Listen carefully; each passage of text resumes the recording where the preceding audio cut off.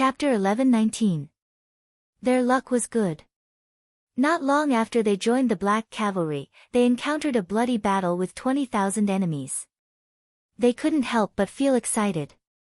These Longwei soldiers, who were originally grassroots officers, never knew what fear was. The morale of the soldiers was high. When they were gathered together, all the Black Cavalry soldiers had the will of the Grim Reaper in their eyes. Especially when Yang Qindong appeared in front of them on the back of the white dragon, wearing a golden cloak, each and every one of them anxiously puffed out their chests, striving to show their best side. Very good, I've seen your high-spirited side. I also believe that it won't be long before some of you return to the army and take charge of it. I believe that at that time, everything you've experienced here will be unforgettable for the rest of your lives. Now, it's time for me to bring you guys to create a miracle. Are you guys confident? Yang Qindong said with satisfaction when he saw the fighting spirit of the warriors that was about to burst out of their bodies. Be ready at all times. Let's go. Yang Qindong took the lead, and the four of them walked straight to the north gate of Qing in Beijing. In the direction of Danbo County, a 20,000-man army was rushing towards Qing in Beijing. The leader was impressively Maori regularization, who was wearing a full suit of armor. At this time, his eyes were slightly anxious, and his eyes were a little bloodshot. This was the result of rushing through the night. Ever since he received the news that the Supreme General was seriously injured and in a coma, Maori regularization seemed to have aged 10 years in an instant. Towards this person who was her life's benefactor, the two of them had more of a snuggling relationship. It could be said that if one of them was successful, the whole would be successful. If one of them was defeated, the whole would be defeated. If something happened to Ashikaga Yoshimasa, as his trusted aide, it would be difficult for him to have a foothold in the entire Japanese empire. He was more anxious than anyone else, and after a little hesitation, he made the decision to attack Qing and Beijing. In his opinion, once Qing and Beijing was captured, it would be tantamount to disrupting the Five-Star Army's formation, creating enough time for the great general to sober up and resume his command. This way, there was still hope for the overall situation to be salvaged. Only then would he be able to walk towards glory again. Full of ambition, Maori regularization appeared. He, who was walking at the front, suddenly stopped in his tracks. He waved his hand and gestured for everyone to stop moving forward. Then, he tilted his head to listen to something. Thump, thump thump thump, thump thump thump, the sound of hooves landing on the ground was endless, powerful and orderly. It's cavalry. The experienced Maori regularization immediately voiced out his judgment. After he shouted, two groups of Japanese army soldiers came out from behind him. One of them held an iron shield, while the other held a strong bow. This was a well-trained army, and it was also what the Maori regularization relied on to conquer the world over the years. It was unknown how many times they had turned defeat into victory and how many contributions they had made. But now, they had finally met their match. The shield-bearers were in front, while the archers were behind, forming a human wall. Just as all of this was done, rows of black armored cavalry appeared in his line of sight. The cavalry only revealed their noses and eyes. From afar, they gave off a gloomy and cold murderous aura. The bright red 5-star flag fluttered in the wind. It was so eye-catching that the Maori regularization couldn't help but slightly squint his eyes. He had already expected it to be the 5-star army cavalry, but the appearance of the enemy still gave him a fright. With his many years of combat experience, he had a feeling that although the cavalry wasn't large in number, their combat strength wouldn't be too weak. Looking around, the originally nervous Maori regularization couldn't help but let out a sigh of relief. It wasn't for anything else, but because he realized that the cavalry wasn't large in number. There were only about 1,000 of them, which gave him a sense of relief. So what if the 5-star army was powerful? So what if the cavalry was good at fighting? In the end, there were only 1,000 of them. 20,000 against 1,000, he was still full of confidence. Archers, prepare to attack from afar. Spearmen, prepare to engage the enemy in close combat. Shield-bearers, support each other. As long as we can block their first wave of attack, victory will be ours. Maori regularization shouted loudly to reassure the soldiers. This was a normal tactic used to deal with cavalry. The other side only had 1,000 people.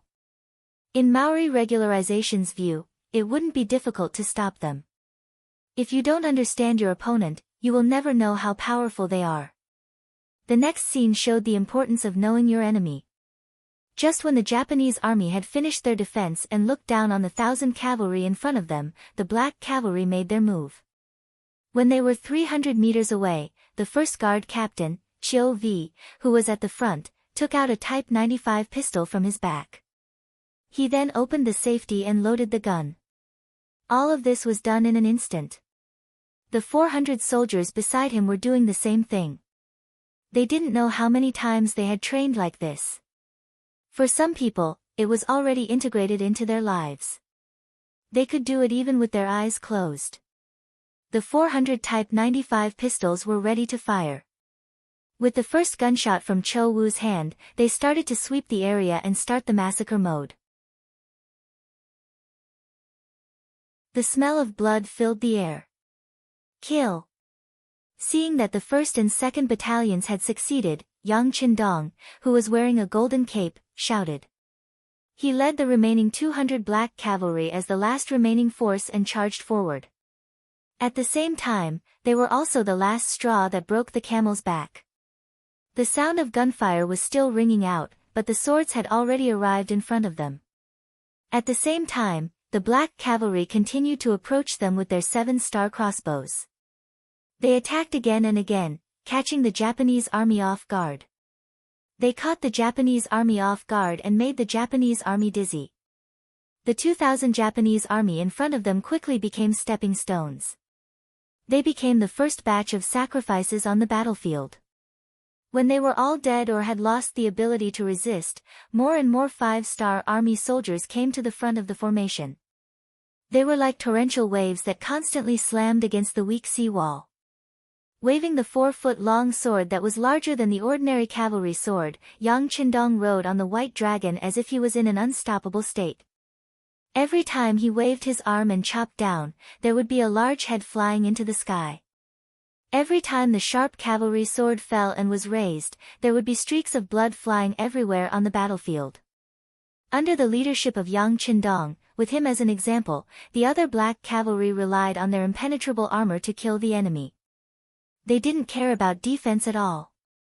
At this moment, their powerful lethality was displayed incisively and vividly. Finally, under the continuous slamming, the sea wall began to show signs of collapsing. When the moment came, the 20,000 Japanese army was shocked by the power of the black cavalry. Some of them began to turn around and run out of fear. No one didn't cherish their life.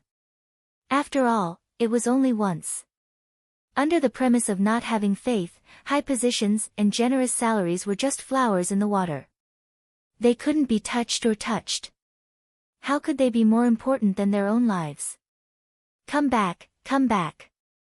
When he saw more and more soldiers turn around and run away, the front line began to weaken, and then became a defeated army without any fighting power. Maori regularization shouted from the bottom of his heart. At this moment, although his voice was loud, it wasn't enough to call back the people's hearts. At this moment, the general's shout was just a catalyst that increased the speed of the soldiers' escape. It was as if everyone was afraid of being caught by the general and killed for the crime of desertion. All they did was run faster. Chapter 11:20. In the blink of an eye, not even half of the 20,000 soldiers were left. It wasn't that they didn't want to escape, but that they were too slow to escape, or they were entangled by the black cavalry and couldn't escape. Among them was the commander, Maori regularization. Maori regularization was a smart man. Many years of experience on the battlefield made him know when to advance and when to retreat. When he saw how brave and sharp the 5-star army was, he shouted a few times, but he still couldn't save the situation, so he made the decision to retreat. However, those few shouts had exposed his identity, and he was already being targeted. The one who targeted him was Beta Persei, the Yang family servant, who had followed Yang Qindong for the longest time and always wanted to make contributions to the war. Protect the young master. Yang heir, who had locked onto his target, said to Badao Jiang and Pengyu. Then, he turned his horse around and headed straight for Maori Masashi's direction. At this moment, Maori regularization just turned around and left. Originally, as the commander, he was riding a horse, but at this moment, in order not to be noticed, he had already dismounted. Under the protection of his soldiers, he blended into the crowd of defeated soldiers and retreated. Old boy, where are you going? I'm going to kill you. Seeing that Maori regularization was about to escape, Beta Persei didn't want to let him go. His naturally loud voice was not inferior to Zhang Yida's voice on the Dangyang Bridge. After this roar, many of the Japanese army in front of him were frightened. This kind of momentum made many Japanese army directly throw down their weapons and kneel on the ground. Although there was only one black cavalry in front of them, many people still gave up the idea of resisting. Get out of my way. Beta Persei, who didn't put those small fries in his eyes at all, roared again. Then, he spurred his horse forward and jumped several times. Once, he even rushed over the head of a kneeling Japanese army soldier. The soldier was so scared that he closed his eyes and fainted on the ground. No one dared to stop the imposing Beta Persei, and no one would stop him. He smoothly arrived at a distance of 20 meters from Maori regularization. At this moment, the commander of the Japanese Empire also saw Beta Persei chasing after him. When he saw that Beta Persei's eyes seemed to be able to spit fire, he knew that it would be difficult for him to leave without killing this person. Maori regularization looked around and saw that there were no other black cavalry. He then looked at the 20 guards around him. A cruel sneer appeared in his eyes. Don't be afraid. He's alone. Everyone, let's kill him together. Guards were supposed to protect the general, and they could die for the general at critical moments. Now that the order was given, more than 20 people surrounded him without saying a word. Beta Persei was not afraid of more than 20 people by himself. Not only that, but he also let out a hearty laugh under the dark mask. Good, good, come on, let me kill to my heart's content, ha ha ha. Amidst the laughter, Beta Persei moved.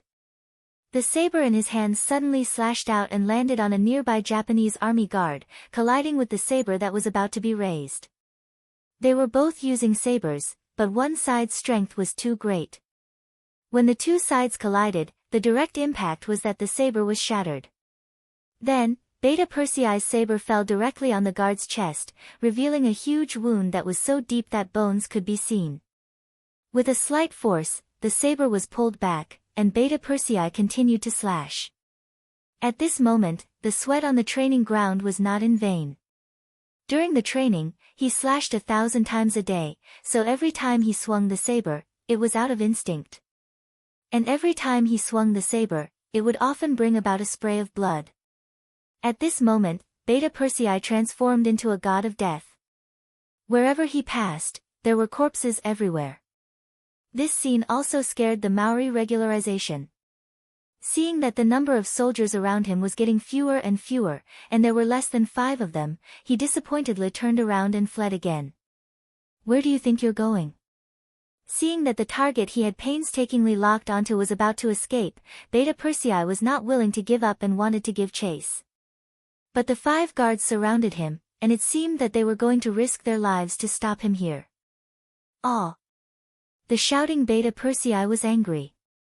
With a loud roar, he suddenly jumped off his horse, rolled on the ground, raised his saber, and cut off the legs of a guard, causing him to fall to the ground with a wail. Beta Persei, who had dismounted, was more agile. His saber was always slashing at a very tricky angle, which was not proportional to his tall figure. It was hard to believe that this was done by this person. Others could not believe it, and it gave Beta Persei a surprise advantage. In just a few seconds, the other 4 guards were all dead. At this moment, because Beta Persei had killed too many people, his black armor had long been dyed blood red. Jumping on his horse, Beta Persei once again chased after Maori regularization, who had run 100 meters away. Taking advantage of the time on his horse, he constantly adjusted his breathing to kill his final target in the most perfect state. To be able to follow by Yang Qindong's side, he had naturally learned many things. In addition, his own strength was already not bad. If he were to meet Maori Masanori head-on, he had 100% confidence that he would be able to take him down. He would not even need 3 moves. Strong people have confidence, but there are many things that you can't do well just because you are strong. If that's the case, then wouldn't the world always be dominated by the strong, and the weak have no way out? Just like now, although Beta Persei had enough confidence, Maori regularization was not to be trifled with. He had been a general for so many years, and he had always been valued by the Supreme General Ashikaga Yoshimasa, so he was always in the center of power, so he had never been short of money, and there was indeed a group of loyal soldiers around him. Just like just now, the 5 people's fierce resistance was enough to explain everything. And just after Beta Persei killed 5 people, before he could catch his breath, nearly 10 more Japanese army soldiers rushed from a distance and surrounded him. All of them were prepared to die, in order to create an opportunity for their General Maori regularization to escape. People say that even Qin Hui has 3 good friends, and it's true.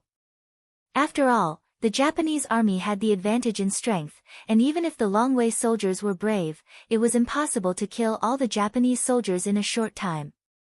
Taking advantage of this opportunity, Maori regularization finally escaped, but of course, he paid a high price. More than half of the soldiers who had followed him through life and death for many years died in this battle. Beta Persei, who was angry enough to kill all the Japanese army soldiers in front of him, cursed loudly, calling them cowards. His curses spread far and wide. With 1,000 against 20,000, the Dragon Guards once again showed everyone how powerful they were. Even though they had lost 200 to 300 people in this battle, their reputation was still their reputation. The Dragon Guards could not be blasphemed or offended.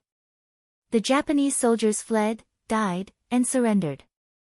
When the overall situation was settled, the other comrades who stayed in Qing and Beijing rushed out and took over the task of cleaning up the battlefield. When Yang Qindong saw that the overall situation was settled, he began to record the number of casualties. After learning that more than 200 people died and more than 100 were injured, he couldn't help but sigh. Although most of the casualties joined Longwei later, it was undeniable that no one who could enter this big family was simple. The loss this time was so heavy that it made him feel a little heartache. It seemed that Yang Qindong's mood was a little bad. Beta Persei, who was covered in blood, took the initiative to cheer him up. "Young master, don't worry, we will remember this hatred. It won't be long before we kill Maori regularization and avenge our brothers." "Yes, this hatred must be avenged." Yang Qindong nodded with a serious face, and his eyes fell on the distance. In this battle, they defeated the Japanese army and ate half of their main force.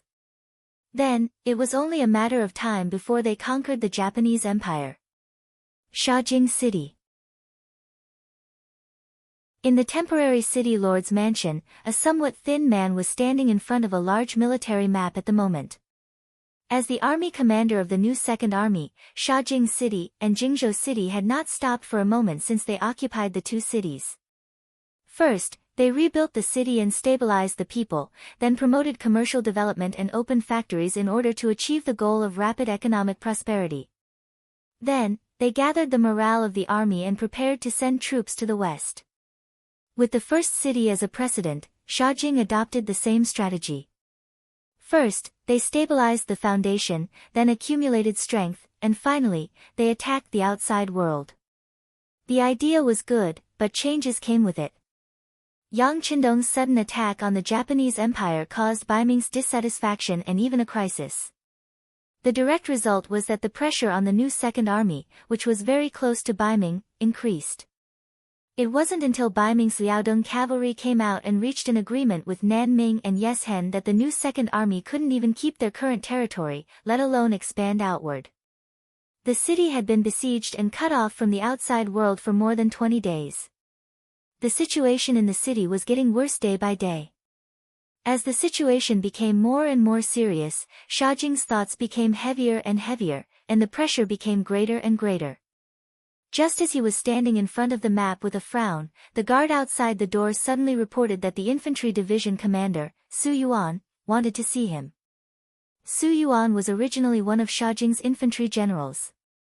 He had been following him since Talu's city was broken.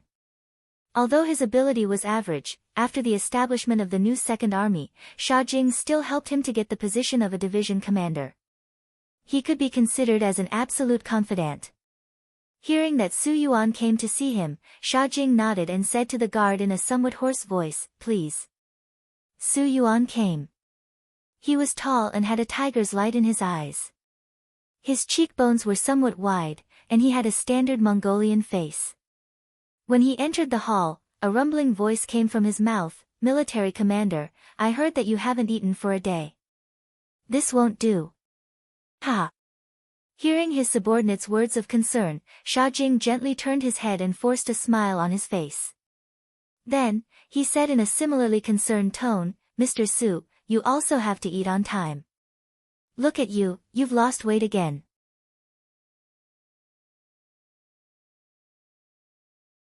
Chapter 11:21. Sigh, isn't this an old problem? When we were guarding Talu's city, which one of our brothers didn't experience the feeling of being hungry? From then on, we couldn't seem to gain weight. Ha! Su Yuan said with a laugh. After saying that, he withdrew the smile on his face and looked as if he wanted to say something but stopped on second thought. Su Yuan's words brought back memories of the past. She seemed to have returned to the past when she didn't have enough to eat and didn't have enough to wear clothes. Her expression revealed an unnatural sense of guilt. After all, he was a general in the army. He was responsible for the fact that his brothers didn't have enough to eat. The room also became silent for a while because of this topic. It wasn't until 5 or 6 breaths later that she recovered her composure and asked, "Mr. Su, are you here for something? Did something happen to the Ming army outside the city?" "No, it's not that."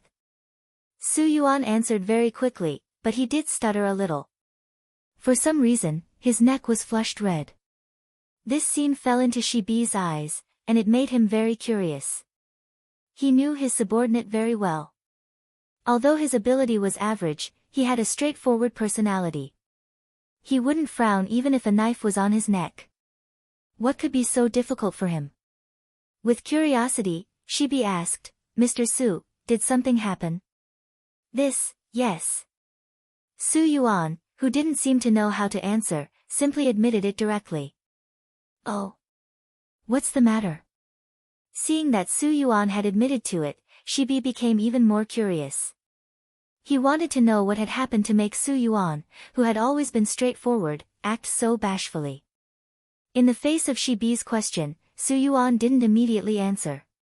Instead, he took a deep breath, then stared at Shibi and said, "General, now our new Second Army's Xiaojing City and Jingzhou City are surrounded by Baiming, but I don't know if Bugnam of Gojoseon has any brilliant plan to help us out?"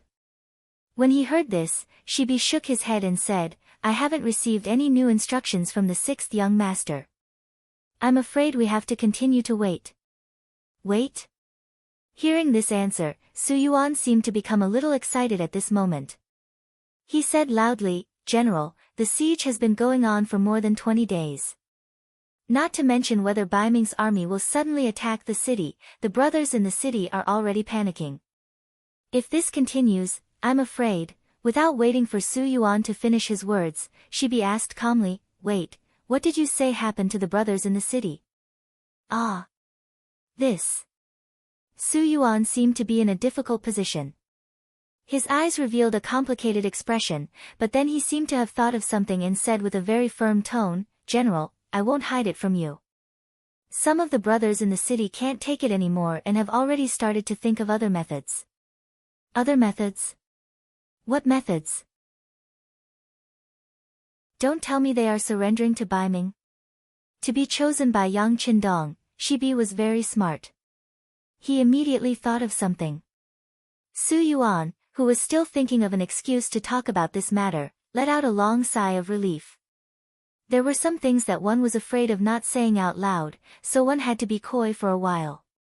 But once it was said out loud, nothing else mattered. At that moment, he straightened his face and said, "Yes, military commander is right, but it's not a surrender. Using Wu Nan Wang's words, it's a battlefield uprising." Battlefield uprising? Are you the leader? Seeing how confident Su Yuan was when he said this, Shibi understood that his trusted subordinate was in Cao Cao's camp, but his heart was in Cao Cao's camp. "No, General is the leader." To Shibi's surprise, Su Yuan answered like this. For a moment, Shibi was stunned. Then, he shook his head seriously and said, "I've never said anything about a battlefield uprising, and I've never lowered my head to Baiming. But I don't know where Mr. Su heard this fake news from." "General, this is not fake news. Your subordinate is the one who made the decision for you. Of course, this is not my idea. It's the idea of some of my old brothers." It seemed like he had prepared his speech beforehand. When he said this, Su Yuan was very straightforward. As soon as he finished speaking, the hall once again became silent. Hearing the words, "old brothers," Shi's expression became inexplicably shocked. But at the same time, he thought of many things. He thought of the materials sent by the military inspectorate 2 days ago.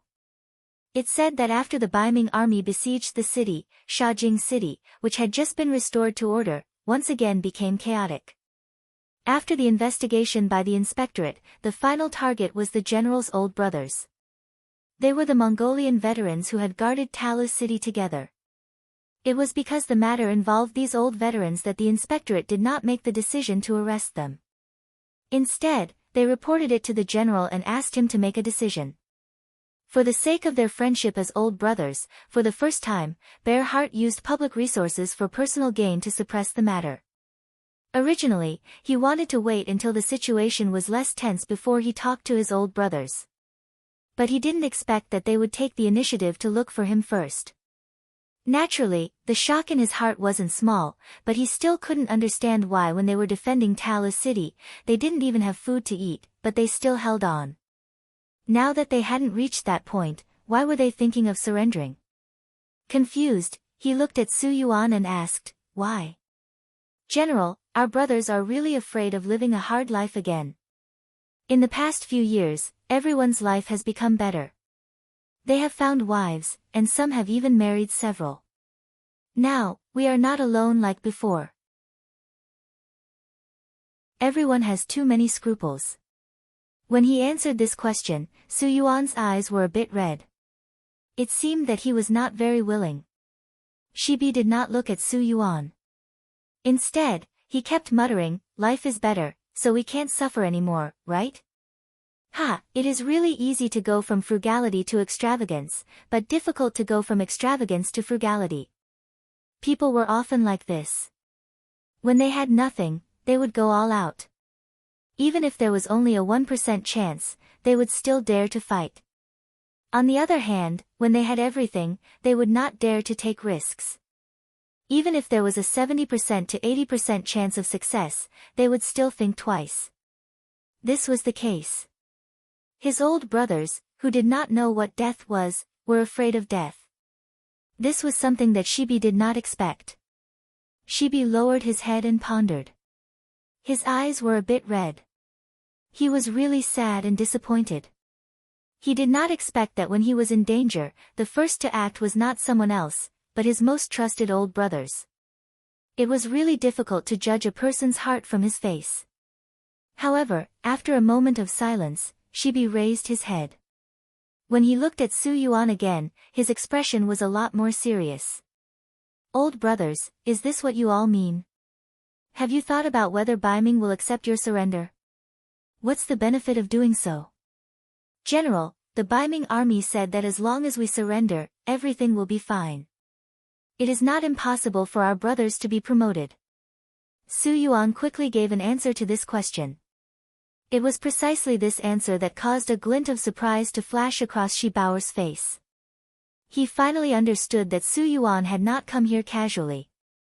Instead, he already had a plan. Rather than saying that he wanted to discuss with him, it was more accurate to say that he had come to inform him. Then there was another problem. How did they know the Baiming army's attitude towards him? With this confusion, Shibi asked, Mr. Su, how did you know about this? I remember that the city gate has been closed for more than 20 days. Logically speaking, we should not be able to get in touch with the outside world. My old brothers deliberately let us go when they were guarding the city gate. Oh, by the way, there is a Baiming merchant in the city called Rong Shao. General, you should remember him. He is the middleman between us and Baiming. As if he knew that it was wrong for him to not follow military discipline, Su Yuan only said this sentence once and emphasized Rong Shao. Rong Shao. Hearing this name, Shibi nodded. I know this person.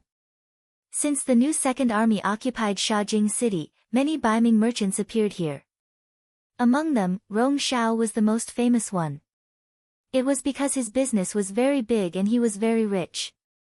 It was said that he had a lot of connections in the Baiming army. Now it seemed that he was clearly a spy sent by them. Hearing that Shibi knew who Rong Shao was, Su Yuan immediately said, yes, that's him. He was the first one who privately told his subordinates about the Baiming army's attitude towards us. What's your attitude? The sixth young master treated you well. Now that you are a division chief, are you still not satisfied? Shibi said this with a somewhat angry and even a little harsh tone when it came to the issue of attitude. When talking about this matter, Su Yuan obviously became more confident. Yes, I'm a division commander now, but this division commander position was only obtained through a request from a military commander. The new Second Army has 4 divisions in total. 3 of them are cavalry divisions. We are the only infantry division. Does this count as attaching importance to us? Ha, ha. Hearing this answer, Shibi suddenly laughed a few times. At the same time, she asked, Su Yuan, oh Su Yuan, it seems that you are still blaming the 6th young master for not being a cavalry division chief. Of course I blame him. We are a strong army galloping on the grasslands. Here, only cavalry can display its advantage. What's the matter with an infantry division? Does this count as attaching importance to us? When talking about this matter, Su Yuan's face was full of anger. Su Yuan was venting the anger in his heart. How could Shibi not feel heartache? When the new Second Army was first established, he took the initiative to ask Yang Qindong to send a few fierce generals to him. Otherwise, he was really worried about the army's fighting strength. Because of this, Yang Qindong immediately agreed. The 3 cavalry division chiefs were all personally arranged by him, and they were all brave and resourceful people. As for the reason why Su Yuan was assigned to be the infantry division commander, it was actually because of his own selfishness. After all, there weren't many of his old brothers left. Relatively speaking, the infantry division was safer, which was why he made these arrangements.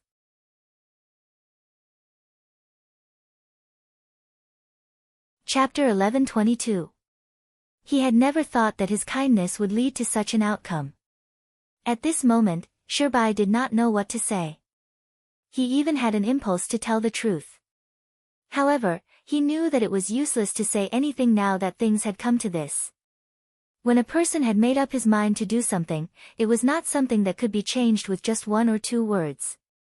More importantly, no matter what, Su Yuan had betrayed the 6th young master by saying these words. Such a person's loyalty was no longer there. Even if he was kept, he would not be of much use. He felt sad for Su Yuan's future, but Shibai did not show it on his face. He was thinking about another problem, and that was whether he could use this matter to do something. He had been thinking of a way in front of the map, and now the opportunity had appeared. Mr. Su, this is a serious matter. I need to think about it. Also, I want to see Rong Shao. There are some things that you can't say. I want to hear him talk about it face to face. The things that happened in Shaojing City were still known to a small number of people. However, Yang Qindong was among this small number of people. 2 telegrams were sent to him one after another, and they both talked about this matter. The difference was that one was to complain, and the other was to propose a solution. The one who complained was the CIA of the Intelligence Department. This Intelligence Department was started by the 7th Madam, Su Munair.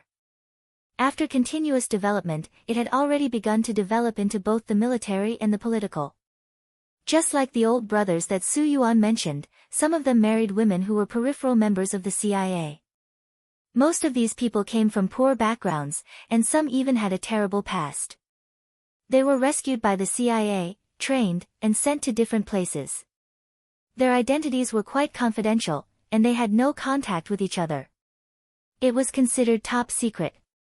When these old buddies began to take action and often gathered together to discuss things, some of their actions were already in the sights of the CIA. However, these people did not care at all.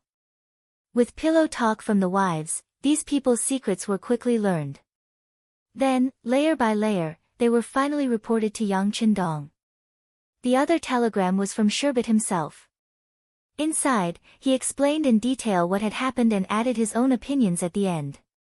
The gist of it was that they were faking their surrender in exchange for more time. When the 2 telegrams were delivered to Yang Qindong, he was in the middle of making arrangements to march to the northern part of the Japanese Empire. The 2 telegrams flashed through Yang Qindong's mind. Yang Qindong put them aside and continued to plan the previous battle plan. Generals, Ashikaga Yoshimasa has yet to recover from his injuries, and he has less than 300,000 soldiers under his command. At this moment, we already have the advantage in terms of military strength. Next, it's time to use all our strength to destroy them and end the war with the Japanese Empire. As the 6th young master commands. All the generals spoke in unison. Then, their gazes fell on the face of Yang Qindong, who was presiding over the military meeting. Clearly, everyone was waiting for the final military decision. Good. Seeing that everyone's morale was so high, Yang Qindong nodded heavily. After that, military orders were issued from his mouth, and the war with the Japanese Empire was one step closer. After the meeting was over, Yang Qindong instructed Beta Persei not to allow anyone to disturb him. He placed the 2 telegrams in front of him and read them seriously. It was said that a fortress was the easiest to be breached from the inside. Yang Qindong never denied this point. For this reason, he set up an inspection department in the military. There were political commissars in the cold front. There was also a political department at a higher level. There were also supervision departments and anti-corruption departments in local government affairs. These were to prevent any accidents from happening. And what should come would still come. Just like the anti-corruption in the future, there were endless waves of anti-corruption. Yang Qindong never thought that there would be no problems in his army and local government.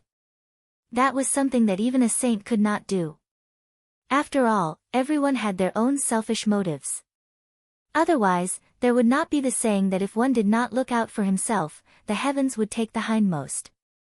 It could also be said that the matter of Su Yuan and the others had long been within Yang Qindong's expectations. It was just that he did not expect that the problem would appear in the new Second Army. Fortunately, Shibi did not let him down and did not betray him. This made Yang Qindong very gratified. He was sure that Shibi was not clear about the situation in the CIA. This made his approach even more commendable. Especially at the end of the telegram, Shibi pleaded for mercy for Su Yuan and the other old brothers. He only needed to beg for their lives. This showed his noble moral character. Sigh, the sky is going to rain, and the mother is going to get married. The 5-star army does not lack people. Let them be. With a long sigh in his heart, Yang Qindong made the final decision.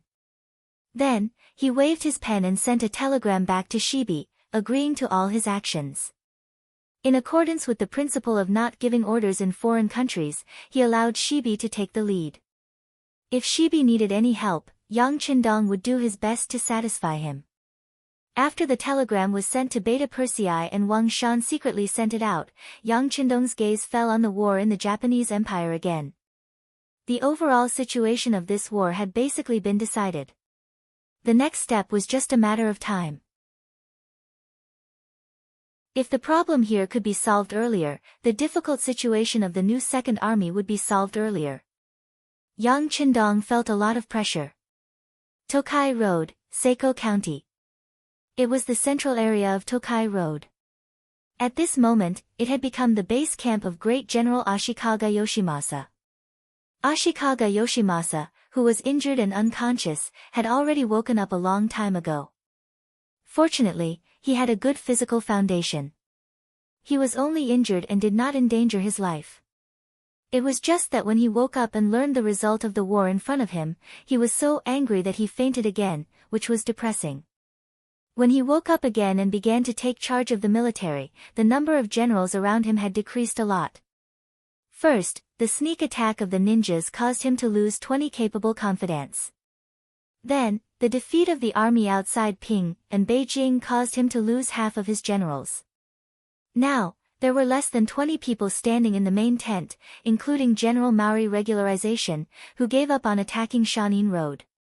At this point in the war, the high-spirited Ashikaga Yoshimasa had disappeared. In exchange, there was a somewhat decadent and spiritless great general. Everyone, let's talk about your opinions. After saying this, Ashikaga Yoshimasa slowly closed his eyes. At this moment, he seemed to be a little tired. Even the great general was behaving like this, so the generals below him didn't know what to say. In the face of such a situation, it seemed that no matter what they said, it would be wrong. Among the generals, only Maori Regularization's eyes had a trace of light, as if he was thinking about something. When the tent fell into silence, he suddenly took a step forward. Great General, this subordinate has a plan that may be able to solve the current situation. At this time, if someone was willing to give advice, how could Ashikaga Yoshimasa refuse? Especially when this person was his confidant, Maori Regularization. He immediately sat up straight and asked. What plan do you have? Let's hear it. Ha! Maori Regularization nodded heavily, then said in a neither fast nor slow voice. At present, the 5-star army has indeed gained a lot of advantages. For the first time, their number of troops has exceeded ours. Our Japanese empire is in imminent danger. But if you think about it carefully, the situation is not so. In the end, the 5-star army is just an armed force that is not willing to be recognized by Beiming. In fact, they have a lot of weaknesses. What they lack is a foundation. When these words were heard by everyone, many people felt their eyes light up. At this moment, Maori Regularization's voice continued. Although we seem to be weak, this is the entire Japanese empire. Now that we are fighting in our territory, we have the right time, the right place, and the right people. For a war like this, we can fight for years, decades, or even longer. But as the 5-star army is an outsider, they are after all the invaders. Not to mention, they have a powerful enemy like Beiming behind them. The so-called enemy of our enemy is our friend. We can take advantage of this. Correct. Hearing this, Ashikaga Yoshimasa finally said. Our Japanese empire was originally a vassal state of the Ming dynasty. We are one of the non-conquering states. Not long ago, we once again expressed our intention to submit to Beiming, and they also accepted us. At this moment, we are in danger, so they must help. Great General's words are correct. Now we only need to ask Beiming for help, and even agree to let their troops enter our Japanese empire. In that case, the 5-star army will be attacked from both sides, and the situation will be reversed. At that time, driving out the 5-star army will not be a problem. Maori Regularization also nodded and said in agreement. Well said. Great General Ashikaga Yoshimasa's expression changed, and he laughed. Once Beiming's army enters the Japanese empire, the 5-star army will not have any advantage. And if they still don't retreat, they will have to face a double attack from Beiming and himself. In that case, it will be difficult for him to support the overall situation. More importantly, once Beiming and the 5-star army start fighting, it will create a disaster for the Japanese empire. This will create enough time for the Japanese empire to strengthen itself. and all he needs to do is to pay the price of his dignity. In the face of the powerful Ming dynasty, even if he bowed his head once, so what? The most important thing is to maintain his position. In that case, he will be able to rise again in the Japanese Empire. As if he can already see the 5-star army being forced to retreat, Ashikaga Yoshimasa laughed and immediately announced that he will immediately send people to Beiming to ask for help. In order to obtain their support, he is willing to pay tribute every year, and he will not hesitate to send a large amount of money. Before, when Nankado was surrounded, Ashikaga Yoshimasa was not anxious. In his view, this was only a temporary problem, so he did not send people to build a ship and only asked for help from Beiming. But now it is different. With the advantage of military strength gone, he can finally put down all his dignity and send people to find a ship to Beiming.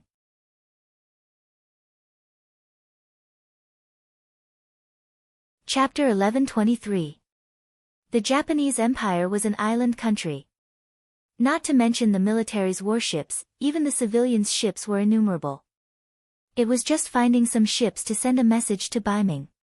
It wasn't a big deal. For the sake of safety, 10 teams of envoys were sent out this time to guard against the 5-star army's interception on the sea. Ashikaga Yoshimasa was really careful. The 10 teams of envoys scattered. Some of them were intercepted by the 5-star army, so the news was leaked. But in the end, some ships were lucky enough to cross the sea and arrived at Beiming.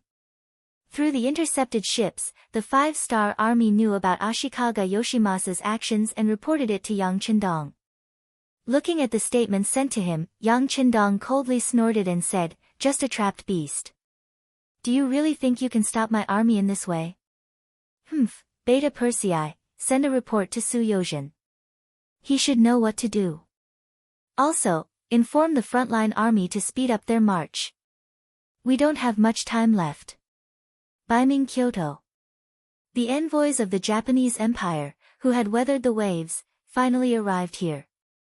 Then they hurriedly sent a letter to the Ministry of Rights that was in charge of foreign affairs. In their opinion, the Japanese Empire was in danger. The Emperor of Beiming should summon them soon. But they didn't expect that they would wait for several days. It wasn't that the letter didn't reach Zhu Qiyu's hands. Nowadays, the imperial power was still very prestigious. Even if the Minister of Rights was Hu Shao, Yang Qindong's father-in-law, he still didn't dare to suppress this matter. So the problem didn't come from the Ministry of Rights, but from the imperial court. After Zhu Qiyu saw the letter from the Ministry of Rights, he immediately called for a court meeting to discuss the matter of sending troops. What he didn't expect was that when it came to sending troops to the Japanese Empire, the reaction of the ministers was surprisingly similar. They all didn't agree to send troops. Among them, the Crown Prince's junior tutor, Grand Secretary and Minister of Justice Suyozhen was the most opposed. "Your Majesty, in order to resist foreign aggression, we must first pacify our internal affairs. We haven't even solved our own problems yet, so how can we possibly help the Japanese Empire? You have to think twice before making a decision." On the surface, Suyozhen and Yang Qindong were irreconcilable enemies. Because of this, Zhu Qiyu deeply trusted and relied on Suyozhen. Now that he was the first to speak, the other officials also began to chime in one after another. "Your Majesty, young Master Su's words are reasonable. What we should do now is to solve the problem of Shaojing and Jingzhou. We shouldn't divide our forces to help others." "Yes, Your Majesty." According to the letter, the Japanese Empire is already on the brink of destruction. Even if we send troops now, how big of a problem can we solve? "Yes." Fighting across the sea is disadvantageous to our supplies. Once something happens, it will be a big problem. Thinking about how the Japanese Empire would often invade our seas in the past, they deserve to be in trouble now. Everyone is right. I second the motion. I second the motion. All kinds of opinions appeared, but the general idea was the same. That was, they should not send troops to help the Japanese Empire. The so-called, "the lips are cold and the teeth are cold," was certainly reasonable. However, Baiming and the Japanese Empire were separated by the sea, so this statement was difficult to hold. Especially in the period when the marine industry was not developed, no one would feel any danger or threat. In their eyes, Baiming's safety was the most important thing. At least, the Japanese Empire, a small vassal state across the sea, was not their concern. Zhu Qiyu, who was sitting on the golden dragon throne, originally had a solemn look on his face. When he saw the letter of Ashikaga Yoshimasa saying that he was willing to serve Baiming for generations to come, and when he saw that the tribute would be doubled every year, he was a little tempted. Being able to gain fame and profit at the same time, this kind of thing was what the Supreme Emperor liked to do the most. However, he did not expect the officials to react so fiercely. This was really beyond his expectations. Of course, with his identity as the emperor, he could make all the decisions on his own, and the officials below could not say anything. However, right when he was exerting pressure on the 5-star army and even had a great victory in front of him, it would not be a good thing if he disheartened the officials. Zhu Qiyu was naturally willing to help others without affecting herself. If she could gain fame and benefits, she would naturally be willing to do it. However, he did not want the Baiming court to fall into instability because of this. At this moment, he became hesitant. Zhu Qiyu did not know that after Su Yozhen received the telegram from the security bureau, he immediately did a lot of work. Ever since he chose to follow Yang Qindong, he was wholeheartedly loyal to the 5-star army. At the same time that Zhu Qiyu was forcefully withholding the salaries of the officials, he used the money that Yang Qindong gave him to rope in many people. Right now, at least a fifth of the officials in the court had received benefits from him. At this moment, it was time to show off his power. He had secretly contacted many people, and under the reasonable, polite explanation, there were many people who followed his lead blindly. For example, in the court now, those who spoke first were all arranged by him. Under the guidance of public opinion, some officials who did not know what was going on were also persuaded and expressed their own opinions. Yang Qindong's plan was effective. Considering that there were too many objections in the court, Zhu Qiyu did not bring up the matter of sending troops. He only said that he was thinking about it. Using this time, Yang Qindong commanded the 5-star army to gallop on the battlefield of the Japanese Empire, reducing the territory and strength of the Japanese army. It had been more than 20 days since the last time he sent out a request for help, and there was still no news that was beneficial to him. Ashikaga Yoshimasa, who was originally sitting in the military tent, could no longer sit still. He once again called his trusted subordinate, Maori Regularization, to discuss how to solve the crisis. When there were only 2 people in the tent, Ashikaga Yoshimasa said, "This general wishes to send someone to send a letter to Nankeido's Kuroda and have him come to meet us. What do you think?" When Ashikaga Yoshimasa finished speaking, Maori Regularization's body clearly tensed up. The Japanese Empire's navy was still very strong, and they had a lot of soldiers. Right now, there were at least 300,000 Japanese Empire's navy in Nankeido. This was also the foundation of the Japanese Empire's navy. It's just that the 5-star army's navy was more powerful, especially the cannons on the ship had a longer range, so they didn't display their strength. But even so, the 5-star army's navy didn't underestimate the strength of the 5-star army. There was news that came back that the 5-star army in Nankeido didn't attack, which was enough to explain everything. It was impossible for Ashikaga Yoshimasa not to know this, but now, he wanted to transfer the navy out. Didn't he know that if he took the initiative to break through the siege, he would suffer heavy losses? But he still wanted to do this, the meaning behind it was a little bit personal. Maori Regularization's mind quickly thought of a possibility, that is, Ashikaga Yoshimasa was really afraid of the 5-star army, so he left himself a way out. After all, with the help of the navy, they would have the ability to leave the Japanese Empire at any time. In addition to here, they could choose a new place to live. And without the help of a powerful navy, everything would be impossible. Could it be that the admiral is already prepared for the worst? Maori Regularization looked up at Ashikaga Yoshimasa and nodded. This is also good, although we will suffer some losses. it's not a long-term solution. Since Ashikaga Yoshimasa has already made a decision, even if Maori regularization wanted to stop it, it would be difficult for him to do it. If he didn't do it well, he would offend the admiral, which would be very bad for his future. Maori regularization agreed, which wasn't beyond Ashikaga Yoshimasa's expectations. He smiled and said, "Very well, things are settled like this." Ashikaga Yoshimasa was indeed prepared to lose and escape. In the face of the powerful offensive of the Five-Star Army, he knew that some things were irreversible, especially after he didn't get a reply from Baiming. This idea became even more firm. But what he didn't expect was that this backup plan accelerated the collapse of the entire Japanese army. Unlike the Five-Star Army, who had a radio station that was beyond this era, there were only two ways to send a letter to the Kuroda family. One was to send a letter by carrier pigeon, and the other was to send someone to deliver the letter. For the sake of insurance, both methods were used, and it was this decision that gave the Five-Star Army time to prepare in advance. A carrier pigeon in the sky was not so easy to catch, especially a well-trained carrier pigeon. But this thing was not completely guaranteed. Accidents like carrier pigeons were not uncommon. In order to double insurance, Ashikaga Yoshimasa sent an inconspicuous civilian ship to Nankado. Things went bad because of this civilian ship.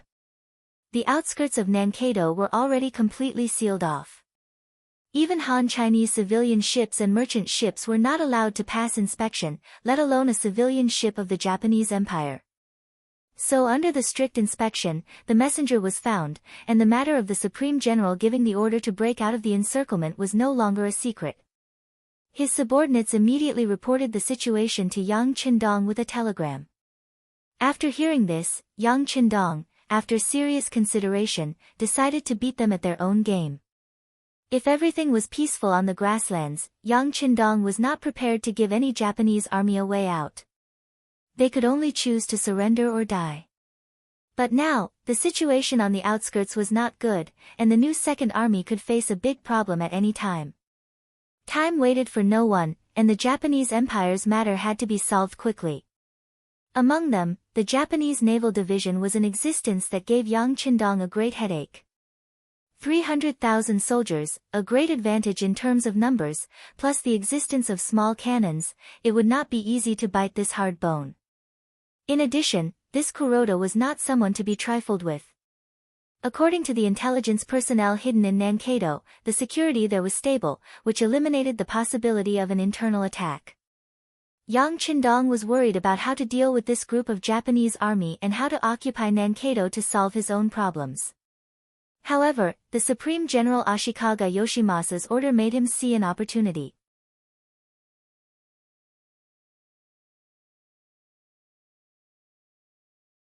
Chapter 1124.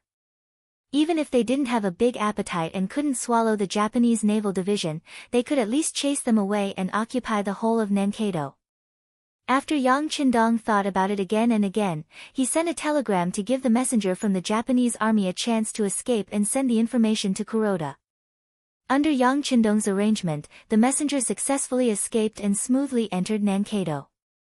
At this time, Kuroda had already received the order from the Supreme General Ashikaga Yoshimasa through a carrier pigeon. At this moment, he was thinking of a plan of action. The messenger's appearance let Kuroda know that the Five-Star Army already knew about the plan. In a fit of anger, he directly killed the messenger. After all, the biggest advantage of an army's action was the suddenness.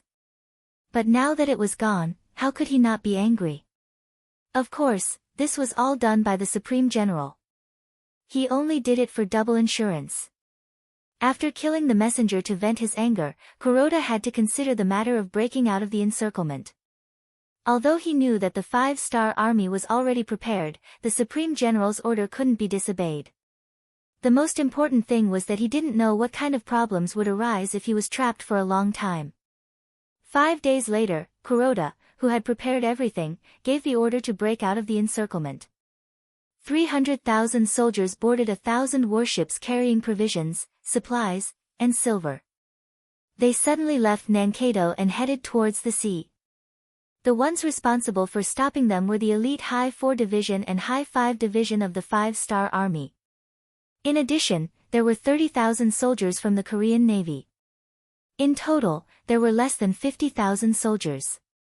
Facing the 300,000 Japanese army, even if they were prepared and had the advantage of artillery, they still couldn't stop them all. In the end, after 3 days and 3 nights of battle, only half of the Japanese army's forces were left behind and escaped. After that, the 2 division commanders sent a telegram to Yang Qindong to ask for forgiveness. However, Yang Qindong, who had already expected this result, didn't blame them. Instead, he rewarded them and gave the order to continue the chase. He wanted to use the speed and weapons advantage of the warships to continue attacking. In the end, he wanted to achieve the goal of blowing the Japanese naval division out of the Japanese Empire. The battle on the sea continued, and the two sides on land also fought back and forth many times. The Japanese army's morale was already broken, and the people's morale was already broken. The situation had already tilted a lot in the 5-Star Army's favor. If this continued, it was only a matter of time. The war in Wanation began to move toward the final stage. The situation on the grassland became more and more serious. The Second Army's courtyard. This was the third time Rong Xiao's appearance. The first 2 negotiations between the two sides did not go well, or it could be said that Xia Jie was intentionally raising his status and delaying the negotiations.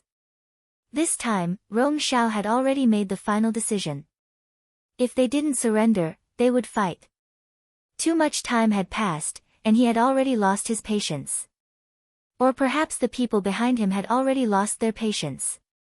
In the end, Shaojing City and Jingzhou City only had the 5-Star Army. The 4 divisions added together only had a little more than 30,000 people. Baiming had already spent a lot of time and energy on them. For the higher-ups of Baiming, it would be best if they could recruit this new force. But if it really didn't work, they couldn't rule out the possibility of using force. It was precisely because the higher-ups were a little impatient that Rong Xiao's attitude was a lot stronger than the previous 2 times. After doing business for so many years, Rong Xiao had developed the ability to speak with people and ghosts. His smiling face had always been harmless, but the words that came out of his mouth were very sharp. "General Shi, I wonder what you've thought about it since it's been such a long time. You should know that Baiming has already stationed 200,000 soldiers outside of Shaojing City. We can attack whenever we want, and we have the ability to break through at any time." When he said this, the smile on the chubby Rong Xiao's face had already disappeared. Instead, he looked like he was going to attack if Zhang Heng didn't give him an accurate answer. Facing the aggressive Rong Xiao, Jia Bei knew that he did not have much time left. If he delayed any longer, it was very likely that things would go south. After thinking for a while, he said, "All right, I can agree to your proposal of a battlefield uprising, but please give me some time. You should know that although I am the commander of the new Second Army, other than Su Yuan, the other 3 division commanders were all arranged by Bugnam of Gojoseon. If I don't convince them, this matter won't work at all. You don't want to see a new Second Army that kills each other come to Baiming, right?" The reason given by Jia Bei was very appropriate. Rong Xiao had also investigated the identities of the other 3 division commanders, and they were indeed arranged by Yang Qindong himself. These 20,000 cavalries were a very powerful force. If they were given up just like that, the matter would not be perfect, and Rong Xiao's personal contribution would also be reduced. He immediately nodded and said, "All right, but I need an accurate time." 1 month. Jia Bei gave an answer after thinking about it for a while. "No, at most 10 days. Rong Xiao refused in a businessman's tone. In the end, after bargaining between the two, 20 days was the norm. In other words, after 20 days, if Jia Bei still could not lead the new Second Army to Baiming, then the Baiming army outside the city would launch a military operation. First City. As the largest city under Yang Xie's influence on the grassland, and also one of the earliest cities built, it was still prosperous. Although the external environment was a bit tense during this period, the people living in the city were not affected much. This naturally had an inseparable relationship with the powerful new army stationed here. As the highest leader of the military department other than Yang Qindong, Tiger's Mane fully showed enough ability to manage the new army in an orderly manner. Even the rampant Baiming Liaodong cavalry never had the intention to attack them. Even when they took action, they would often be 200 miles away from First City. It was also because of this arrangement that the two sides had the intention of not interfering with each other. But even so, Tiger's Mane did not mean to be proud at all. On the contrary, he was not in a good mood for a while. It was all because of the matters in Shaojing City and Jingzhou City. Rong Shao was indeed a qualified businessman. He knew how to maximize his benefits. Ever since he started to come into contact with the new Second Army, he kept releasing all kinds of unfavorable remarks. Just yesterday, a new piece of news came out, saying that it wouldn't be long before the heavily besieged new Second Army would fall into the arms of Northern Ming. When the news came out, Tiger's Mane naturally did not believe it. He did not even send a telegram to Yang Qindong. He knew that these things would naturally be handled by the intelligence department. What he had to do now was to deal with all kinds of accidents that might happen next. In the new army's military department in the city, Tiger's Mane invited the city lord, Yu Mian, and the logistics division commander, Yang Si, to sit down in a very quiet room. Yang Si, as the person in charge of logistics and with the lowest position, should be doing the work of pouring tea.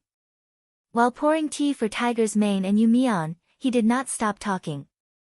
The two of you, looking at your frowns, you don't really think that Commander Shi will defect to the enemy, right? Even if you don't believe him, you should believe in the young master's judgment. Yes, I have also come into contact with this person, and I know him better. He probably won't betray the sixth young master. Yu Mian also agreed. Probably. Tiger's Mane chuckled and shook his head. Didn't you hear what the sixth young master said? There is no such thing as loyalty, it's just a matter of whether the bargaining chip for betrayal is enough. After all, this Shi Bei is not Han, nor is he our old brother. Now that he is heavily surrounded by the Baiming army, I wouldn't be surprised if he did anything to protect himself. After Tiger's Mane finished speaking, Yu Mian fell silent.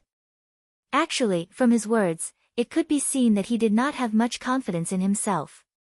What he said was just to unite everyone and not to casually suspect his colleagues.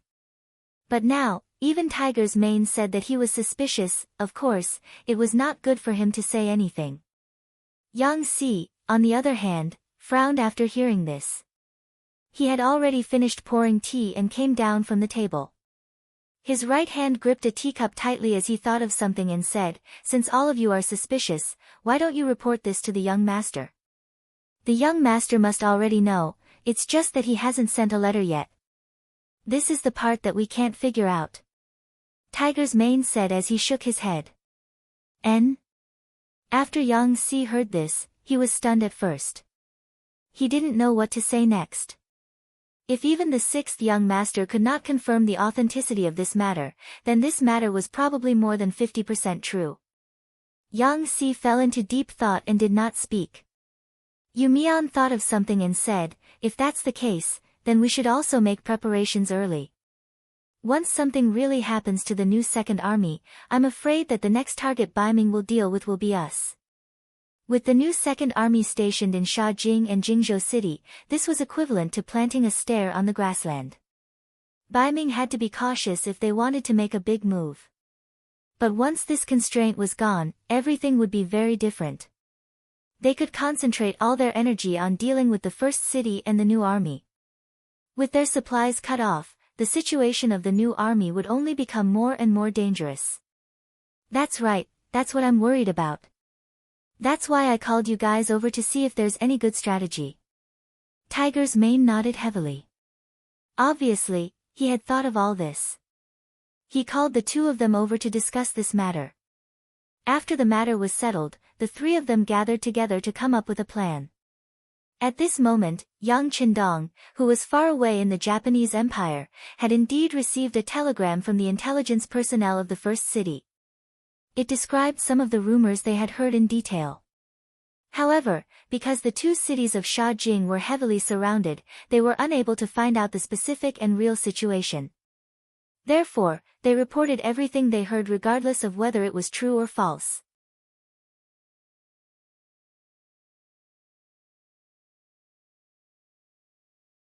Chapter 1125.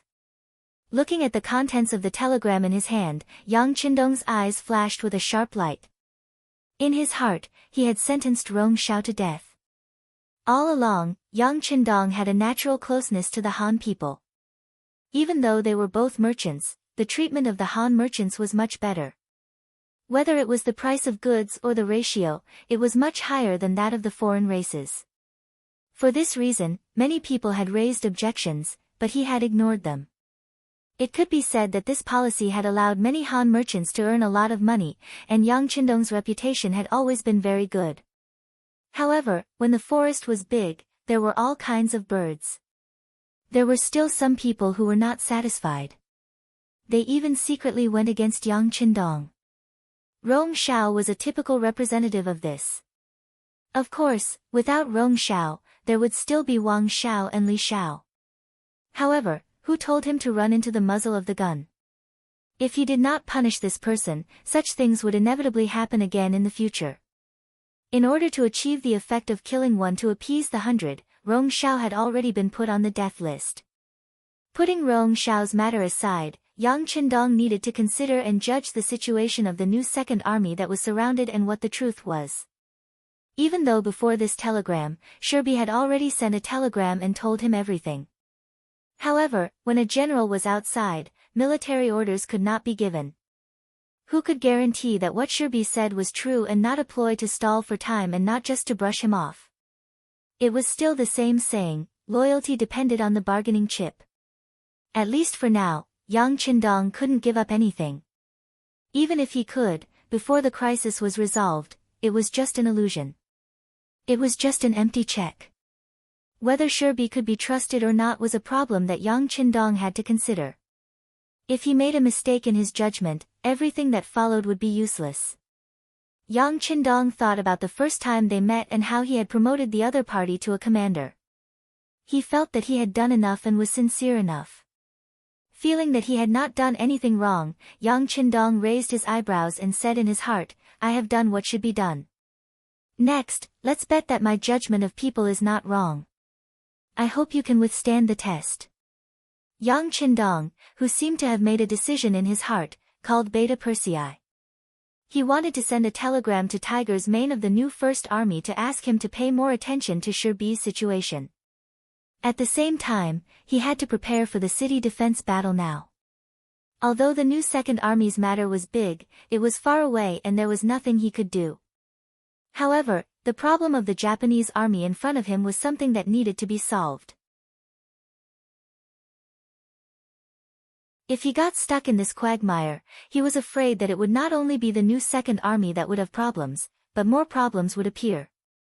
After seeing Beta Persei return after sending the telegram, Yang Qindong asked, how's the situation in Nanhai province? Young master, the people who moved out are moving in, but the area there is not small. It will take at least a month to distribute the land and restore order. Beta Persei reported in a deep voice. Okay. Yang Qindong nodded to show that he knew, and then asked, which army is responsible for the cleanup work? Young master, it's under the command of Commander Niu Duo. Okay, order Niu Duo to take a boat to Qing and Beijing quickly. By the way, send a telegram to the security bureau in Baiming's Kyoto. When Yang Qindong said this, a murderous intent flashed in his eyes. Obviously, the matter of the new Second Army made him a little angry, and he was ready to start a massacre. Baiming's Imperial Palace. Acting Sect Master Zhu Qiyu was in a good mood recently. It was all because of the news that came from the grassland that Rong Shao had already convinced the commander of the new Second Army of the Five-Star Army, Shi Biao. In 20 days, they might raise their army and surrender. If that was the case, he would not have to pay any price to gain an extra army of troops. Comparing the two, he would have a greater advantage in suppressing the five-star army's forces. Once the Great Ming Empire suffered heavy losses and finally dealt with the five-star army, he would lead a strong army to the south to solve the problem of the South Ming Empire. If he could also solve the problem of the South Ming Empire, then the Great Ming Empire would regain its former glory in his hands. Thinking about how great of a feat this would be, it was really exciting. Just as he was in a good mood, Chief Eunuch Qing appeared. Your Majesty, the Crown Prince's junior tutor Su Yozhen said that he has an urgent matter to discuss with you. What do you think? Oh, send him in. Hearing that Su Yozhen had come, Qing nodded. He admired this official who could do things. Not long after, Su Yozhen appeared in the main hall of the imperial palace. He first knelt and kowtowed, and then he stood up with a serious expression. Beloved official Su, you don't look too well. May I know why you've come? Zhu Qiyu asked in a nonchalant manner. Your Majesty, this official has come for a matter related to Bai Ming's reputation. I really have to say it. Seeing how solemn Su Yozhen was, Zhu Qiyu, who was sitting on the dragon throne, also straightened his body and asked, what's the matter? Yes, Your Majesty. Su Yozhen held the ceremonial tablet and said, Your Majesty, this official has come to ask for forgiveness. What's going on? Zhu Qiyu, who was confused by these words, asked. Your Majesty, it's like this. Previously, when the Japanese Empire asked for help, this official spoke out in court to stop it. At that time, I didn't do anything wrong. After all, the most important thing in court right now is to solve the problem of the grasslands and achieve the goal of dealing a heavy blow to the five-star army. But now, it seems that this official's vision was a bit short-sighted. Su Yozhen said with an apologetic attitude. Why do you say that? Zhu Qiyu was a bit stunned. He had already put the matter of the Japanese Empire's request for help to the back of his mind. He really didn't think that Su Yozhen would bring it up again. Su Yozhen was naturally instructed by Yang Qindong to come. Before he came, he had already thought of the words to say. He immediately said, Your Majesty, this official has not thought things through. After a self-reflection, he continued, ever since the Japanese Empire sent people to ask for help, there have been all kinds of rumors. But most of them are accusing us of not helping our vassal state. Especially the people from the Wara Empire stationed in the capital. They have mentioned this matter more than once in public. The Japanese Empire was a vassal state of the Great Ming Empire. Now that they were in danger, Bai Ming chose to not help them. Thinking about it, as the current Bai Ming's partner, how could Yes Hen of the Wara not have any thoughts? If this matter was not handled well, it would greatly affect the cooperation between the two sides. Su Yozhen used this as an excuse to speak out. It couldn't be more appropriate. After listening to this, Zhu Qiyu couldn't help but frown. Although Bai Ming was not as good as it used to be, and even the surrounding vassal states were almost devoured by the five-star army, he had to consider the feelings of the other party. He didn't expect that the Japanese Empire's matter would attract the attention of Yang Qindong of the Wara. Now that they were cooperating, Zhu Qiyu, who didn't want to make things worse, immediately asked Su Yozhen, Su Yozhen, if this is the case, do you have any ideas? Your Majesty, I have a plan that can shut the mouth of the Wara with the smallest price. Hearing that he was finally asked, Su Yozhen answered without hesitation. Speak. Yes. I think we should send an army to the Japanese Empire to show that Bai Ming will not give up on our vassal states. As for this army, there doesn't need to be too many people, it's mainly for show. If there is any danger, then retreat immediately. That way, no one will be able to say anything. Which army? Zhu Qiyu asked with interest. Your Majesty, didn't you just set up a navy? There are only 50,000 people, which is neither more nor less. Let them go to the periphery of Neon and they can test the army. It's the best of both worlds. Su Yozhen replied with a smile on her face after she finally expressed her thoughts. Since the Five-Star Army has been growing, especially after they first took down North Korea and then attacked the Japanese Empire, the safety of the sea has also attracted Zhu Qiyu's attention. He spent a lot of money to build a 50,000-person navy, and at the same time lifted the ban on the sea. He was ready to build something on the sea. In Zhu Qiyu's opinion, even if they can't dominate the sea like the Five-Star Army, they should at least have the power to protect themselves and have their own voice. Therefore, this 50,000-person navy was established, and the people chosen were all people who were excellent in the water. It took a lot of effort. This 50,000-person navy can be called the prototype of the Beiming Navy. Once it is done, it will continue to grow. Therefore, when he heard that he was going to send this precious army to the battlefield of the Japanese Empire, Zhu Qiyu was a little against it. Su Yozhen saw that Zhu Qiyu didn't make a decision immediately, so she knew what the other party was thinking. She continued to say, "Your Majesty, from a weak army to a strong army, it has to go through all kinds of training. This trip to the Japanese Empire is one of them. Besides, if things go wrong, we can withdraw in time. Just treat it as a training at sea. We can use this opportunity to shut the mouths of others. Isn't it a good thing?" N. Zhu Qiyu thought about it carefully and felt that there was a certain degree of truth, so he nodded. "Good, since that's the case, I will discuss it with the officials of the Ministry of War." Zhu Qiyu said this, which meant that he agreed. It was not the late period of the Great Ming Dynasty, and now the imperial power was still relatively unified. Especially in the use of the army, they had the power to keep their word. Shi City. Yang Qindong sent a telegram. There were not many words, and it could even be said that there was only one sentence: "Observe closely, prepare to defend the city, and act at your discretion during special times." The so-called act at your discretion was equivalent to giving all the power to Tiger's Mane. This was a trust, but at the same time, it was also a pressure.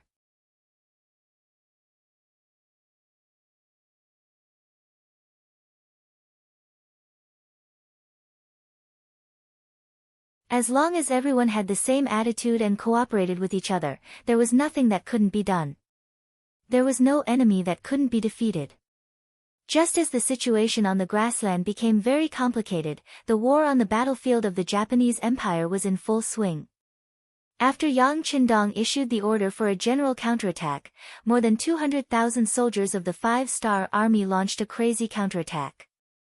In addition to the cooperation of more than 100,000 soldiers of Sensei Naganabu and Fukada Tani, their total strength had surpassed the troops of Supreme General Ashikaga Yoshimasa.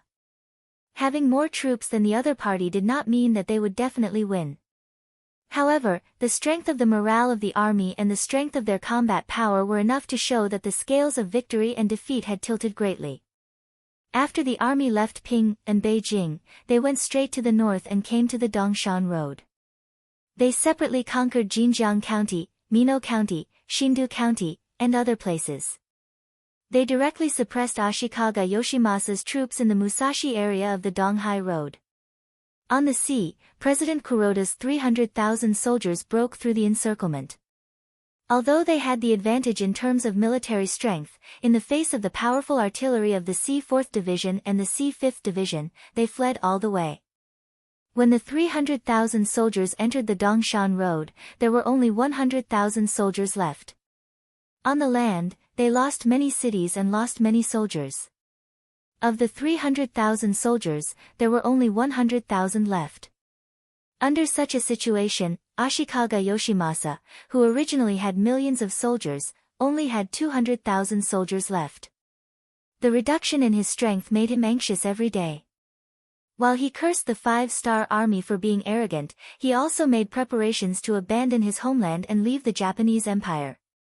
Compared to the Japanese Empire's continuous losses, the Five-Star Army was like an unstoppable hurricane. Wherever they went, they would not hesitate to kill anyone who resisted. Along the way, who knew how much blood they had shed? In the end, the forces that opposed the Five-Star Army were all in danger. Most of them had no choice but to surrender, while a small number of them fled. Based on the current situation, in at most 3 months, the entire Japanese empire would be conquered by the Five-Star Army. After taking half a year to migrate and exchange people, it was inevitable that Japan would become another province under the Five-Star Army. However, at this time, a telegram suddenly appeared. At the same time, the 1st Cavalry Division, New Army, and the 4th Division were all transferred back to Qing and Beijing. When the telegram was sent out, all of the generals on the front lines who received the news were confused. Seeing that victory was right in front of them, they did not know why such an order would appear. Although the Five-Star Army had over 300,000 soldiers, the only ones that could fight were the 4th Division, the 7th Army, the 1st Cavalry Division, the New Army, and the 1st Reserve Division. The rest of the soldiers, such as the 2nd, 3rd, 4th, 5th, and 6th Divisions, as well as the hundreds of thousands of miscellaneous Japanese soldiers, were left behind to pick up the leftovers. Many of them were even cleaning up the battlefield. Now that 3 powerful armies were suddenly transferred away, it was inevitable that the generals would have all sorts of guesses. However, no matter what thoughts they had, this telegram was personally sent out by Yang Qindong. Just based on this point, no one dared to disobey.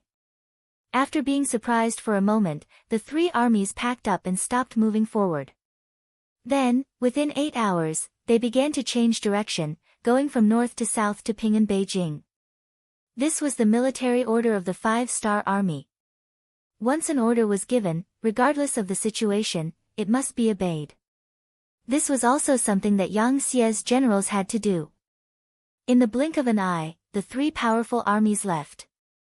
Although the total number of soldiers was not large, only around 50,000, it was still a big blow to the morale of the army. The 7th Army's commander, Tian Su, took the initiative to look for the 1st Reserve Division's commander. Su Kuda was also a division commander, and the 1st Reserve Division's soldiers were 30,000, far more than the 7th Army's 10,000 soldiers. However, Su Kuda gave Tian Su enough respect.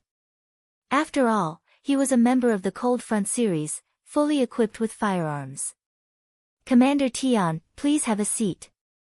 In the face of Tian Su's visit, Su Kuda did not dare to be negligent and took the initiative to walk out of the tent to welcome him. "Commander Su is too polite." Tian Su had a smile on his face.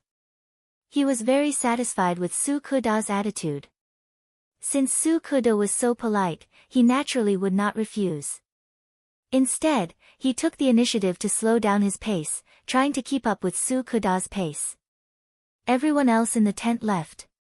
When only the 2 of them were left, the smiles on their faces involuntarily disappeared. 3 out of 5 powerful armies had left. The 2 of them felt an enormous pressure. If a problem appeared in their originally sure-win situation because of this, it would mean that the 2 of them were incompetent. This made them unusually nervous and cautious. They looked at each other. In the end, it was Tian Su who spoke first. "Commander Su, 3 out of 5 powerful armies have left. The pressure on our shoulders will be much greater." "Yes, but we are not afraid," Su Kuda said in a booming voice. "Our 1st Reserve Division has 30,000 soldiers. They are all veterans who have experienced life and death on the battlefield. Although they are not as elite as the Cold Front, we have courage and courage. We are not afraid of any opponent or enemy." "Well said," Tian Su said happily as he waved his fist in the air. "Soldiers should be like this. They should have the courage to press forward. Just like the 6th young master said, when enemies meet on a narrow path, the courageous will win. As long as we are willing to fight with our lives on the line, we can defeat even the heavens and the earth." "Ha ha ha, Commander Su's words are very much to my liking," Su Kuda laughed heartily. With a good start, the rest of the conversation became much easier. As the 2 of them continued to talk, they quickly reached a consensus on how to fight the next battle. One by one, they came up with a military plan. As for Ashikaga Yoshimasa, who was preparing to leave Musashi Prefecture, he was sighing in sorrow. He was sitting on a chair and sighing with grief. He really couldn't understand. This was clearly his home ground, and he had close to 1,000,000 soldiers. How could he be defeated by a mere 200,000 5-star soldiers?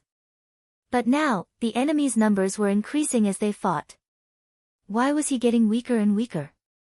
What was the reason for this? Was it simply because the enemy's weapons were too powerful? Even now, Ashikaga Yoshimasa still didn't know what it meant to win the hearts of the people. He thought that power was a high and mighty thing.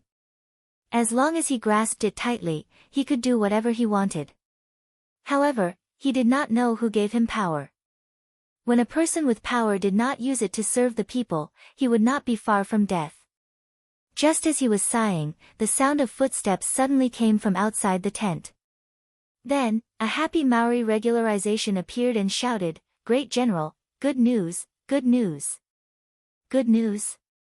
What good news can there be at a time like this? Ashikaga Yoshimasa said disapprovingly. In his opinion, the battle was already decided. He even had to leave his homeland. He really did not know what good news there was to be happy about. Maori regularization did not care so much. He took the report from the frontline scouts and stood in front of Ashikaga Yoshimasa. He said excitedly, "Great General, I just received news that the 5-star army has withdrawn." What? Ashikaga Yoshimasa, who originally did not care, suddenly stood up. His eyes were wide open, and he had a look of disbelief. Say that again.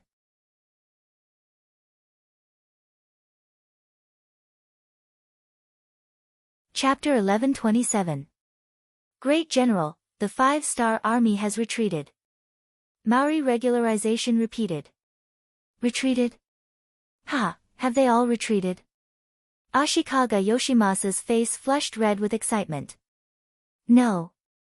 Maori regularization explained. The 5-star army has only retreated 50,000 soldiers. Originally, Ashikaga Yoshimasa thought that the 5-star army had completely retreated. Now that he heard that only 50,000 soldiers had left, which was less than a quarter of the army, he excitedly sat back down. Then, he said with a dissatisfied tone, "Out of 200,000 soldiers, only 50,000 have left. Is there a need to be so happy? One must know that he only had 100,000 soldiers on land. Even if the other party retreated 50,000 soldiers, he still did not have the confidence to win." Maori regularization was startled for a moment. Then, he seemed to realize that he had said something wrong. He immediately took the initiative to explain, "Great General, although the 5-star army has only retreated 50,000 soldiers, the ones who left are all elites. There is the 4th Division of the Cold Vanguard Army, the powerful 1st Cavalry Division, and the new army." Oh. When Ashikaga Yoshimasa calmed down and heard that it was these 3 divisions that had left, a hint of joy flashed across his face. However, he quickly regained his composure and said, "At this time, why did these 3 divisions suddenly leave? What is Bugnam of Gojoseon doing?" "I don't know." Maori regularization shook his head. How could he know about such a confidential matter? However, he knew that once these 3 divisions left, the pressure on the battlefield would be greatly reduced. When the opportunity was right, it was not impossible to turn defeat into victory. Although Ashikaga Yoshimasa was very curious about the whereabouts of these 3 divisions, he also knew that now was not the time to ask about it. Since the 5-star army's strength was greatly reduced, he had to consider another matter, which was to turn the situation around. "Very good, the 5-star army has suddenly retreated. This is an opportunity for us." Do you really think that we are easy to bully? You actually dare to look down on this great general. At this crucial time, you actually retreated instead of increasing the number of soldiers. Good, good, then let's show you who's the boss. Mao Lijun, take out the map. At this moment, Ashikaga Yoshimasa's face once again showed his usual domineering expression. He wanted to seize this opportunity to turn the situation around and win the war. If possible, he was afraid that he would even take back everything that he had lost. It was not impossible. After the two of them discussed for a while, they finally decided to counterattack and set their target on the Japanese army of the same race. That was the 120,000 Japanese army led by Sensei Naganobu and Fukada Tani. The originally declining Mashikaga Yoshimasa family was just struggling at death's door. Once Ashikaga Yoshimasa took over the military power, the Mashikaga Yoshimasa would not be able to do anything. It would not be long before the Mashikaga Yoshimasa took over some of the families and local forces. It would not be impossible for them to be completely wiped out. However, at this time, the five-star army appeared, and the war between the Japanese Empire began. The smart and insightful Sensei Naganobu took this opportunity to rise up and finally became the general trend. Now, not only did the Mashikaga Yoshimasa family regain their glory, but the number of soldiers under his command had also reached 80,000. If it was during peacetime, having such an army would be enough to make one a famous general. Even the Supreme General Ashikaga Yoshimasa would not dare to underestimate him. All of this was thanks to Yang Qindong. Especially after seeing the strength of the five-star army and the advanced weapons, Sensei Naganobu was even more impressed. At the same time, he was prepared to follow Yang Qindong to conquer the world and make contributions. Just like what he usually said when chatting with the other generals of the five-star army, he only had his eyes on the Japanese Empire. In the end, he was still too short-sighted. He wholeheartedly followed Yang Qindong and waited for the Japanese Empire's war to end. He wanted to see if there was an opportunity to enter Yang Qindong's eyes and then go on a campaign. Suddenly, the situation changed. The five-star army suddenly withdrew, and three strong armies left. This move really caught Sensei Naganobu off guard. Although he did not know where the five-star army went, he knew that since Yang Qindong gave the order, it must be carried out. However, when his gaze returned to the battlefield, he could not help but worry about his own situation.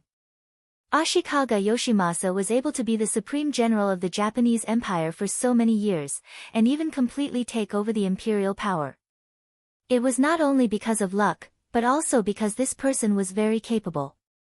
Now that such a big hole had appeared on his side, he did not believe that the other party did not notice and would not take any measures. And without the three strong armies, would the five-star army still be able to win against the supreme general with an overwhelming advantage? Sensei Naganobu muttered in his heart. And there was another person who had the same thought, Fukada Tani. Unlike Sensei Naganobu, who took the initiative to join the five-star army, Fukada Tani was forced to do so by the situation. Before this, he had fought with the five-star army. Although he lost, he still gave the order to kill the people of the five-star army. So, even though he was also a general of the Japanese army, compared to the other party, his situation was not just a little bit worse. Originally, he thought that as long as he performed well, and Ashikaga Yoshimasa was destroyed, Bugnam of Gojoseon would be in a good mood, and no one would look into his mistakes. But he did not think that the five-star army would withdraw 50,000 of their main forces, which made the originally certain victory situation become delicate again. It was now impossible to determine who would win and who would lose. This made Fukada Tani, who was originally nervous, feel a great sense of helplessness. And it was at this time that an old friend suddenly came to the military camp, an old friend that he did not expect. This person was dressed as an ordinary Japanese army soldier. When he suddenly appeared in Fukada Tani's tent, he was really shocked. Maori regularization, why are you here? That's right, the person who came was Maori regularization, the general that Ashikaga Yoshimasa relied on the most. The reason why Maori regularization was able to come here was because of the discussion between him and the general. The two of them wanted to launch a counterattack when the five-star army's main forces withdrew. But considering that they did not have the advantage in terms of military strength, they decided to start with the five-star army. If they could find some spies and turn some generals to their own side, the military strength of both sides would have a fundamental change. At that time, winning the battle would not be impossible. After careful consideration, the two of them decided to target Fukada Tani. Although Fukada Tani's rebellion had caused the general to lose a lot of strength. But in this world, there were no eternal enemies, only eternal benefits. In order to achieve his goal, Ashikaga Yoshimasa decided to forgive Fukada Tani and give him a chance. Now that the target was decided, the general had to consider how to proceed. When Maori Masori took the initiative to stand up and express his willingness to accept and complete this mission, Ashikaga Yoshimasa was somewhat unwilling. This was the general that he relied on the most. If something were to happen to him, the loss would be too great. Ashikaga Yoshimasa did not immediately agree, which made Maori regularization feel very touched. Didn't this mean that the other party valued and cared about him? Because of this, he had to do this task well, so he said, "General, this mission has to be done by me. First of all, my identity is important enough. Only if I go can I dispel some of Fukada Tani's concerns and worries. Second of all, if something were to happen, it would be better for me to die than for the general to be in danger. So please agree to my request." It had to be said that Maori regularization's reason was very reasonable. With his status, it was indeed possible for him to prove his side's sincerity. And if Fukada Tani really did not want to betray the 5-star army, taking down Maori regularization would indeed be a great achievement. The only thing that was worrying was that the risk was too high. However, Ashikaga Yoshimasa was a ruthless person after all. In his eyes, power was always the most important thing. Even if Maori regularization was loyal to him, he was just a subordinate that he could use. Since the other party was willing to take the risk and could bring him great benefits, he really had no reason to refuse. "Well, since that's the case, Mao-Li-jun, I'll leave everything to you." After saying this, Ashikaga Yoshimasa bowed solemnly to Maori regularization. Maori regularization hurriedly dodged, then said with a touched face, "General, with your words, even if I lose my life to Fukada Tani, so what?" Just like this, Maori regularization appeared in Fukada Tani's tent. Along the way, he had brought enough money. After a while of bribing, he finally appeared in front of Fukada Tani without attracting anyone's attention. Fukada Tani was very surprised by Maori regularization's sudden appearance. But after all, he was someone who had made a name for himself before. He quickly suppressed this shock in his heart. First, he looked outside the tent and found that everything was normal. When he saw that his personal guards were patrolling not too far away, he felt more confident. He said to Mao-Li-jun, "I have to say that your courage is not small. You actually dared to appear here alone. Don't you know that as long as I shout, someone will quickly rush in and take your life? At that time, if I hand you over to the 5-star army, it will definitely be a great achievement." Facing Fukada Tani's threat, Maori regularization first smiled, then lifted his robe and looked at Fukada Tani, who was a little nervous because of his actions, and said, "Kun Fukada, as you can see, I didn't bring any weapons, so I can't pose any threat to you. So I still have a few words to say to you. If you still want to take me down after hearing them, then I have nothing to say. No threat at all." Fukada Tani let out a long sigh of relief, and his expression returned to normal. "Hee, Mao-Li-jun, you're quite brave. Good. With your boldness, this general will listen to what you have to say."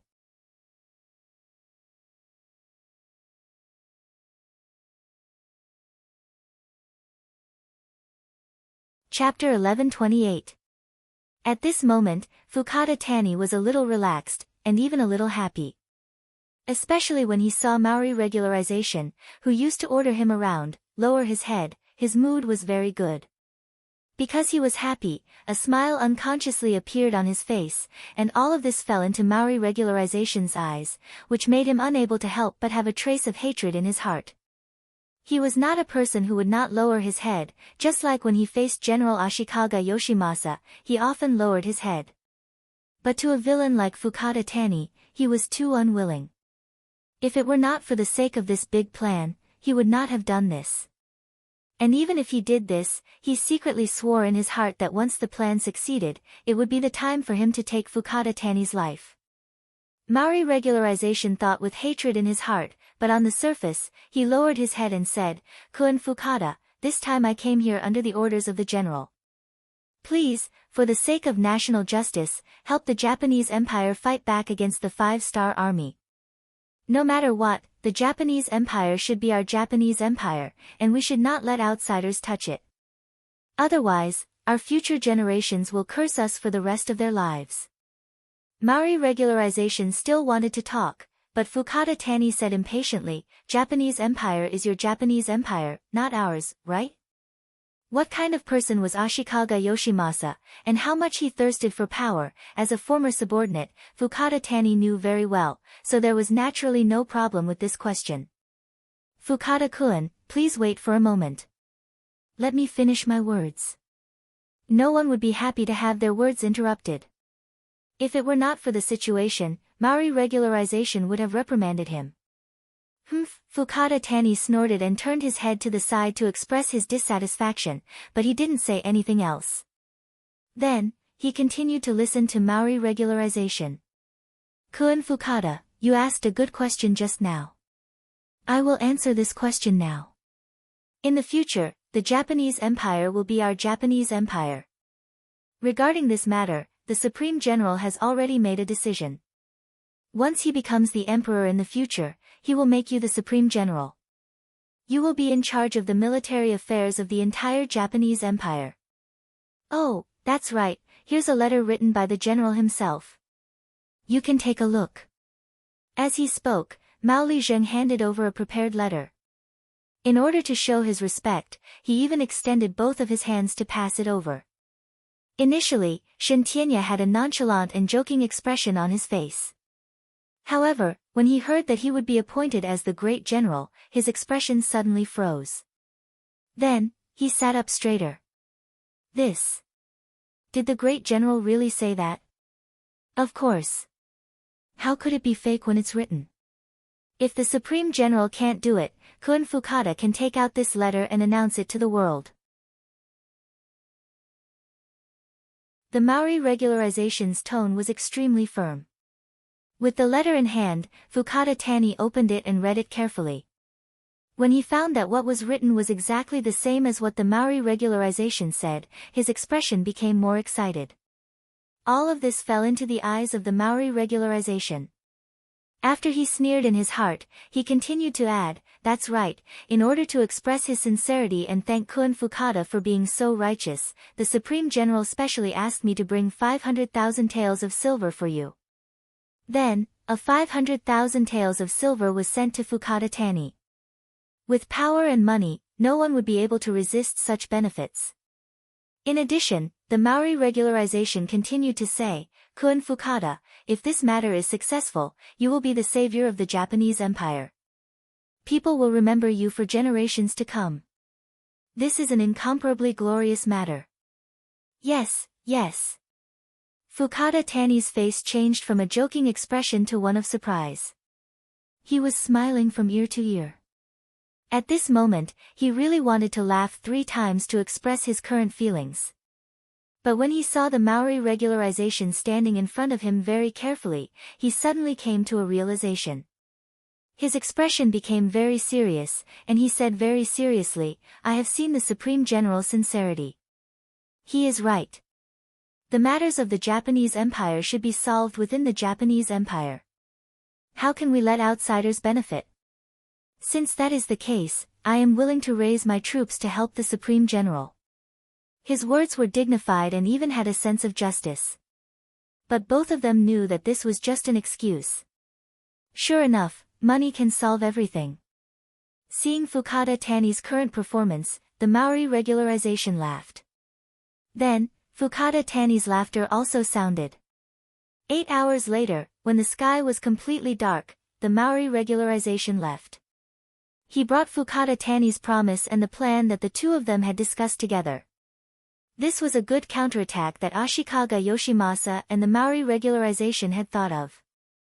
They wanted to instigate Fukada Tani to rebel, and then make the center blossom.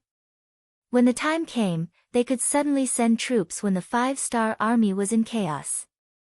This way, they would be able to win this war with the momentum of the autumn wind sweeping away the fallen leaves. It had to be said that this idea was somewhat risky, but fortunately, they succeeded. Ashikaga Yoshimasa saw the Maori regularization again. After listening to his report, he couldn't help but slap his thigh in joy and say the word, "good," 3 times.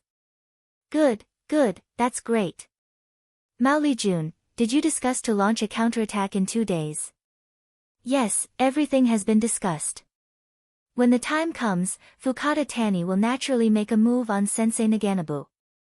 Then, he will burn the provisions of the 5-star army. We will take advantage of this and attack.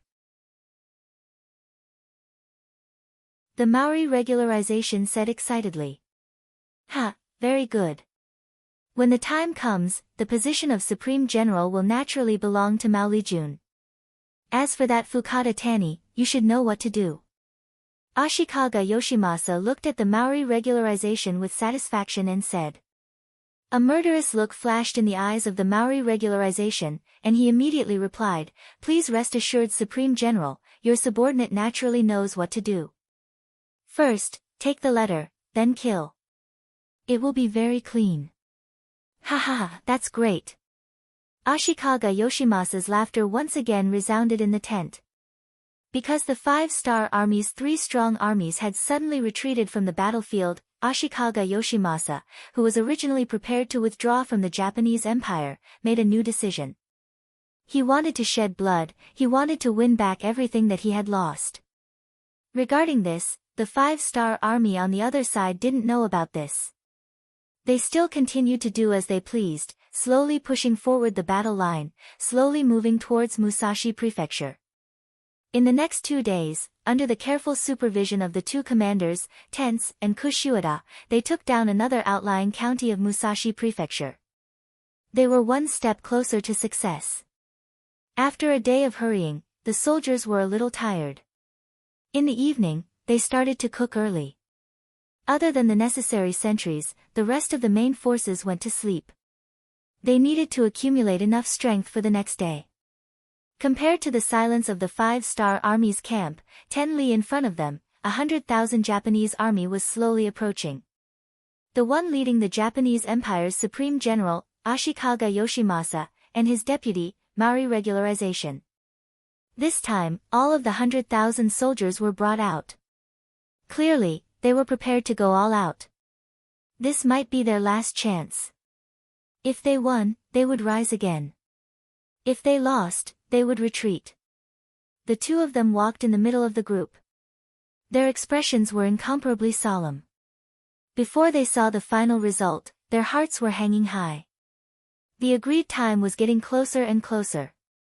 The 2 of them were like defendants waiting to be judged by the judge. Their breathing became a lot heavier. Time passed by minute by minute. Finally, the time that was supposed to come came. When it was midnight, the sound of battle cries could be heard from the distance. Then, flames soared into the sky, illuminating the horizon and turning it red. Ha! They finally made their move. Pass down my order, all troops attack. Supreme General, Ashikaga Yoshimasa, looked at the scene in front of him. Naturally, he was very excited. After a loud shout, the 100,000 Japanese Empire in front and behind him increased their speed and rushed straight ahead. At this time, the 5-star army's camp was in a mess. Corpses covered the ground. The smell of blood rushed to the nose and throat. There were military tents that were still burning. Fukada Tani, who was in full armor, was riding majestically on a tall horse and commanding the army. This time, he suddenly launched a night attack and caught Sensei Naganabu off guard. He killed thousands of people and captured countless people. He perfectly completed the mission given to him by the Supreme General. If there was a flaw, it would be that Sensei Naganabu used the chaos and the night to escape. But it didn't matter. He was just a stray dog. Fukada Tani didn't care about him at all. At this moment, he seemed to see the position of Supreme General getting closer and closer. It was almost within his reach. When Ashikaga Yoshimasa arrived with the army, he saw this scene. Seeing that the Supreme General had arrived, Shen Tianya put away the smile on his face and stepped forward to report the results of the battle excitedly. His saliva was really scattered all over the sky. At this moment, even if Ashikaga Yoshimasa didn't like Fukada Tani, he had to admit that the other party still had some charm and ability. At least, he completed the mission very well. So after listening to everything, he patted Fukada Tani's shoulder and said, "Very good, the next Supreme General is you. Now, we have to follow up the victory and completely defeat the 5-star army. We have to take back everything that originally belonged to us. Yes. I am willing to be the vanguard and contribute to the new Japanese Empire." As if he was infected, Fukada Tani once again took the initiative to ask for the order. "Good, then I will have to trouble Kun Fukada." Ashikaga Yoshimasa nodded with satisfaction. Someone was willing to take the initiative to be the vanguard. That was really something to be happy about. Fukada Valley left, and he personally led his army of 50,000 to pursue the enemy. Behind him was Mori Masanori, who was also leading an army of 50,000. At the very back was Supreme General Ashikaga Yoshimasa, who was leading an army of 50,000.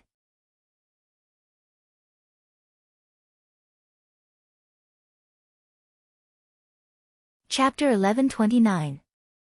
A total of 150,000 soldiers charged forward like a long dragon, chasing after the 5-star army. It could be said that they were invincible. They did not even need Maori regularization to do anything as they continued to advance. Along the way, they could see the corpses of the 5-star army soldiers lying on the ground. Unfortunately, most of them were from the Japanese Empire. Although Maori regularization could not bear to see them die, he knew that these people had betrayed them and deserved to die. After thinking about killing all of the Sensei Naganabu's men, it should be the Han people next. He could not help but become excited. The night passed by as they chased each other. By the time the next day dawned, they had already traveled 30 to 40 kilometers. When the sun rose and shone on their bodies, they felt a warm feeling. Fatigue also surged through their bodies. Reporting to General, the scouts at the front have sent news that General Fukada Tani's army has disappeared. Just as Maoli was lazily stretching his back on his horse, a personal guard walked over and said something that made him turn pale with fright. Disappeared? Could it be that they ran too fast and lost track of them? Maori regularization felt that something was wrong, but he did not think of the worst possibility. "We didn't lose them, but they deliberately hid. General, we are surrounded by tall mountains. If someone wants to hide, it won't be easy to find them." The bodyguard didn't dare to speak nonsense without evidence, but he still had the ability to remind the general. "They deliberately hid? How is that possible?" Mao Lijeng still had a look of disbelief on his face, but soon his eyes widened. Clearly, he had thought of a possibility. He suddenly shouted, pass down the order, stop advancing and retreat immediately." If Fukada Tani deliberately disappeared, then there was a big problem. The worst and most likely result was that he did not intend to help the general at all. On the contrary, he did all this to lure them into a trap. Maori regularization came to a realization, but it was too late. Because just as he ordered the army to stop, and before the order had even reached the ears of the 50,000 soldiers, deafening battle cries suddenly came from the surrounding mountains. Then, countless bright-colored 5-star army soldiers covered the sky and covered the earth. It was as if a large blanket was about to wrap them up completely. When the battle cries sounded, Maori regularization's expression became very bad. He did not think that the worst result would happen. Speaking of his previous impression of Fukada Tani, whether it was Maori regularization or Supreme General Ashikaga Yoshimasa, they did not completely trust him. According to the previous plan, they would only attack when the 5-star army was defeated. But the strange thing was that the beginning of the battle was too smooth. Fukada Tani actually burned down the granary, and there were so many Japanese army corpses on the ground. Maori regularization also carefully looked at the corpses and found that the people on the ground had indeed died not long ago. It was all of this that dispelled all of Maori regularization's worries. Now that he thought about it, he was still too anxious. Even if Fukada Tani really fought with them against the 5-star army, with his strength, how could he do all of this so easily? It was completely because he was forced too hard. Now that he finally saw the light of hope, he threw himself into it without caring about anything else. There's no need to retreat. Tell everyone to shrink the formation and resist as much as possible. As long as we can hold on for a while, the Supreme General will definitely send troops to save us. Maori regularization was worthy of being a commander for many years. When he saw the qualitative change in the situation, he immediately changed the battlefield strategy. However, facing the 5-star army that had been prepared for a long time, even if Maori regularization's orders were accurate, once they reached here, everything would be over. 5 foreign divisions, plus more than 100,000 Japanese army led by Fukada Tani and Sensei Naganobu, a total of more than 200,000 people. And this was after they were prepared to deal with only 50,000 Maori regularization. There was no suspense at all about the result. The fierce battle began. Countless soldiers of the 5-star army rushed towards the Japanese army that was surrounded. The sound of swords clashing could be heard endlessly. Under the great momentum, after resisting for less than an hour, the Japanese army's defensive formation began to show various loopholes. Gradually, the Japanese army began to surrender and kneel on the ground. The outcome of the battle was about to be decided. Not far from the center of the battlefield, Sensei Naganobu looked at Fukada Tani, who was also riding a tall horse, with a trace of envy and said, "Kun Fukada, this time you have made a great contribution. Bugnam of Gojoseon will definitely record it down." "Ha ha ha, Meiji-kun, I'll take your blessings. In fact, Bugnam of Gojoseon has already promised me the benefits I need. I'm very satisfied." When Fukada Tani said this, there was an unconcealable excitement on his face. Yes, the reason why the Maori regularization was surrounded was all because of Fukada Tani's betrayal.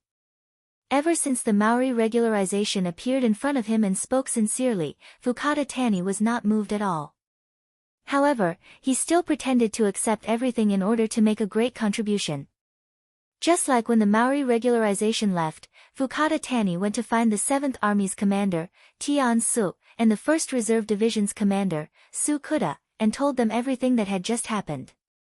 Fukada Tani's IQ was not low at all. He was chosen by Ashikaga Yoshimasa to stay in Qing and Beijing. He clearly understood the situation. The so-called Supreme General of the Japanese Empire was nothing more than a grasshopper after autumn. He would not be able to jump around for more than a few days. Not to mention, with what he had done, it would be strange if Ashikaga Yoshimasa would forgive him. The position of Supreme General? Only a fool would believe it so easily. Cooperating with such a person was simply courting death. Take advantage of your weakness to take your life. At this juncture, the most important thing was to find a way to step on him and maximize the benefits. In order to ensure that his rights and interests were not lost, Fukada Tani took the initiative to find Tian Su and Su Kuda to report his work. From this point alone, it could be seen that he was very cautious. It was as if he was afraid that if he only went to find one of the commanders, the matter would be leaked and he would lose the credit. Fukada Tani underestimated Tian Su and Su Kuda. The former was the commander of Ling Feng Lu and had a limitless future. The latter was the commander of the 1st Reserve Division and was in charge of 30,000 veterans. His future was also unpredictable. How could these two people steal Fukada Tani's credit? Therefore, this news was quickly sent to Yang Qindong in Qing and Beijing in the form of a telegram. Not long after, a telegram came back. First, he praised Fukada Tani's loyalty. Then, he stated that the 500,000 taels of benefits given by Ashikaga Yoshimasa were all for Fukada Tani's personal use. Not only that, once the Japanese Empire became a province of Yangxia, if he wanted, he could stay in the Japanese Empire and become a true Supreme General. This was Yang Qindong's breadth of mind. His vision had never been limited to a city or a place. His goal was the entire world. A small Japanese empire was nothing to him. Not to mention, when the Japanese empire became a province in the future, it was necessary to have a local supreme general. Only then could they avoid more internal friction. Fukada Tani's ability to lead troops into battle was average, but he was smart enough to see the situation clearly. Yang Qindong was very relieved to have someone like him manage the military of the Japanese Empire in the future. After Tian Su and Su Kuda read the telegram, it was sent to Fukada Tani. He was extremely excited and repeatedly said that he would fully cooperate with the 5-star Army's military operation and fight a beautiful battle for the world to see. Tian Su and Su Kuda, who originally wanted to show off and prove themselves, would not let go of such an opportunity. After the three of them discussed, they came up with a military plan to lure the enemy in and surround them to destroy them. Everything was going smoothly. The Maori regularization was surrounded by more than 4 times the number of soldiers, completely cutting off any thoughts of escape.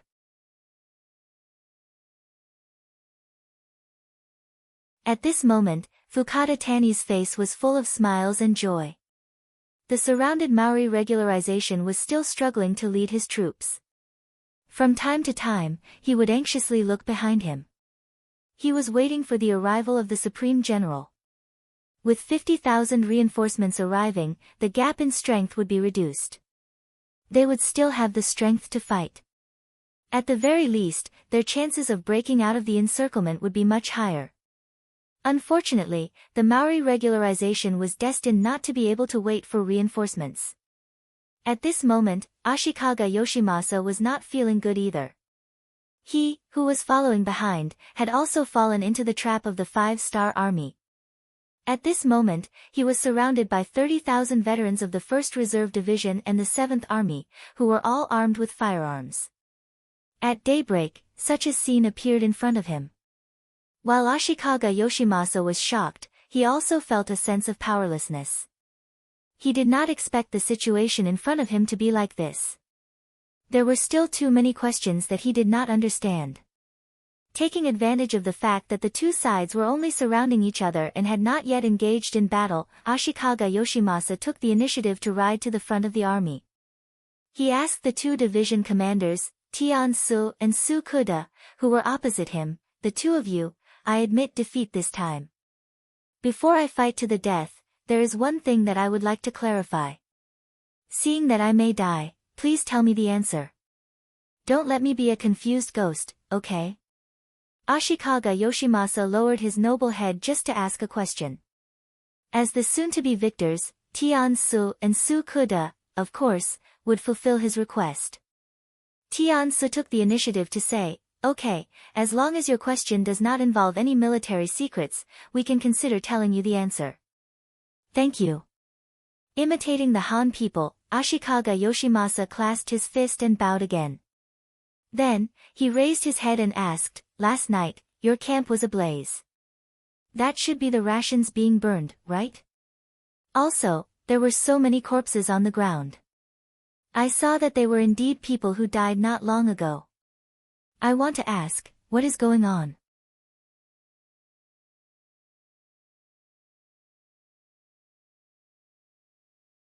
Chapter 1130. If it weren't for the existence of these 2 facts, with Ashikaga Yoshimasa's suspicious personality, why would he take the initiative to chase after them? If that was the case, they wouldn't be trapped now. These 2 questions were really puzzling, but they didn't involve any military secrets. After Tian Su and Su Ku exchanged glances, Tian Su laughed and said, "Okay, then we'll fulfill your wish and let you be a ghost who understands everything. To tell you the truth, the provisions were indeed burned, but it's just moldy food. It can only emit the smell, but it can't be eaten. As for the corpses of the dead Japanese army soldiers, it's even easier to explain.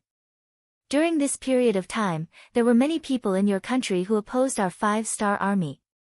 They took the opportunity to burn, kill, and loot, and did all kinds of evil. Because of this, many of them were captured. I just didn't expect them to play such a role before they died, but thinking about it, it's worth it." As soon as Tian Su's voice fell, Ashikaga Yoshimasa's face became very ugly. He didn't expect that those who died were actually his own people who opposed the five-star army. Those who were supposed to support him were now mercilessly killed on the battlefield, and became bait for his own destruction. This scene was really unacceptable. Ashikaga Yoshimasa sat on the horse as if he was scared silly. Using this opportunity, the five-star army launched a general attack. Ashikaga Yoshimasa, whose will was affected, no longer had the energy to command the army. Coupled with the all-out assault of the 7th Army, the battle became one-sided from the beginning.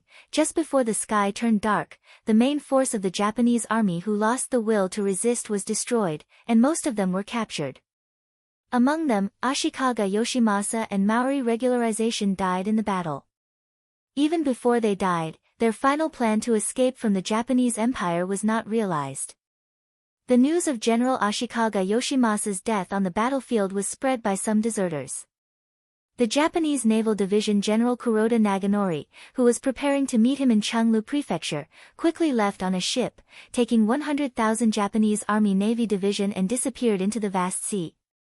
Even if the 5-star Army Navy Division and Navy Division went all out to chase after him, they still couldn't find him.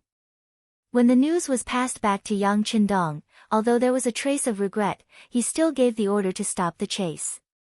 For the sake of a stray dog who escaped, sending 2 elite Navy divisions to chase after him was meaningless. With the escape of Kuroda, the general situation of the Japanese Empire was already set. The next step was to encircle and annihilate some of the opposition forces in the remote areas and re-establish the political system. It was not the first time that Yang Shi had occupied other forces, so he was already familiar with the way. In less than 5 days, Du Jin, who had come from Korea, arrived here. He was the governor of Wu province appointed by Yang Qindong. Judging from the time, he should have received the news a long time ago. At this point, the War of the Japanese Empire lasted 14 months from January 1458 to February 1459. The Japanese Empire became a part of Yang Xie's territory and changed its name to Japan Province. The governor was Du Jin, and the general was Fukada Tani. In order to maintain the stability and prosperity of Japan Province, not only did Yang Xie open a lot of businesses here, but Yang Qindong also allowed 100,000 soldiers and 100,000 navy divisions to stay here. At the same time that Shaowei Province was established, many mines were being developed at the same time. According to Yang Qindong's memories from his previous life, many mines that would take many years to be discovered were being developed one by one, especially silver mines. It could be imagined that with so many silver mines being developed, it would be a great financial support for Yang Xie's forces. Of course, these things were handed over to the new governor, Du Jin, to deal with. As Japan Province was established and gradually stabilized, Yang Qindong's eyes began to move to the west, which was Baiming and the grasslands. Before this, a piece of news first appeared in front of Yang Qindong. According to Su Yozhen, 50,000 Baiming Navy divisions had arrived at Japan Province's South Sea Road. Because communication was blocked, these people didn't know that the Japanese Empire had been replaced by Yang Xie's Japan Province. They're here to give you a gift. Alright, accept it. After receiving the news, Yang Qindong laughed and gave the order. In reality, this wasn't a coincidence. It was something that Yang Qindong had planned for a long time. Even the 4th Army Division, the 1st Cavalry Division, and the new army had been mobilized from the battlefield to welcome these 50,000 Baiming Navy divisions. 50,000 Baiming Navy divisions weren't much, not to mention that they had just been established, so their fighting strength was mediocre. The reason why Yang Qindong attached so much importance to them was to attack Baiming Navy divisions and use this name to make a move against Baiming. Yes, Yang Qindong had already decided to go to war with Baiming. Since the other party wanted to attack the new 2nd Army, it would be impolite not to reciprocate. Of course, he had to return the favor. As for whether this battle would be a partial one or a full-scale one, it would depend on the development of the situation. Baiming Navy divisions naturally knew Yang Qindong's intentions. Especially the Navy Division General Song Yong. At this moment, he was standing on a ship in high spirits, looking at the Japanese army soldiers and civilians who were lining the streets to welcome him.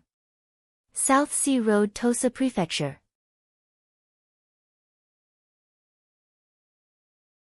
This place was close to the coastline and was also the only way for various forces to enter this place.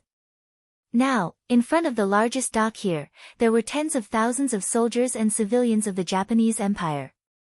They were shouting the slogan of the Celestial Empire to welcome the guests from afar. Song Yong, who was leading a group of Baiming Navy divisions, had a full smile on his face. He was very happy in his heart. Everything in front of him made him very excited. After all, it would be strange if he wasn't in a good mood after receiving such a welcome. What made him the happiest was that on the way here, they had encountered the 5-star army at sea. At that time, he was very nervous. Everyone knew that the 5-star army's navy divisions were very powerful.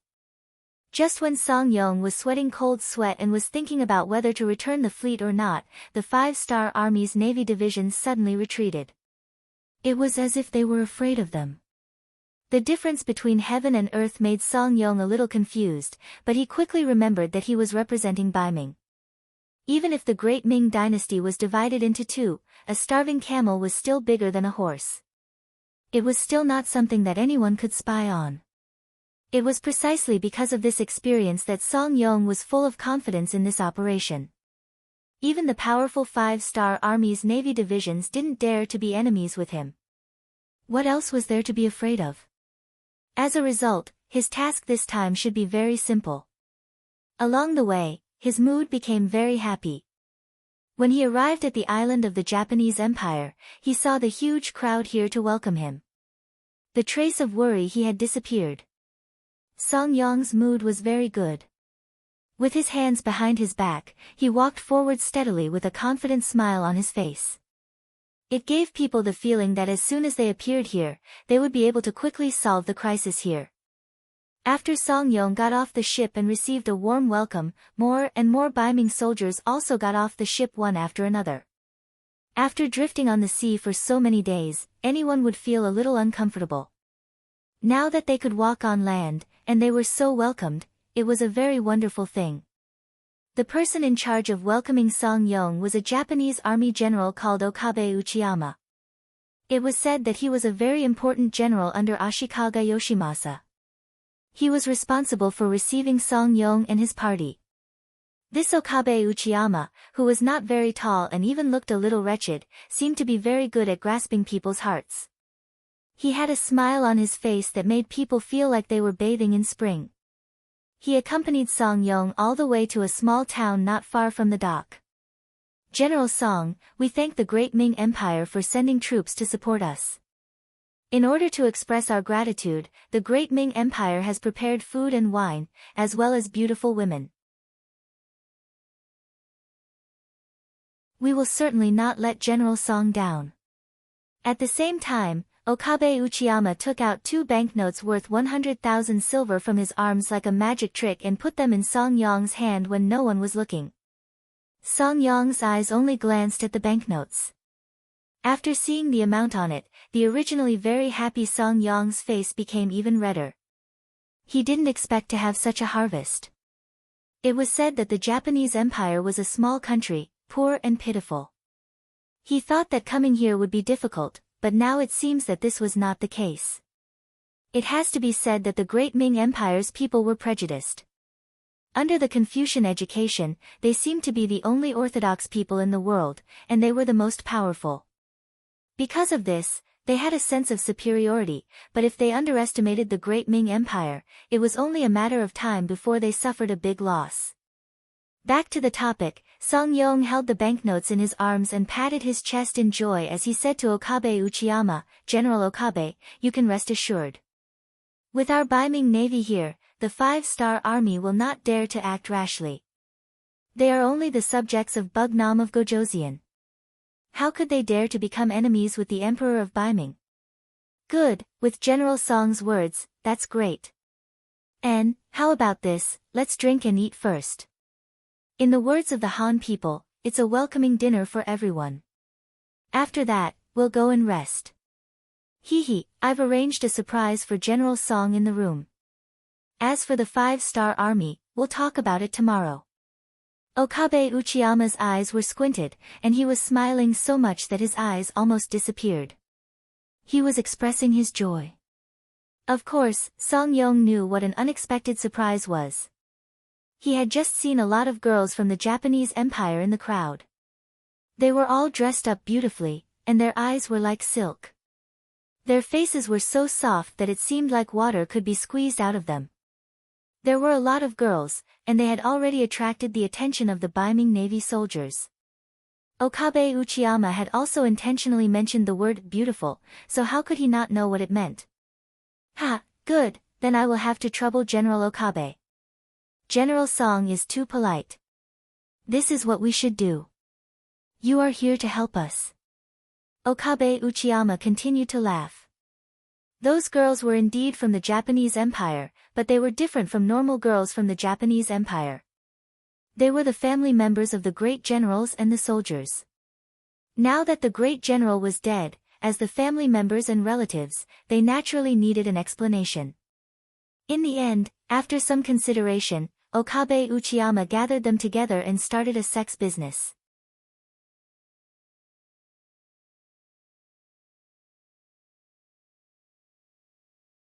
Chapter 1131. Unlike the women in the brothel, they were only responsible for solving the personal problems of the soldiers. When the matter was reported to Yang Qindong, he hesitated for a while, but in the end, he did not refuse. On the contrary, he gave a name to these women, calling them comfort women. Speaking of which, this was naturally not tolerated by the great Ming dynasty and even the thousands of years of Huaxia's Confucianism. However, when he thought of what happened in Nanjing in his previous life, and how many women in Huaxia were harmed by the Japanese Empire, he could not bear to do it. He took it as an interest. What Yang Qindong did not expect was that when the children of the sinners found out that they did not need to die, and only needed to serve the men, and if they performed well, they could even get money to help the sinners get out of trouble. Most of them did not object, and instead, they were excited that they could do something for their families. This was the nature of servility and lowliness. After hearing about this, Yang Qindong finally did not say anything. Even when the 8th madam found out about this, she did not say anything. First of all, these were the children of the sinners, and it would be unreasonable if they were not punished. Second of all, in the Japanese Empire, men were superior to women. Now that they had a chance to wash away all the shame, this kind of opportunity was hard to come by. Of course, Junko also asked Yang Qindong about this matter. She meant that the daughters of the sinners could do this, but the ordinary people did not need to do this. Otherwise, what would the men of the Japanese Empire do? Yang Qindong, who did not agree to this, quickly satisfied Junko's request. He stipulated that only the daughters of the sinners could enter the comfort women.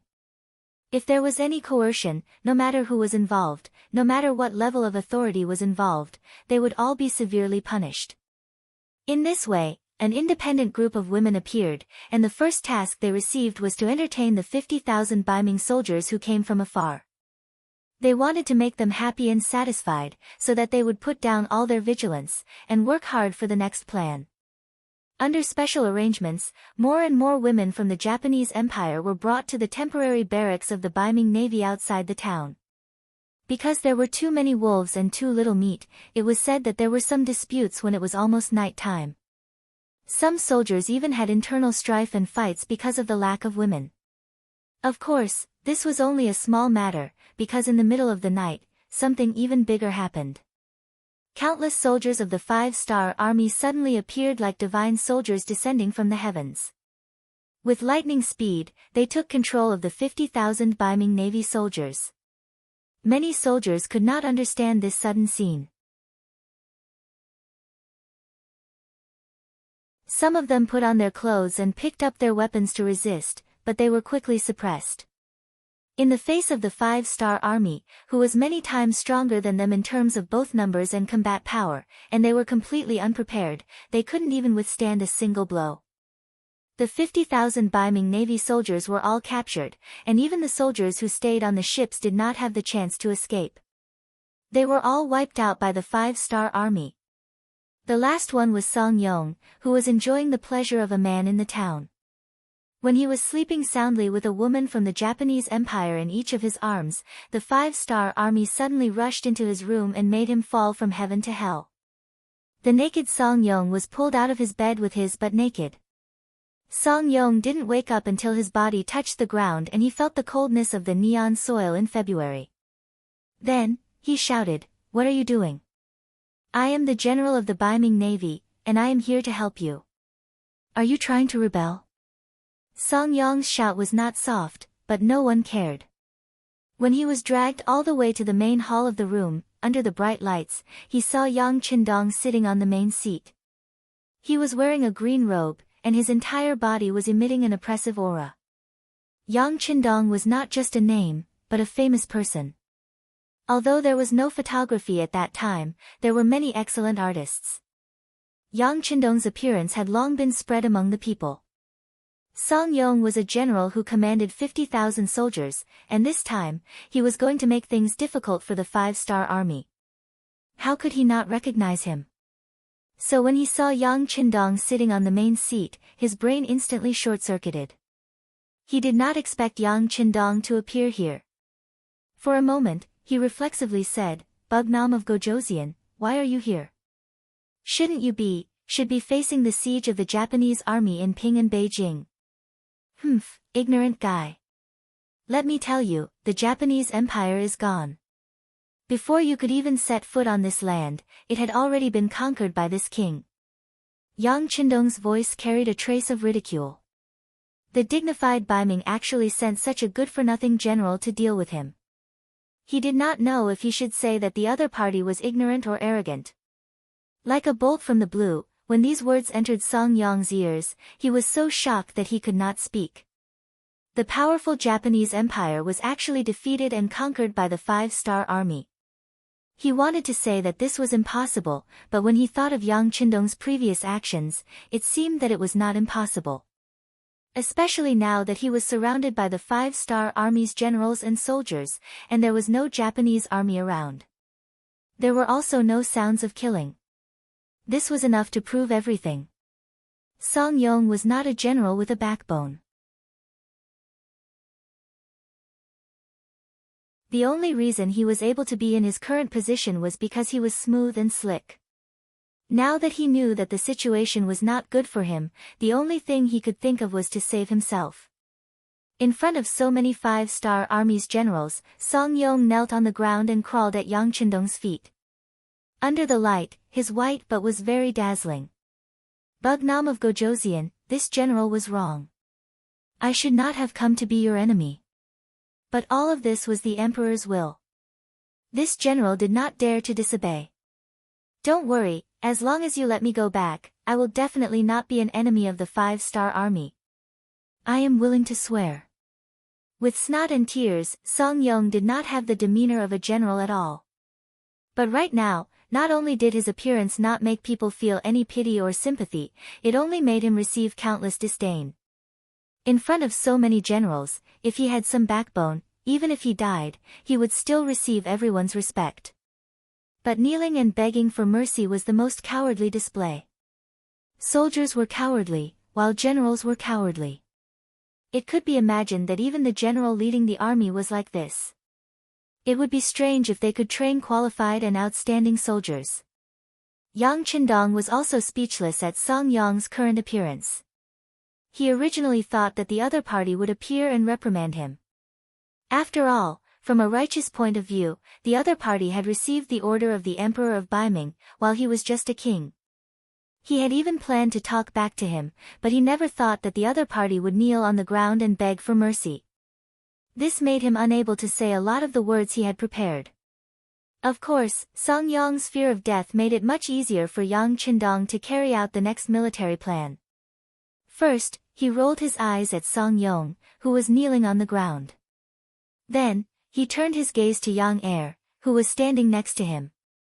He then covered Song Yong with a sheet. Although the thin sheet couldn't play an absolute role in this cold weather, it could still cover his face. "I'll leave the rest to you." Yang Qindong suddenly lost interest. A person who was so afraid of death, as long as he didn't take his life, he would not refuse to do anything he wanted him to do. After saying this to Beta Persei, Yang Qindong said to the commander of the 4th Army Division, Ling Daqiang, the commander of the 1st Cavalry Division, Tian Hu, and the commander of the new army, Su He, who were waiting at the side. The three of you, go back and prepare. The army will set off tomorrow morning. Yes. The three generals who had always been arrogant, after hearing Yang Qindong's words, they all respectfully lowered their heads and answered. At the same time, the three of them were also very excited. After such a long time, could they finally compete with the Baiming army? After Yang Qindong left, Beta Persei did not leave with him.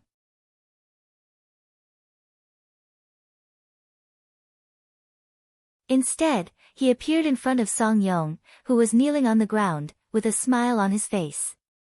General Song, it's time for us to have a good talk, but I don't know if you're willing to cooperate. Don't worry, even if you don't cooperate, I won't kill you. Instead, I'll make you feel worse than death. Although Beta Persei had a smile on his face, Song Yong felt a chill and a sense of danger. He immediately said desperately, General, please rest assured that I will cooperate. As long as you don't kill me, I'll do anything. A few hours later, when the sky had just brightened, tens of thousands of the 5-star army boarded Baiming's ships and disappeared. In just one day, the docks in Tosa Prefecture regained its tranquility. If it was someone who did not know, they would not be able to imagine that this place would be so lively yesterday. Shaojing City. Tomorrow was the 20th day, which meant that he only had one night to delay. He had to make a decision whether to surrender or fight. Sitting in the study room, the candlelight reflected on his face. He had only been surrounded for a few months, but at this moment, he looked a lot paler than before. Mental exhaustion was the reason for all of this. Originally, he was just a Mongolian general, and he was even the kind of general who was not valued. In the past, even eating and dressing had been a problem. However, everything changed after meeting Yang Qindong. He was put in an important position and was treated better. Especially the trust he had in Yang Qindong made him feel like he was willing to die for his bosom friend. Especially after he became the commander of the new 2nd Army, he was ready to go all out. He wanted to let everyone know that the 6th young master did not misjudge him. He had such strength, and most importantly, he had such loyalty.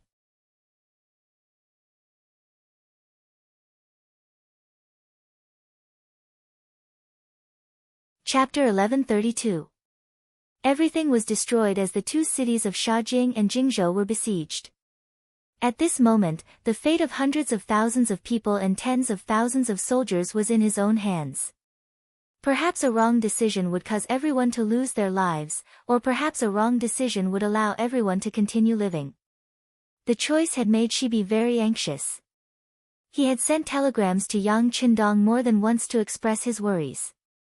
He had also asked him to lead the new 2nd Army to break out of the encirclement. In this way, the hundreds of thousands of people in the two cities might suffer. Under the heavy encirclement, he could not guarantee how many people in the new 2nd Army could escape.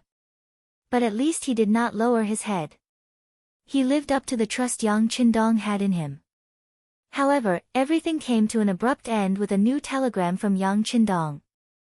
It clearly said, the changes in the situation often catch people off guard. But thinking back to the humiliation of Han Xian and the suffering of the King of Yu, it all proves that temporarily lowering your head and lying low is also a wise move. As for where to go, no matter what decision you make, I believe in you. It was a simple sentence. There was no deliberate guidance or command. It was a sentence that placed all the initiative in his hands. But the more it was like this, the more Shibi felt the weight of the responsibility. He could not make a decision for a long time. Master, outside the door, Division Commander Kong Ji and Guard Captain Wu asked to see you. Just when Shibi was still struggling in his heart and could not make any decision, the voice of the butler sounded outside the door. Kong Ji, the division commander of the 1st Cavalry Division of the new 2nd Army, could be said to be second only to Shibi in the army. In other words, once something happened to Shibi, Kang Ji would be the temporary division commander of the new Second Army. This was also what Yang Qindong had said when he established the new Second Army. Wu Xiaoyi, Shibi's guard captain, was not only strong, but also loyal. It could be said that he was the last line of defense to ensure Shibi's safety. When something big happened, Shibi would discuss it with him. It could be seen that he was also a very important figure in the new Second Army. It was these two people who came together in the night. Even Shibi did not pay attention to them. Please. Soon, the housekeeper brought the two of them into the study. Knowing that there was something important to discuss, the housekeeper took the initiative to leave and closed the door. When there were only 3 people left in the room, the atmosphere could not help but become a little tense. Perhaps everyone knew that time was limited, so after a few moments of silence, the commander of the 1st Cavalry Division took the initiative to ask, "Commander, tomorrow is the deadline given by Baiming. What's your decision?" Shibi didn't answer immediately. Instead, she asked, "What do you two think?" At this moment, the atmosphere in the room became tense again. The 3 of them knew that every decision would affect the life and death of hundreds of thousands of people. But no matter how difficult it was, the decision still had to be made. After Division Commander Kang Ji and the guard captain Wu Xiaoyi looked at each other, the former said, "Commander, Shajing City is now surrounded by Baiming's army. There is a shortage of food in the city. Even the soldiers have changed from 3 meals a day to 2 meals a day. Their combat strength is going to decline. Under such circumstances, we may have to surrender." As soon as Kang Ji finished speaking, the guard captain Wu Xiaoyi on the side agreed. "That's right. We are too weak. If we fight head-on, we won't have a good ending. So I agree to surrender to Baiming." The 2 right-hand men spoke at the same time. After hearing this, Shibi's face became very ugly. She even trembled all over. Obviously, she was very angry. Under such circumstances, Kang Ji didn't seem to see it. He still asked, "Commander, what do you mean?" "What do I mean? Of course I don't agree. So what if we die? At most, we will be a hero again after 18 years. But if we really surrender to Baiming, we will be cutting ourselves off from the 5th Star Army and the 6th Young Master. When that time comes, do you think you can live with your conscience? Even if we survive, we will be struggling at death's door. So, I will never surrender. At most, we will fight until both sides suffer. I believe that with a strong defense, even Baiming's army won't be able to take advantage of us. Even if we lose in the end, we will take a bite out of them." Shibi said these words with a face full of anger. It was completely different from his usual calmness. He was really angry. He didn't expect that the 2 people he trusted the most would choose to surrender. This was what he couldn't stand. With this angry shout, Kang Ji and Wu Xiaoyi instantly became mute. Obviously, they didn't expect that the usually calm and resourceful commander would act so crazily. However, after a few moments, Kang Ji was the first to react. He also said in a very emotional tone, "Commander, are you really going to choose to fight head-on? Don't you know that if you really do this, it means that hundreds of thousands of people will die? How can you bear to do this?" "Of course I can't bear to do this, but compared to the 6th Young Master's importance, I am more unwilling to betray him even if it means death." Shibi's voice was resolute and decisive. At this moment, it seemed like Shibi had made the final decision. Shibi was the commander of an army. If he made this decision, then the matter was basically settled. Therefore, these words were the final decision.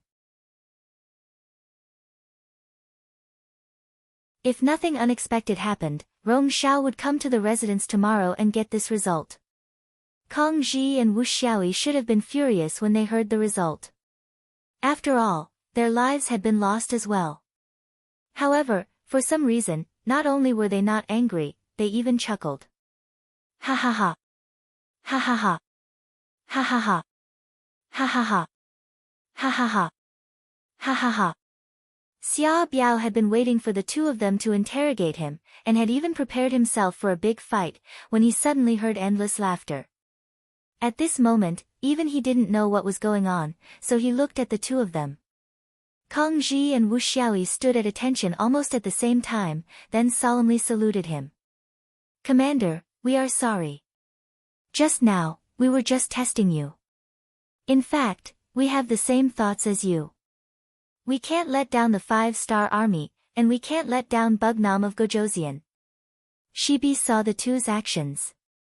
At this moment, he finally understood what was going on. He couldn't help but shake his head with a bitter smile. "To be honest, the two of you really made me angry just now. I thought there was something wrong with my eyes again. Hee, we can't learn from people like Su Yuan. I was personally chosen by the 6th young master. How could I do such a thing?" "That's right." First, he reprimanded Su Yuan verbally. Then, Kang Ji continued, "Commander, your choice and loyalty are admirable and we should learn from you. However, the matter of Shaojing City cannot be delayed. We must give you an explanation." "What explanation do you need?" "Of course, we refuse to surrender and prepare to fight." This time, Shibi said without hesitation. "No." Unexpectedly, Kang Ji, who just said that they couldn't let down the 5-star army and Bugnam of Gojoseon, changed his mind. "Commander, we can't fight.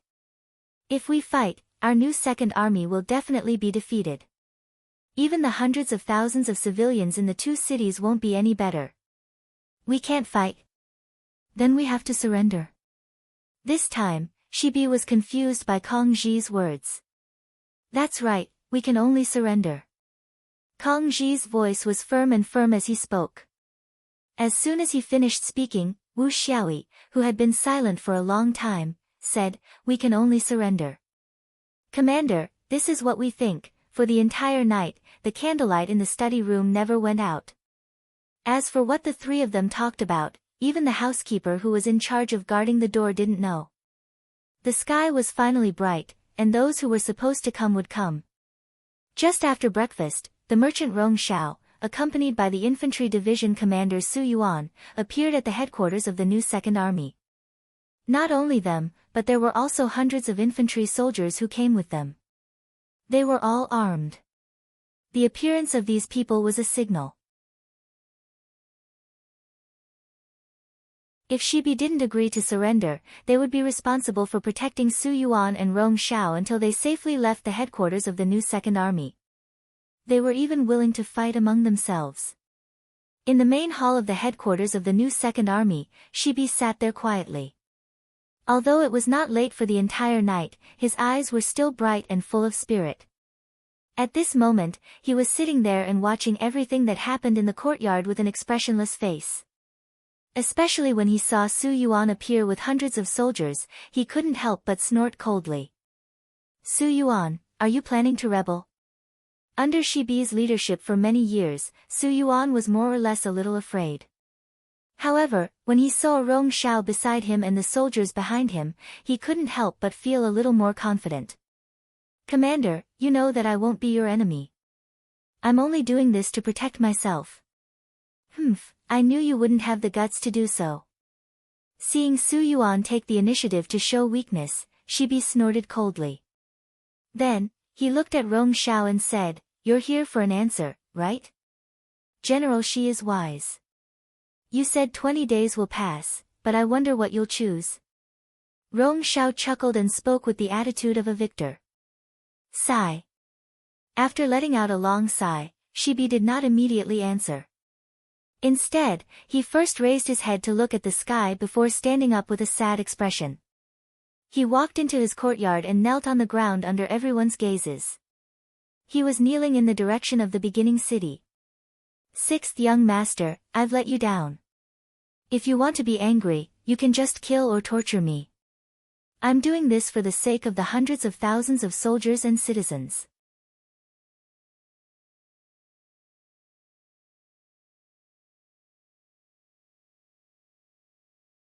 Chapter 1133.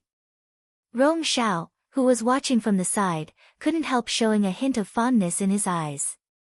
He seemed to have thought of the result that the other party was going to give. It seemed that Shibi had made the decision to surrender. If so, he could take down Sha Jing and Jingzhou without shedding any blood.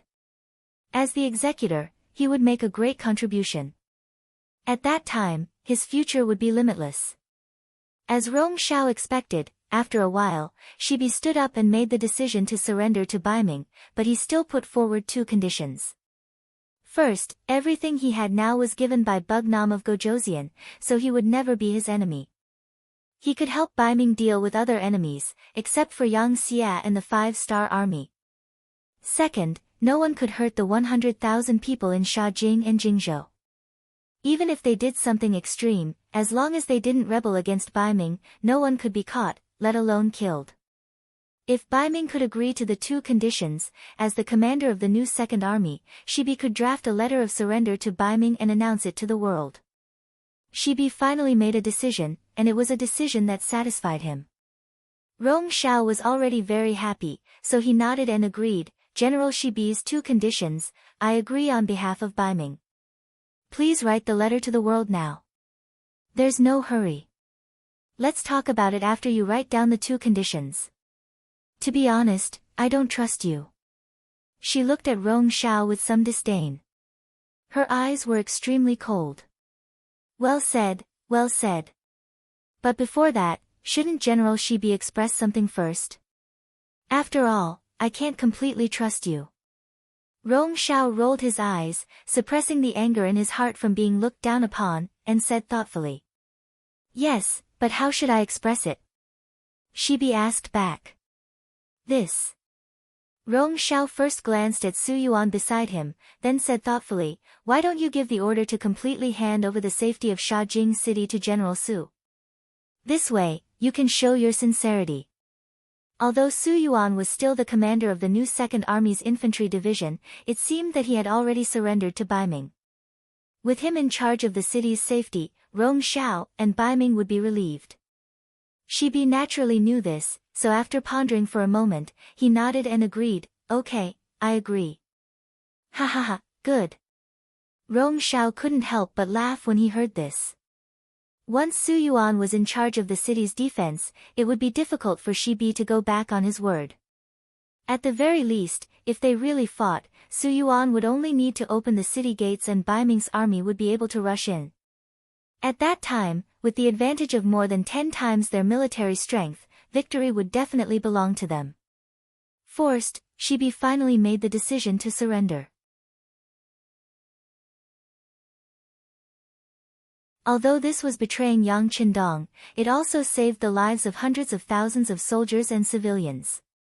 When the news first spread out from the city, when it came from the mouth of infantry division commander Su Yuan, many of the soldiers and commoners in the city who heard this news all shed tears. Most of them joined Yang Xia's big family later, but even so, they still enjoyed many benefits. They originally thought that their lives would change greatly and become better and better, but the sudden appearance of Baiming's army shattered all their fantasies. Now, they had returned to Baiming and became Baiming's people. It was impossible to say that they didn't have any thoughts in their hearts. However, the situation was like this. Facing Baiming's army that was like a wolf and a tiger, what could they do? Were they really going to risk their lives? If that was the case, no one would be able to survive. Rong Shao acted very quickly. In just 5 days, he received a letter of guarantee written by Baiming's commander, Shi Heng, agreeing to give up the 2 requirements. Shibi didn't act shamelessly after that. He took out the document that he had written long ago. It stated that the 2 cities, Shajing and Jingzhou, would belong to Baiming from now on. They would leave the embrace of Yang Xia, which was also Bugnam of Gojoseon. After receiving the document, Rong Shao quickly announced it to the world and spread it widely. First city. In Yang Xia City, which was the closest city to Shajing City, the army commander, Tiger's Mane, immediately called for a military meeting when he saw the document written by Shibi. They reached a very unified goal, which was to absolutely not let this happen. They had to leave Shajing City and give it to the new Second Army. No. Now, It should be said that the Baiming army was powerful and let them know that betraying Bugnam of Gojoseon would definitely not end well. The one who led the troops was Ma Xiangshan, the commander of the new 1st Army's Light Cavalry Regiment. As a light cavalry regiment, their advantage was that they were fast enough. They could be described as coming and going like the wind. With such an advantage, even if they encountered danger, they had a great chance to escape. Unfortunately, they went out with a face of anger. However, not long after they left the first city, they met Fang Dingshan, who had been waiting here for a long time. Fang Dingshan led the Liaodong Iron Cavalry, which had expanded to 70,000 people, and set up a formation. It was as if as long as they rushed over, they would kill all of them. Although Ma Xiangshan was very angry, considering the comparison of the forces of both sides and the fact that the Liaodong Iron Cavalry was also an elite cavalry force, in the end, his rationality prevailed over the anger in his heart. He had to order the army to retreat and return to the first city behind him.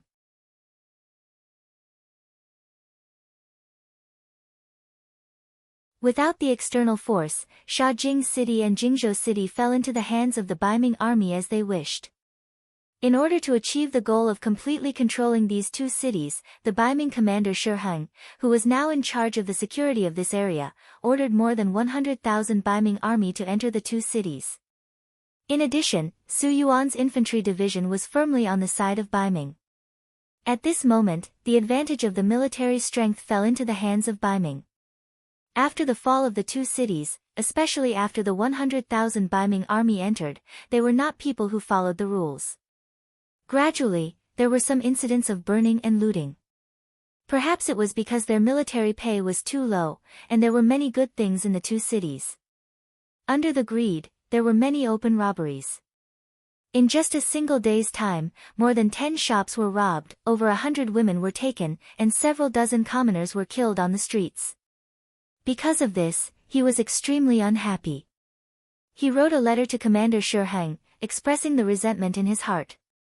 Unfortunately, even if Shi Heng personally stepped in, he could only control the situation from worsening. As for the Baiming soldiers who robbed and killed before, none of them were punished. Obviously, Baiming had used a compromise. They did not want to anger Shi Bi and cause a mutiny among the 3 cavalry divisions of the new Second Army, but they also did not want to hurt the morale of their own soldiers. Naturally, Shi Bi was not happy about this. However, he did not expect that his guard captain, Wu Xiaoyi, would actually ride out of the manor alone in a fit of anger. He charged into the northern Ming military camp in broad daylight and found a few criminals. The northern Ming soldiers who had killed the commoners did not say a word and killed them with a saber. Wu Xiaoyi's actions naturally attracted the anger of the other Baiming soldiers. After being surrounded, he was finally captured alive. Then, the matter was reported to Shi Bi. Shi Bi was still living in the city lord's mansion and did not seem to have been stripped of any power.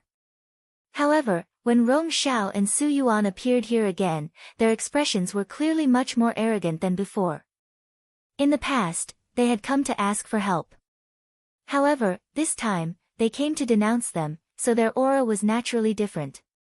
In the hall, Rong Xiao questioned Shi Bi.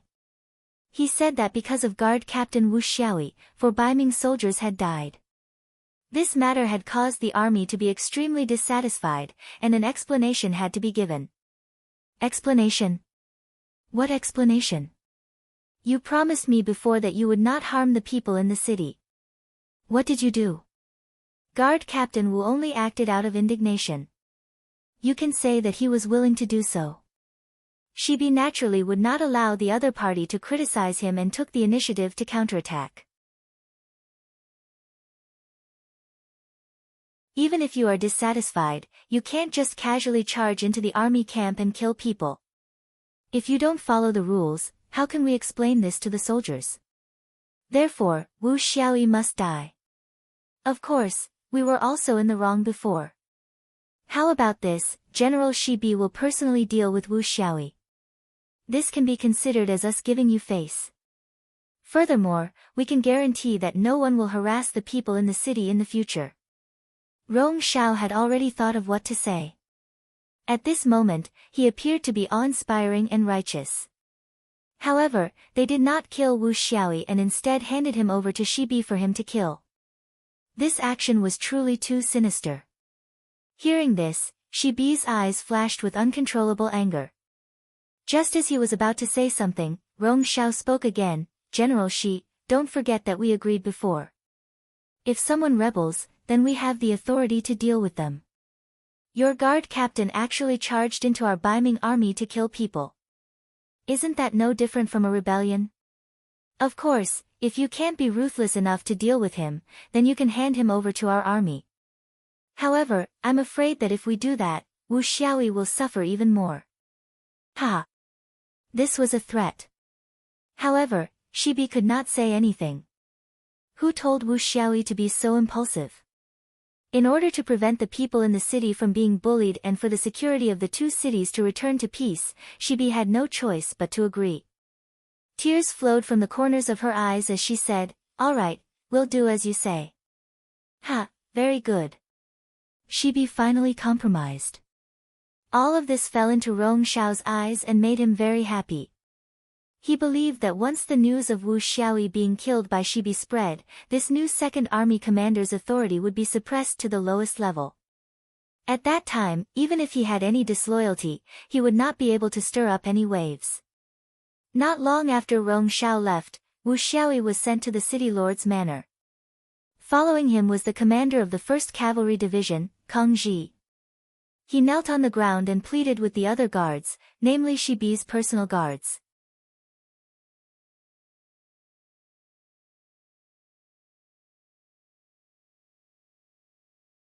Chapter 1134. Although Shi Bi couldn't bear all of this, he still issued the order to execute Wu Xiaoyi in the end. The execution was carried out in the courtyard of the city lord's mansion. Present were Shi Bi, Kang Ji, a group of personal guards, and several supervisors sent by the Baiming army. Shi Bi's eyes were filled with tears, and he shouted the word, "Kill," in pain. After laughing, Wu Xiaoyi's head fell to the ground. When the news spread out, the whole city was in an uproar. Everyone felt that there was no hope for the future. Because of this matter, Shi Bi also developed a grudge with Kang Ji and the other 2 cavalry division commanders. It was said that even if it was his order, the 3 division commanders began to resist. Rong Xiao heard this news in the mansion in the city. Of course, he was very satisfied. He believed that it wouldn't be long before there was internal strife among Shi Bi and the others. That would be the time to deal with these high-level figures. At that time, it would be the time for them to send people to seize the military power. Sha Jing and Jingzhou seemed to have calmed down. As time passed, when the morale of the army and the people's hearts were slack, they would completely belong to Baiming. And for all of this, the 5-star army didn't seem to do anything, especially the first city. It seemed that they couldn't even protect themselves because after dealing with Sha Jing and Jingzhou, hundreds of thousands of Baiming troops began to surround the first city. An even bigger storm seemed to be about to begin. The new, Gandusi area had now been renamed Liaodong by Zhu Qiyu. In the sea town of the Twin City Guard, which was the town that Yang Qindong first came to when he attacked the grassland, it was very lively at the moment. Countless 5-star army came ashore from here. They disguised themselves as Baiming sea soldiers and entered the town with lightning speed. When the 200 Baiming soldiers guarding the town realized that something was wrong, they were already on the chopping block. The army that appeared here was the 5-star army led by Yang Qindong. Moreover, it was the main force of the army. For example, the army that came along this time was the 4th Army Division, the 1st Cavalry Division, and the new army. In addition, there were also 30,000 C-rank soldiers transferred from Korea. The 3 divisions of the 4th Army Division had been deployed from the war against the Japanese Empire, and they were only the first batch. Following closely behind them were even more troops that had retreated from the battlefield of the Japanese Empire. As the vanguard troops, these 3 troops became Yang Qindong's fist forces. Their mission was to open a new passage here that led to the origin city from the outside world. In the past, Liaodong region was part of Baiming's territory. Even if Yang Qindong had any ideas, he would have suppressed them because of the general situation. But now, they had already targeted the new Second Army. What was there to hesitate about? It was impolite not to reciprocate. Yang Qindong was not a person who would not retaliate. Compared to other people, he was originally a vengeful person. It was just that many times, the time was not ripe, and some of his ideas had not been formed yet.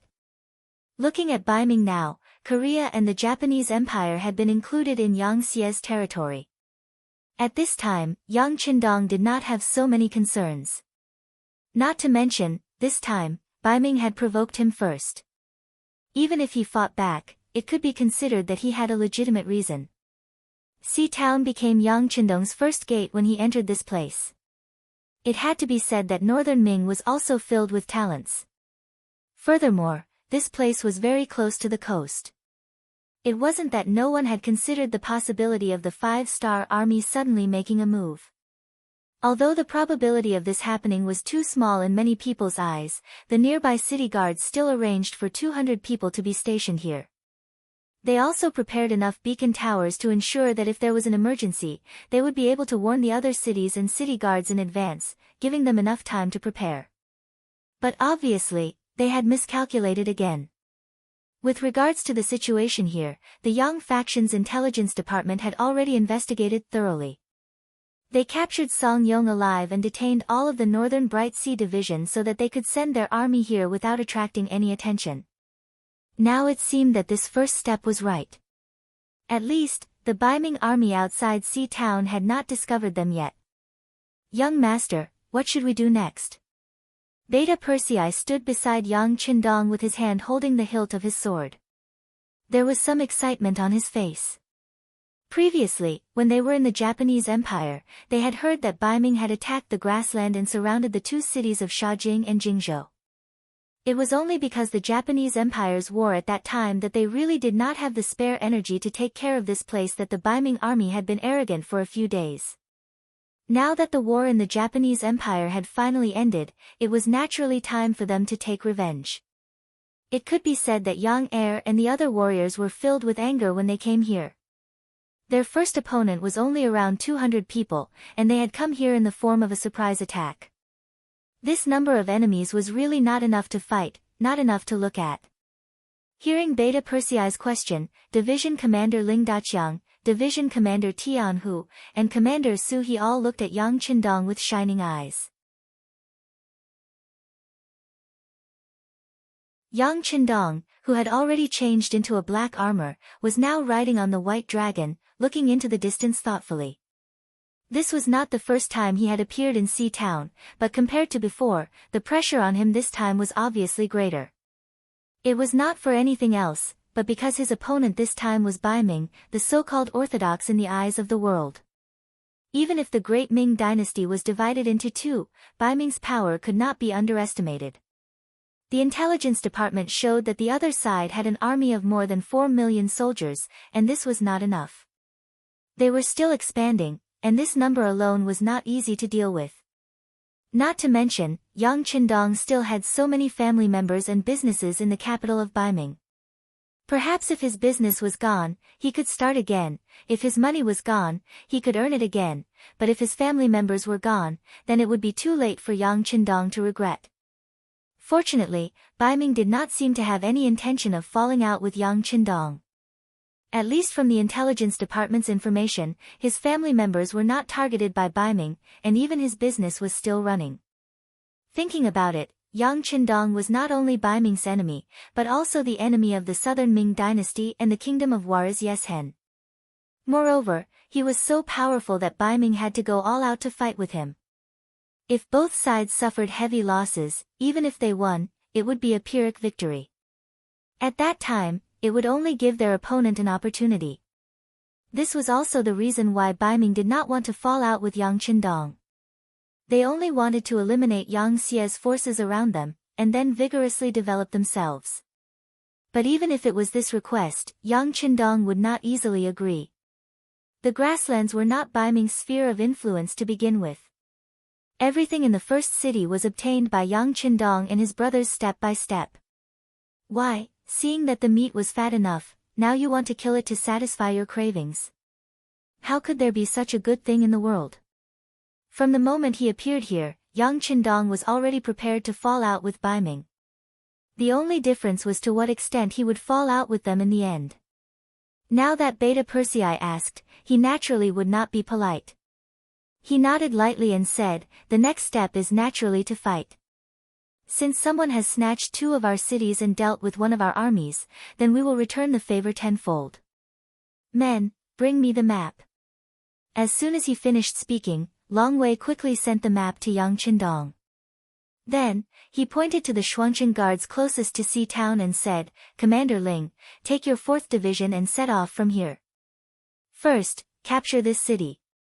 Remember, it's best if you don't hurt anyone. Then, follow me to the Terran area. Yes.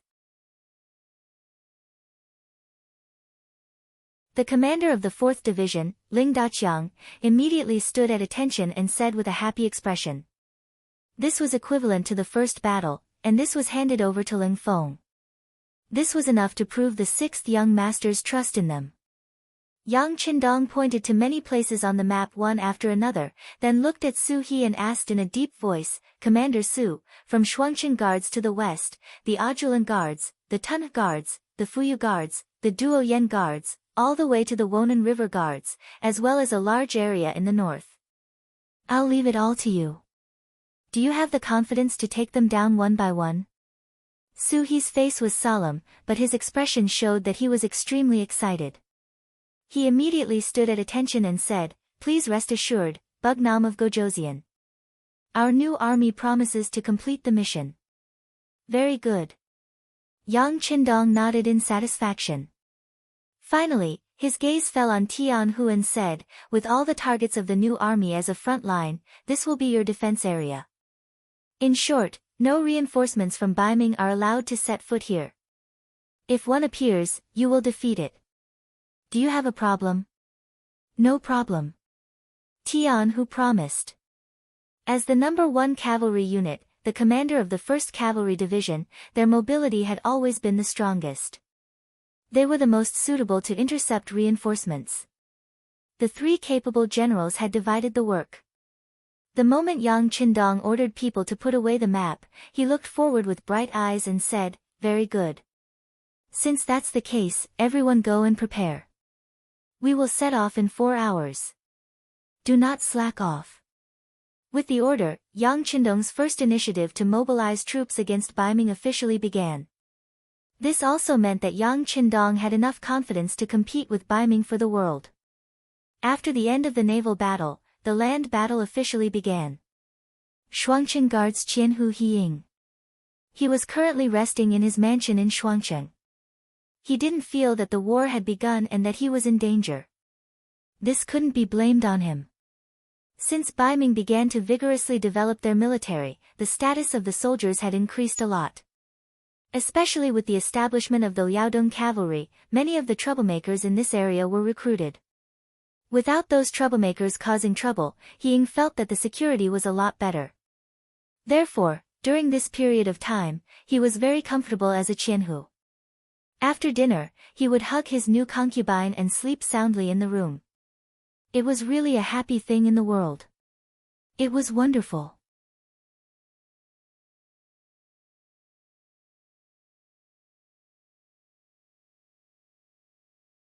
Chapter 1135.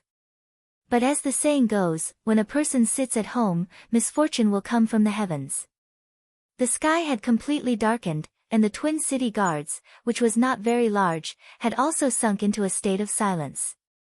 However, outside the He mansion, there was a series of urgent knocks on the door, causing many people in the mansion to be awakened. No matter what, He Ying was still a general, so he was still somewhat vigilant. The knocks on the door also woke him up, but the long period of peace did not make him think too much. Instead, he could not help but shout outside. What's going on? Who's knocking on the door? Why aren't you going to take a look? Without needing He Ying's orders, the door was already opened. Following that, a military commander rushed into the residence and quickly arrived at He Ying's door. With an urgent voice, he said, "Sir, there's someone knocking on the city gates. The person claims to be Navy General Song Yong. Our brothers are not sure, please make a decision." "Song Yong."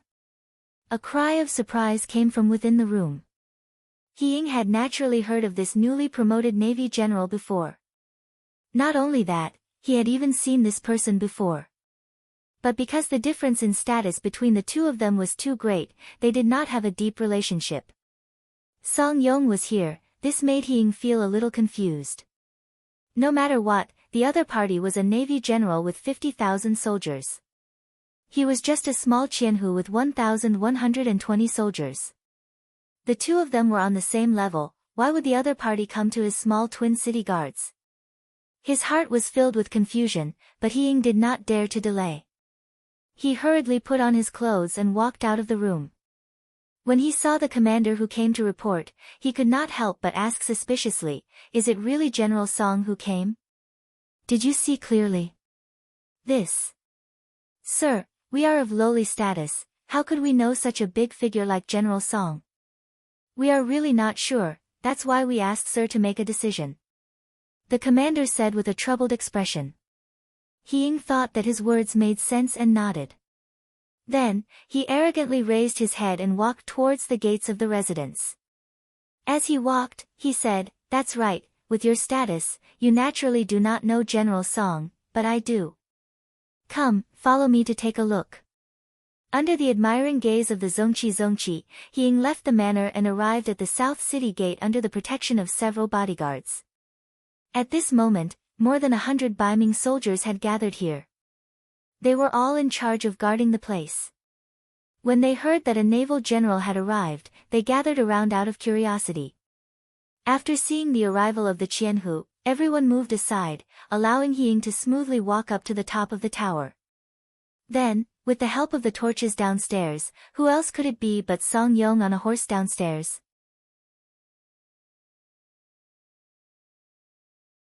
Seeing that it was really Song Yong, Qing was very surprised. "General Song, didn't you lead the navy to attack the Japanese Empire? Why would he suddenly appear here? Who are you?" Song Yong, who was riding on his horse, asked when he heard someone call out to him. "General Song, I am the Qianhu of the Twin City Guards, Qing." Since there was such an opportunity, Qing naturally wanted to introduce himself. Qing wanted to establish a good relationship, but Song Yong was impatient and shouted, "So it's Qianhu he. But since you know this general, why don't you open the gates? Are you going to refuse to let Shangguan through the gates?"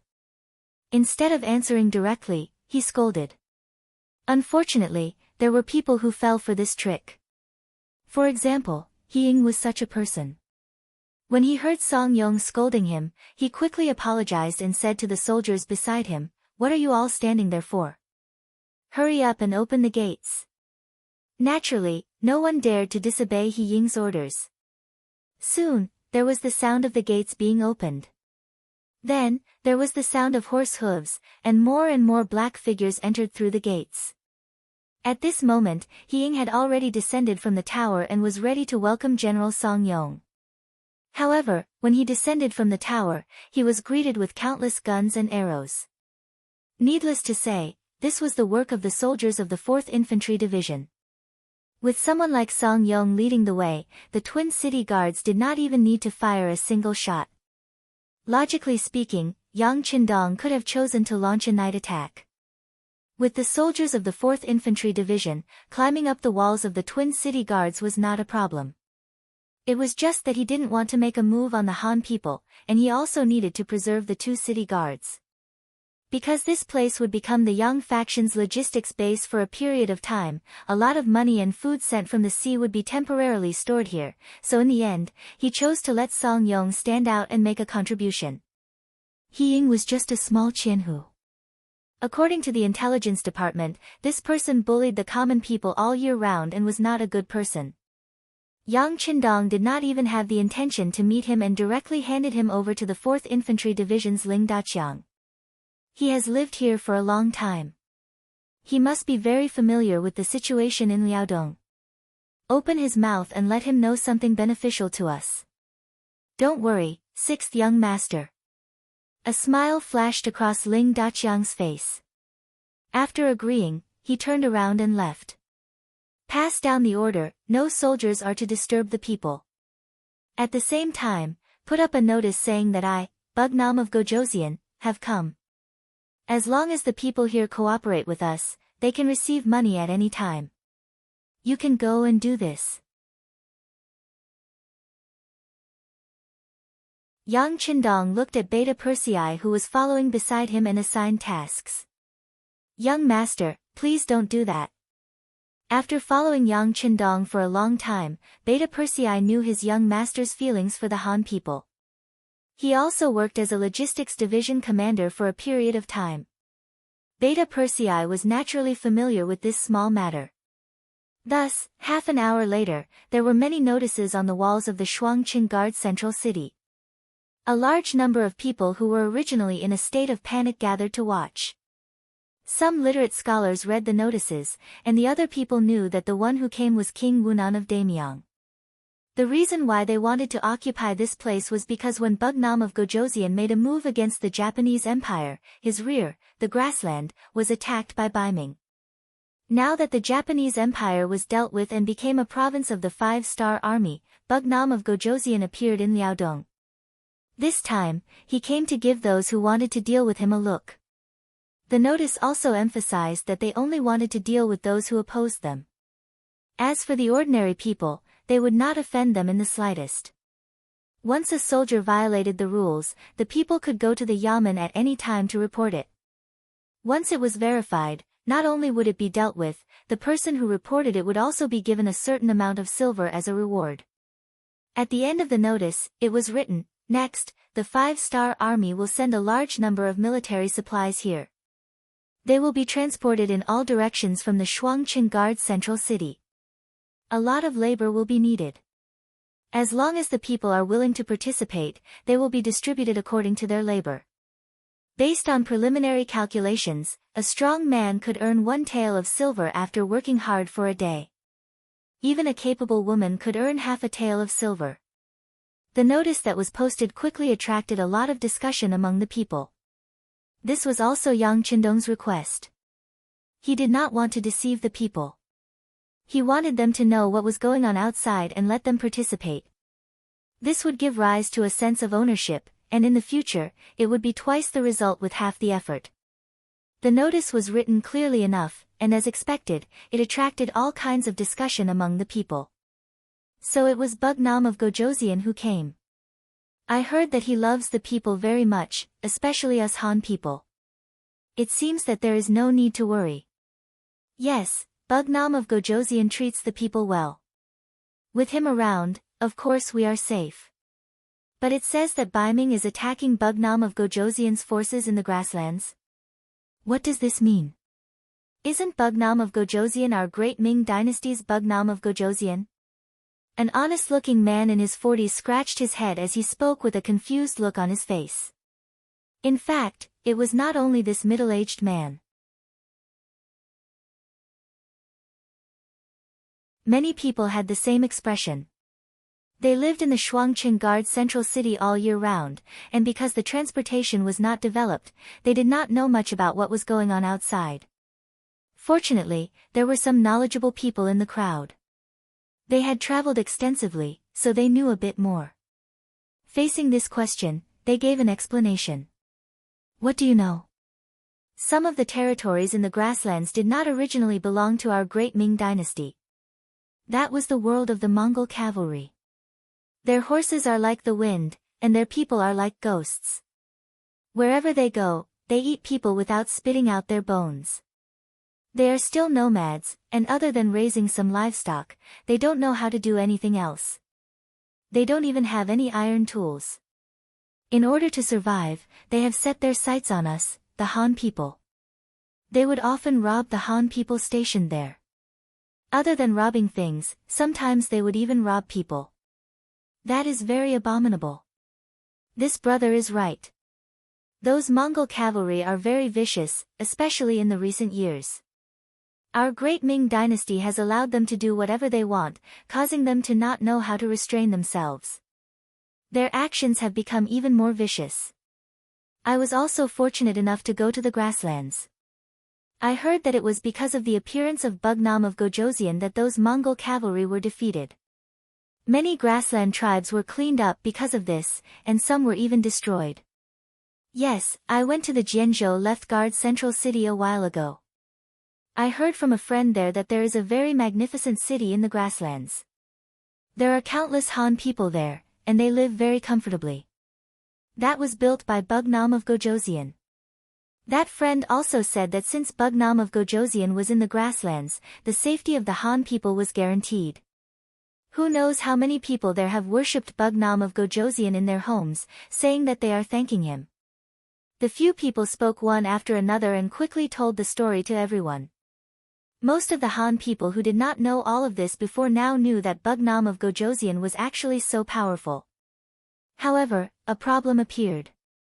An old scholar who was literate but had never traveled far asked with a puzzled expression, since Bugnam of Gojoseon is so powerful in the grasslands and has done so many things for our Han people, why is the Beiming imperial court looking for trouble with him?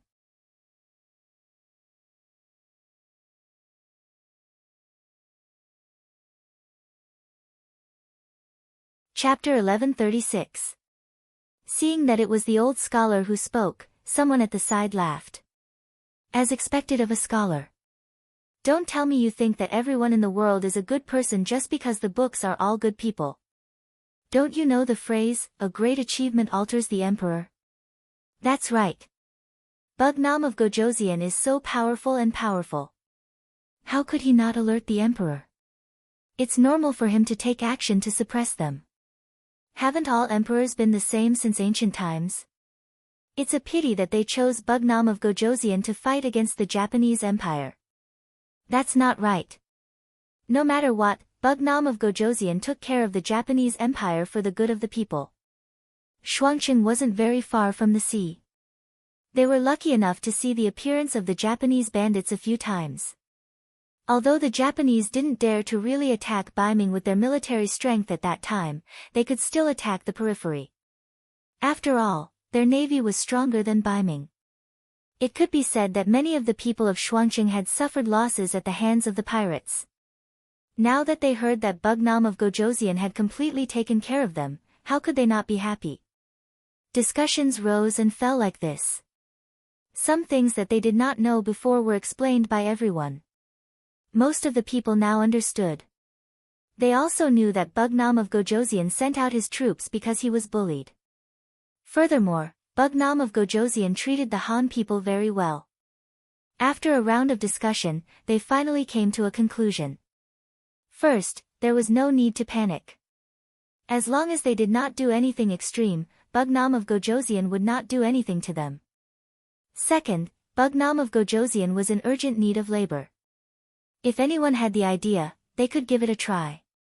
Even if they did not get paid in the end, they would only have wasted a day's effort. It was not a big loss. The people did not necessarily know right from wrong. Their knowledge was limited, and they did not care as much about the ownership of the imperial power as those who benefited from it. Just like what the commoners often said, no matter who became the emperor, they would still be them. There would not be any changes. Not to mention a border city like the Twin Cities Guard. It was impossible for the emperor to come here in his lifetime. He had never even seen it, so how could he talk about feelings? What the commoners really cared about was the benefits that they could obtain. Since the 5-star Army's notice said that as long as they worked for them, they would be able to receive money and the remuneration was so high, why not give it a try? Some of the commoners thought so, but others shook their heads and walked away. Since ancient times, it was impossible to take advantage of the royal family while working for them. Not to mention 1 tael of silver a day, even if it was 2 maces of silver a day, it would still be impossible. Would those officials and soldiers be so kind? Slowly, the crowd dispersed. Most of them were returning home, and only a few of them were heading towards the barracks. All of this fell into the eyes of Long Wei, who was observing everything from afar. When Long Wei saw it, the matter naturally reached Yang Qindong's ears, and he laughed heartily in response. Good, it's done. As long as one commoner is willing to try, there won't be any problems.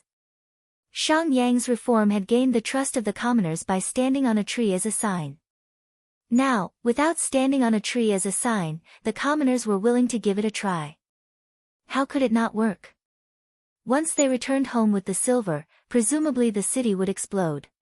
Considering that the Twin Cities Guard was too small, Yang Qindong did not arrange for people to guide public opinion. If a stranger suddenly appeared, not only would their words not be believed, but it would also arouse everyone's vigilance.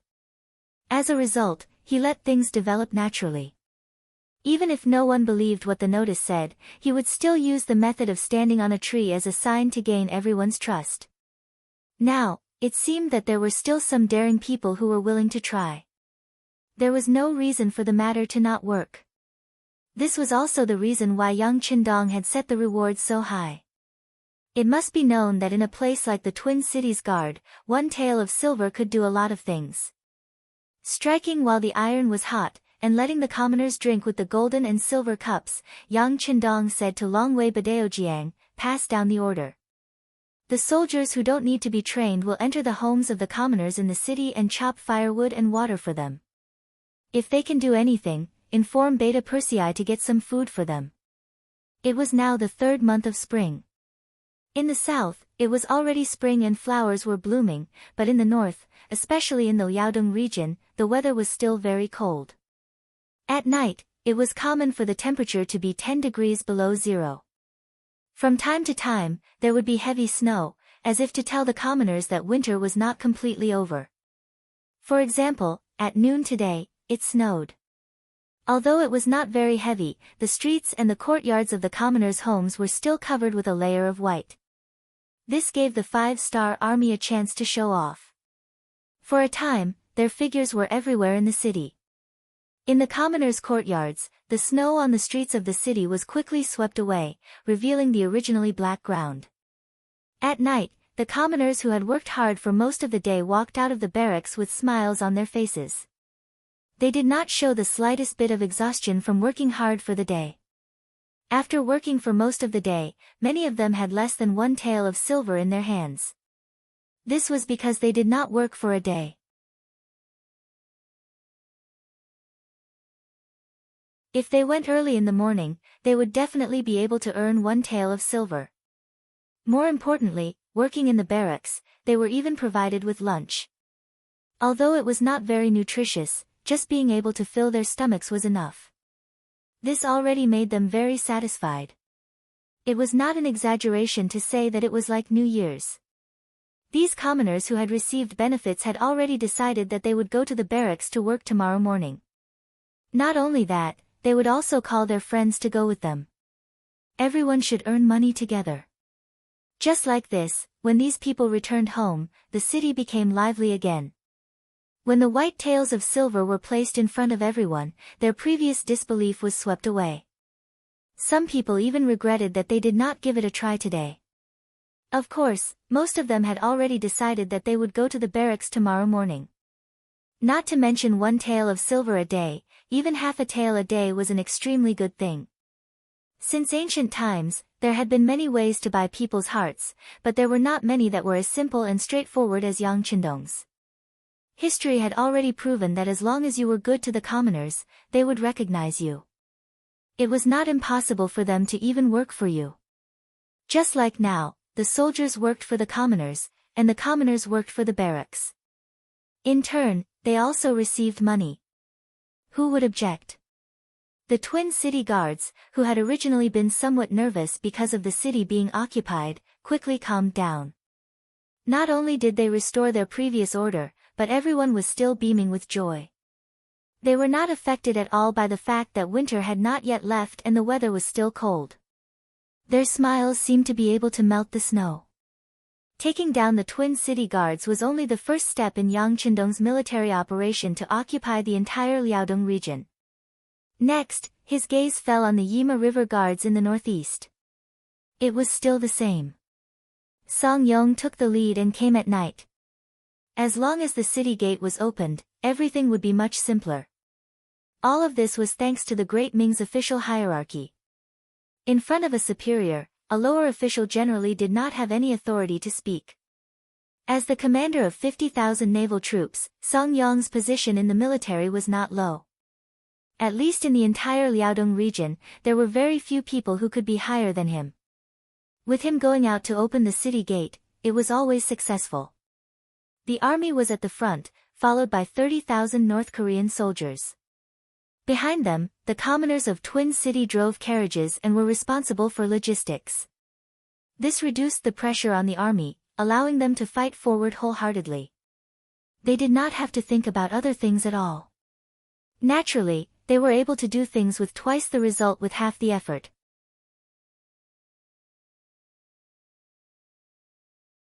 Yang Qindong's plan went very smoothly. The new army, Su-he, did not hold them back. As soon as they appeared, they quickly took down the defenseless Ajulan guards and Tun guards. Then, they went straight for the Fuyu guards. There was no such thing as an airtight pants. Although the new army's movements were very fast, because of the heavy snow, the warhorses could not display their usual strength. In the end, a portion of the enemy managed to escape. Then, the news spread. The nearby guards finally knew that the 5-star army had appeared in the Liaodong region. When the commander of the Jianzhou left guards, Chindula, received the news that the 5-star army had appeared in the Liaodong region, he turned pale with fright.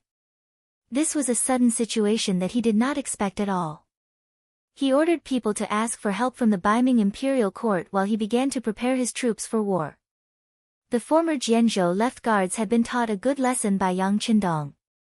The former commander Liang Xian and the former commander Tang Longtian had both died at the hands of the 5-star army. Naturally, he, who had suffered a loss before, was cautious and prepared for battle. He knew the valiant fighting strength of the 5-star army and had seen it more than once. Chindula still had lingering fear in his heart. He was even considering whether or not it was better to directly defend the city. However, the newly appointed commander Tong Long did not think this way. Just by hearing his name, Tong Long knew that he was not a Han person. Instead, he was a combination of the Nuzan clan and Han people. Because of his bloodline, he had shown that he was good at fighting since he was young. After he grew up, he worked hard to perform well. In addition to his family's support, he finally obtained the position of Commander Tong Long. This was a secondary grade 3 military official. Furthermore, Tong Long was still young, not even 30 years old. It could be said that his future was limitless. However, the bad thing was that the position of an official in the Great Ming dynasty depended on seniority. So what if you were capable? Being young was your biggest weakness. Unless you could make a great contribution, you would have to wait if you wanted to be promoted. Some people could even wait for a few years, a decade, or a lifetime. Of course, the young Tong Long did not want to wait any longer. He urgently needed to prove himself. Originally, he was thinking about whether or not he should sign up for the Liaodong Iron Cavalry. After all, that army was now unhindered in the grassland. It was said that even the powerful 5-star army was suppressed in the first city and did not dare to move. An army like this was the place where hot-blooded soldiers like him could realize their ambitions. However, before he could make any decision, the 5-star army actually appeared in the Liaodong region.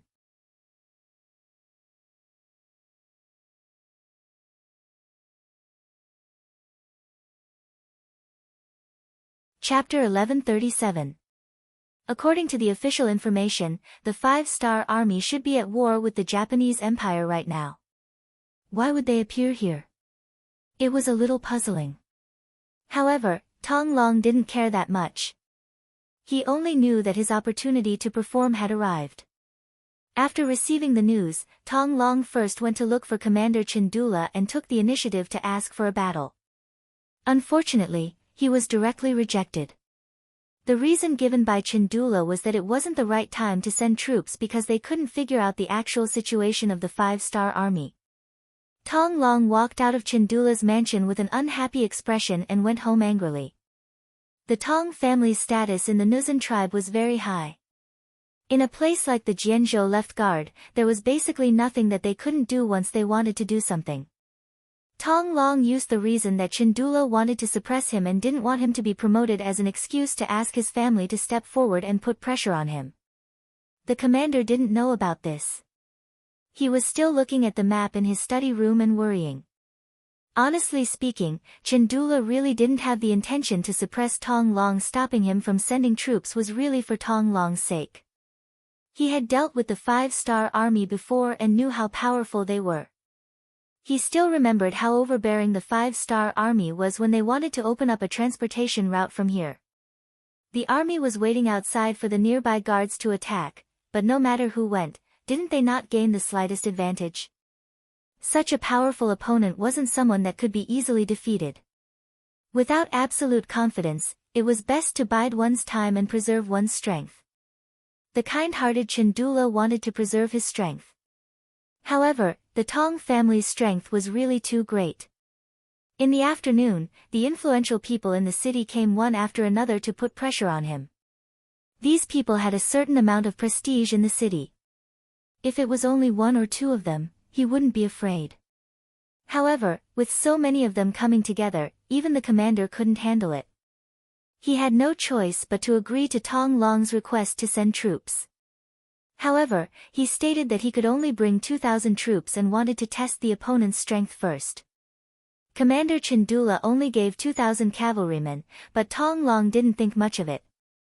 In his opinion, quality was more important than quantity. Therefore, he gladly accepted it. He also used his family's connections to find the men of the Nuzan tribe and gathered another 1,000 men. He even gave them war horses. In this way, 3,000 cavalrymen was already a strong force. After preparing for a day with 3,000 cavalrymen, Tong Long left Jian province's left-guard city on the third day and headed north. He wanted to find the 5-star army and give them a head-on blow.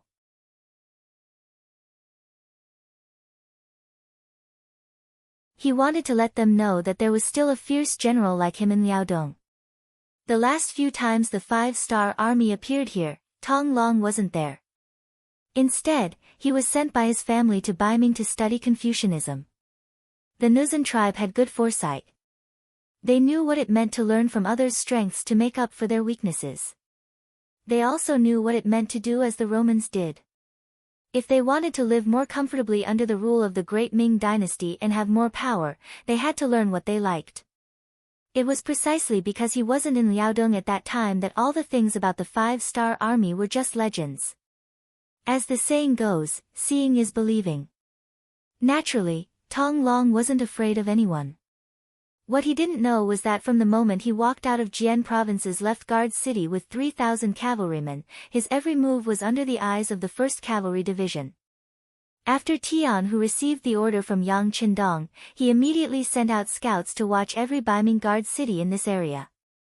For a big city like Jian province's left-guard city, its geographical location was so crucial and important. Of course, they wouldn't miss it. There were more than 10 scouts outside the city. They were responsible for watching the 4 city gates. Once they made a move, they could immediately report it to the division headquarters. When Tong Long came out with 3,000 cavalrymen, such a mighty formation naturally couldn't escape the eyes of those who were observant. The news was quickly sent to the division commander, Tian Hu. At the foot of an unknown mountain, the division headquarters of the 1st Cavalry Division was built here. What was different from the past was that this time, the mission they received was to stop the enemy. This required them to remain still. Only when they saw the enemy move out would they be able to go out and fight. Therefore, the world's 1st Cavalry Division, which had always been roaming around, had built a temporary division headquarters. It was rare for them to rest and also be used for command. When the news came that 3,000 Beiming cavalrymen had walked out of Jian province's left-guard city, Tian Hu came to the prepared sand table and asked the division headquarters staff officer, "Which regiment is the closest to Jian province's left-guard city?" "Division commander, the 4th regiment is stationed nearby." The staff officer, who knew the division's situation like the back of his hand, gave the answer immediately. When Tian Hu heard this, he nodded his head in satisfaction and ordered, "Give the order to Commander Bai Shuang of the 4th Regiment. Tell him to take down this cavalry and make the formation bigger." Let the other guards see that our 5-star army is not to be trifled with. Bai Shuang, who was born in the Baiming capital's Yang Family Academy, was one of Yang Qindong's favorite students. He was chosen by Yang Qindong because of his proficiency in both civil and martial arts. After a period of training in the army, he was transferred to the 1st Cavalry Division as the commander of the 4th Regiment. Although he was Yang Qindong's student, he was still too young. Many people didn't understand why he was appointed. There were many battle sequences in the 5-star army. If it was just for promotion, then he could have gone to any army. Why did he have to go to the world's 1st Cavalry Division? One had to know that this was the cavalry that could fight the best. They could go to the front lines at any time and fight the enemy with their lives. In this kind of army, if one didn't have real strength, relying on one's background wouldn't work. Bai Shuang still came and became the commander. At that time, many people didn't think well of this matter. However, when he started to carry out his duties as the commander, Bai Shuang's performance blinded many people. Not only did he perfectly complete the tasks given by the division headquarters in every battle, but he also did it at a very small cost. Just like that, the 4th Regiment commander Bai Shuang was accepted by everyone and became the backbone of the 1st Cavalry Division. Now that the 1st Cavalry Division's first battle in the Liaodong region was handed over to Bai Shuang, who was proficient in both civil and martial arts, Tian who was completely at ease. Now, he just had to wait for the other party to report back. Soon, the order was sent to Bai Shuang through the scouts. When he saw the military order, he immediately ordered the 4th Regiment to gather. At the same time, he sent out scouts to find out the movements of the 3,000 enemy cavalry and the situation of the commander. Yang Qindong had said more than once that only by knowing yourself and the enemy could you fight every battle well. He also said that the commander of an army was extremely important. He often represented the character and fighting strength of an army. If done well, a fierce tiger leading a group of mountain goats could even defeat a group of tigers led by a mountain goat. Tactically, the enemy was valued. Strategically, the enemy was despised. It was about making all the necessary preparations before a battle. Even if the battle was a battle that one was completely confident in, one must still make all the necessary preparations. Only in this way could one achieve the goal of winning every battle and obtain the greatest victory with the smallest cost. Bai Shuang, who admired Yang Qindong very much, naturally regarded these words as the truth. In fact, he had always done this. Before every battle, he would do his best to understand the situation of the opponent. He would understand the opponent's identity, background, and personal strength, including their strengths and weaknesses, etc. It was because of this that he was able to quickly gain the recognition of everyone and become the commander of the 4th Regiment, commander of the 1st Cavalry Division. Fortunately, Yang Xie's intelligence network was very complete. They had done detailed investigations on all the famous people. Therefore, it was not difficult to understand them. Just like when Tong Long led his troops out of the city, some of his information was also sent to Bai Shuang. The scouts who rushed back from the front sent over the information regarding Tong Long. There were a total of 3 pages, so Bai Shuang had a better understanding of his opponent. I didn't expect him to be such a talent. Not only is his strength extraordinary, but he also obtained good results when he was studying in the capital of Baiming. There are actually so many people who admire him. After reading Tong Long's information, Bai Shuang could not help but sigh. The introduction in the information was very detailed. Because of this, Bai Shuang felt a sense of admiration. It would be a waste if such a talent was not only used by his teacher. Didn't Yang Qindong always say that it was easy to obtain 1,000 soldiers, but difficult to find a general? Now that such a suitable person had appeared in front of him, if he did not capture him alive, wouldn't it be a waste? Men, bring me the map. After Bai Shuang had a plan, he made a decision in his heart. Tong Long did not know anything about his situation. As the opponent, the 5-star army had already grasped everything. He was currently leading 3,000 cavalrymen and galloping around. He wanted to find the main force of the 5-star army and then have a decisive battle with them. No one knew the strength of these 3,000 people better than him. Not to mention the 2,000 cavalrymen given by Commander Chindula, their general strength was not bad. For example, the 1,000 Nuzan cavalrymen that were summoned in the end. Which one of them was not proficient in riding a horse? An army like this should be qualified to join the Liaodong Iron Cavalry. Right now, they were only fighting against the 5-star army. He really could not think of any possibility of failure. This was the most elite of the Nuzan cavalrymen. Riding on a tall horse, he continuously galloped for 4 hours. Only when the war horse was a bit tired did he stop and let everyone rest for a while. But what he didn't expect was that just as he stopped and didn't give the order to rest, a group of black crows suddenly appeared on the hillside in front of him. Then, a group of 5-star soldiers also appeared in his line of sight. "Look, is that the 5-star army's cavalry?" A sharp-eyed person shouted. "It seems that they don't have a lot of people. It seems that there are only 300 to 400 of them." An experienced veteran directly shouted out the number of the enemy's forces.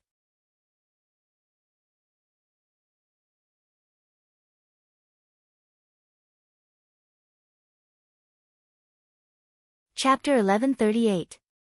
There was no doubt that the 5-star army was a 5-star army, and they only had 300 to 400 soldiers. At this moment, how could Tong Long be courteous? Joy flashed across his eyes, and he shouted loudly, "Brothers, our chance to make a contribution is here. Charge with me. Charge!" The 3,000 cavalry shouted at the same time. Their momentum was extremely shocking. When the iron hooves stomped on the ground, the earth trembled. The 3,000 cavalrymen that rushed over attracted the attention of the hundreds of 5-star soldiers that appeared on the hillside. When they saw the enemy charging over menacingly, they only hesitated for a few breaths before turning around and fleeing. It was obvious that they could see that the strength of both sides was not equal. Under such circumstances, it was not a wise decision to fight. Just like this, one side ran in front while the other chased from behind. The two sides chased after each other. One side desperately tried to escape from the misfortune of being caught while the other desperately tried to make a contribution. On this piece of land, more than 6 hours had passed as they chased after each other. The sky gradually darkened. The 3,000 cavalry from Liaodong were tired after running for an entire day. Seeing that the distance between them and the enemy hadn't closed by a bit, many people advised Tong Long to rest. The general idea was that since they couldn't catch up, it was better to have a good rest. Their brothers were too tired. Although Tong Long really wanted to establish this merit, he was also clear that it would be very difficult to achieve his goal by chasing after them like this. Although he was a bit unhappy, his rationality won over his emotions. In the end, he gave the order for the army to rest. However, he didn't give up and arranged for a few dozen scouts to continue the chase. He believed that if he was tired, the 5-star army wouldn't be any better. This idea was not wrong. When Tong Long and the others had just rested for less than an hour, the scouts rushed back and said that the 5-star corps that they were chasing had stopped after seeing that there was no one chasing after them. They were resting on the main road that was 10 miles ahead. They really are tired. Hearing the scouts' report, Tong Long immediately became spirited. He immediately ordered everyone to stop resting and chase after the enemy. They had only rested for a short period of time. Many people only had the opportunity to drink some water and eat some dry rations. They hadn't officially rested yet. However, no one dared to disobey Tong Long's orders. All of them fell into the trap and continued on their way under the guidance of the scouts. After running for 5 kilometers, they saw a wide, flat road in front of them. Several hundred 5-star army soldiers were resting. It was a pity that their appearance had the effect of startling the enemy.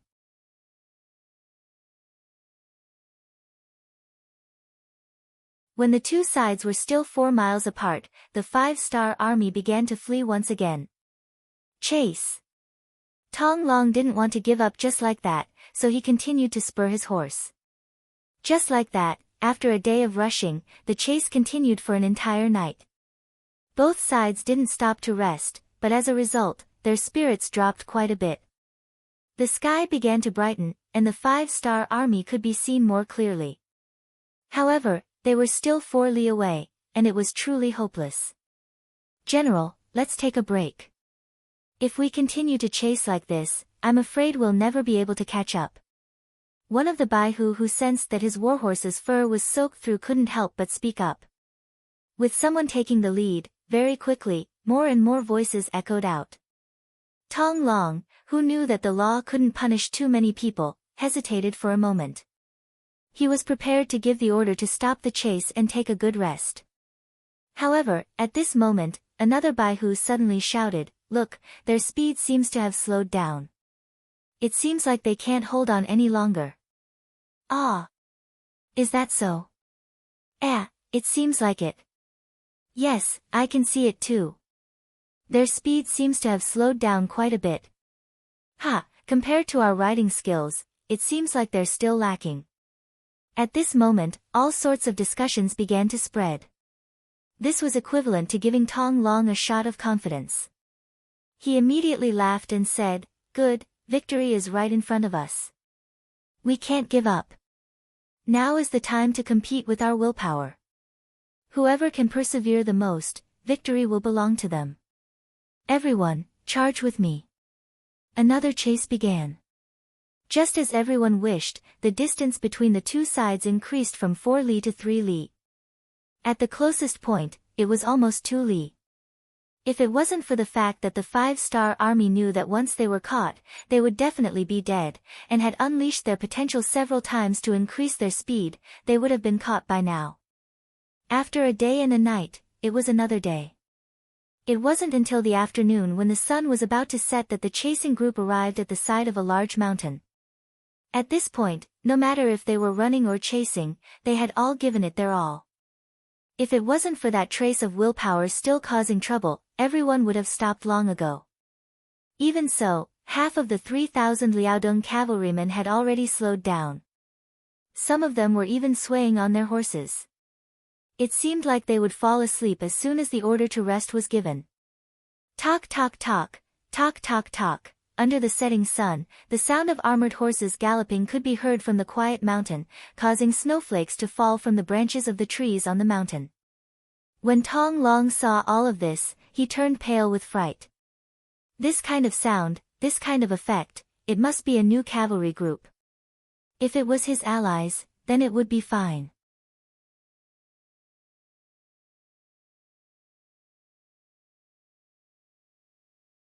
But if it was the 5-star army, then they would really be in danger.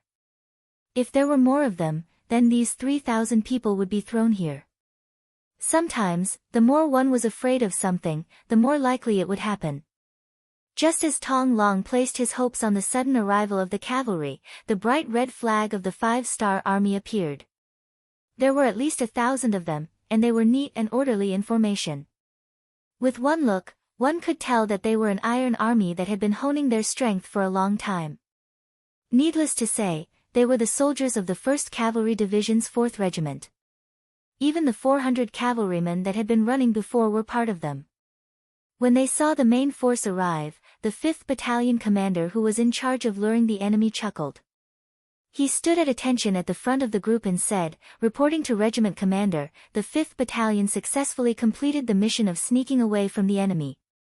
They said sneaking away from the enemy and not luring them. This in itself already showed that they did it on purpose. Very good, the 5th Battalion will record this merit. Now go and rest. Leave everything to the other 4 battalions. Bai Shuang said happily. No, please approve. Our 5th Battalion can still fight. Even if our combat strength is weaker, we still have the stamina to capture prisoners. The 5th Battalion commander chuckled and requested to participate in the battle. Approved. You guys will be in charge of the periphery. Clean up the battlefield later. Bai Shuang also laughed out loud as he spoke. Then, he turned around and gave the order. The 4 battalions behind him formed an arrow formation. If everyone was full of energy, Tong Long would still have some confidence in fighting against 2,000 with 3,000. But now, they were exhausted. After running for 2 days and 1 night, they did not even have 2 hours of rest. At this moment, they were afraid that they could not even use 20% of their usual strength. How could they talk about winning the battle? The appearance of the 5-star army caused Tong Long's expression to change drastically. The cavalrymen behind him were all panting with ugly expressions. Get ready, charge! Bai Shuang didn't give them any time to rest. Perhaps this was originally an unfair battle, but this was the result of his plan. It must be said that it was also a part of his strength. If he had to blame someone, he could only blame Tong Long for being too greedy. He always wanted to gain merit. The 4 battalions, totaling 1,600 cavalrymen of the 1st Cavalry Division, charged forward. They were either wielding a saber in one hand and a shield in the other, or wielding a saber in both hands. Just like this, with unstoppable momentum, they charged toward the enemy. By the time they formed several dozen arrow-tipped formations and fiercely pierced into the 3,000 Liaodong cavalry, victory or defeat was already decided.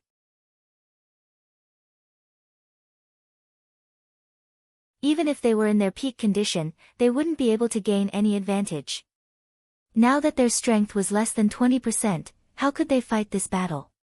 Facing the charge of the 1st Cavalry Division, a lot of people wanted to raise their blades to meet them. They could even see the direction of the blades clearly. But because of their lack of strength, they were able to display their weak side in a head-on clash. Some of these cavalrymen who should have been able to fight for a few rounds were knocked off their horses. Some of them fought for 2 rounds, but they were also knocked to the ground because of their lack of strength. Tong Long was worthy of being called a valiant general.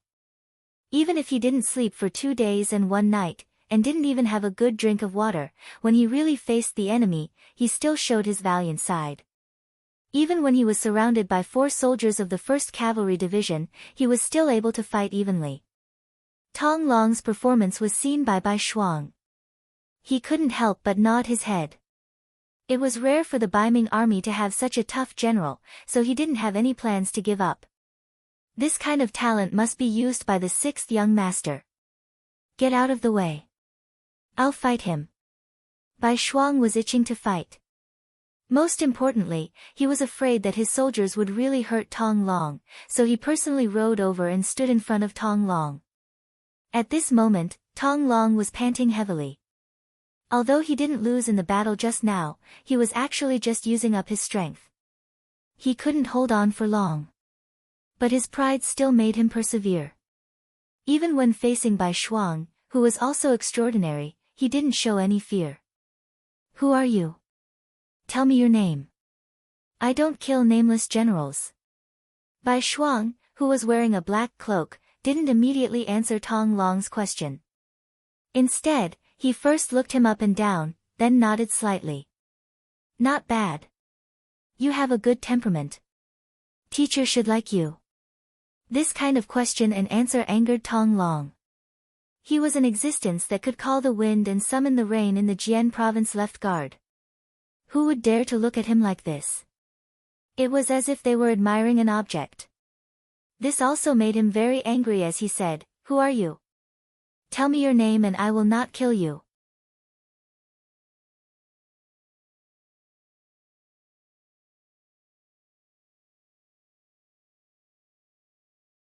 Chapter 1139. Alright, my name is Bai Shuang. I am the commander of the 4th Regiment of the 1st Cavalry Division. If you surrender now, you can still live. Otherwise, I'm afraid that this day next year will be the anniversary of your death. Bai Shuang did as the other party wished and reported his name. Then, he looked at the other party with interest. If this person surrendered now, although he could still live, he would definitely be at a disadvantage. Tong Long, who was already somewhat exhausted, would naturally not be frightened by Bai Shuang's words. His expression was cold as he said, "Stop talking nonsense. How can a man surrender to others? If you have the ability, then kill me. If you don't, then be killed by me. Take this." Tong Long knew that his stamina could not hold on for much longer. If he did not make a move now, the longer it dragged on, the more disadvantageous it would be for him. After knowing Bai Shuang's name, he immediately made his move. Tong Long was using an extremely sharp saber that looked a little like the weapon used by the Mongolian cavalry when they were roaming the world. It was polished until it shone brightly.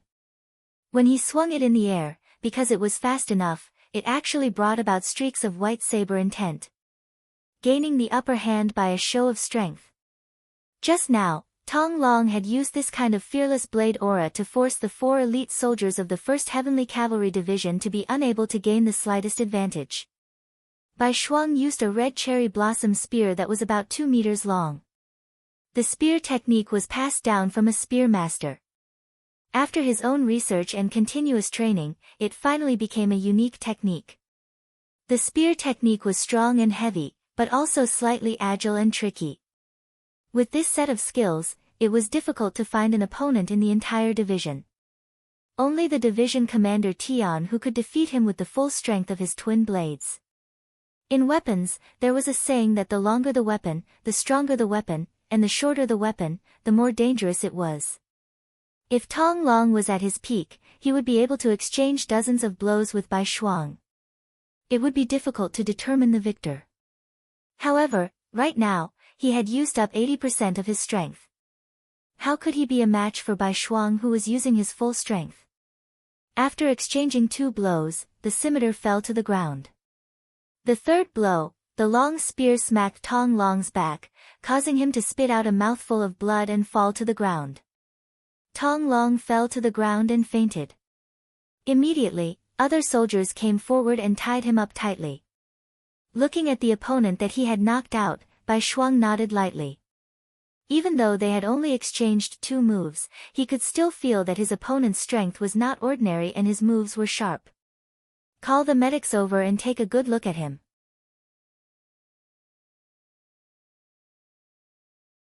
We can't let anything happen to him. When Bai Shuang knocked Tong Long to the ground and looked up at the battlefield, the battle was basically over.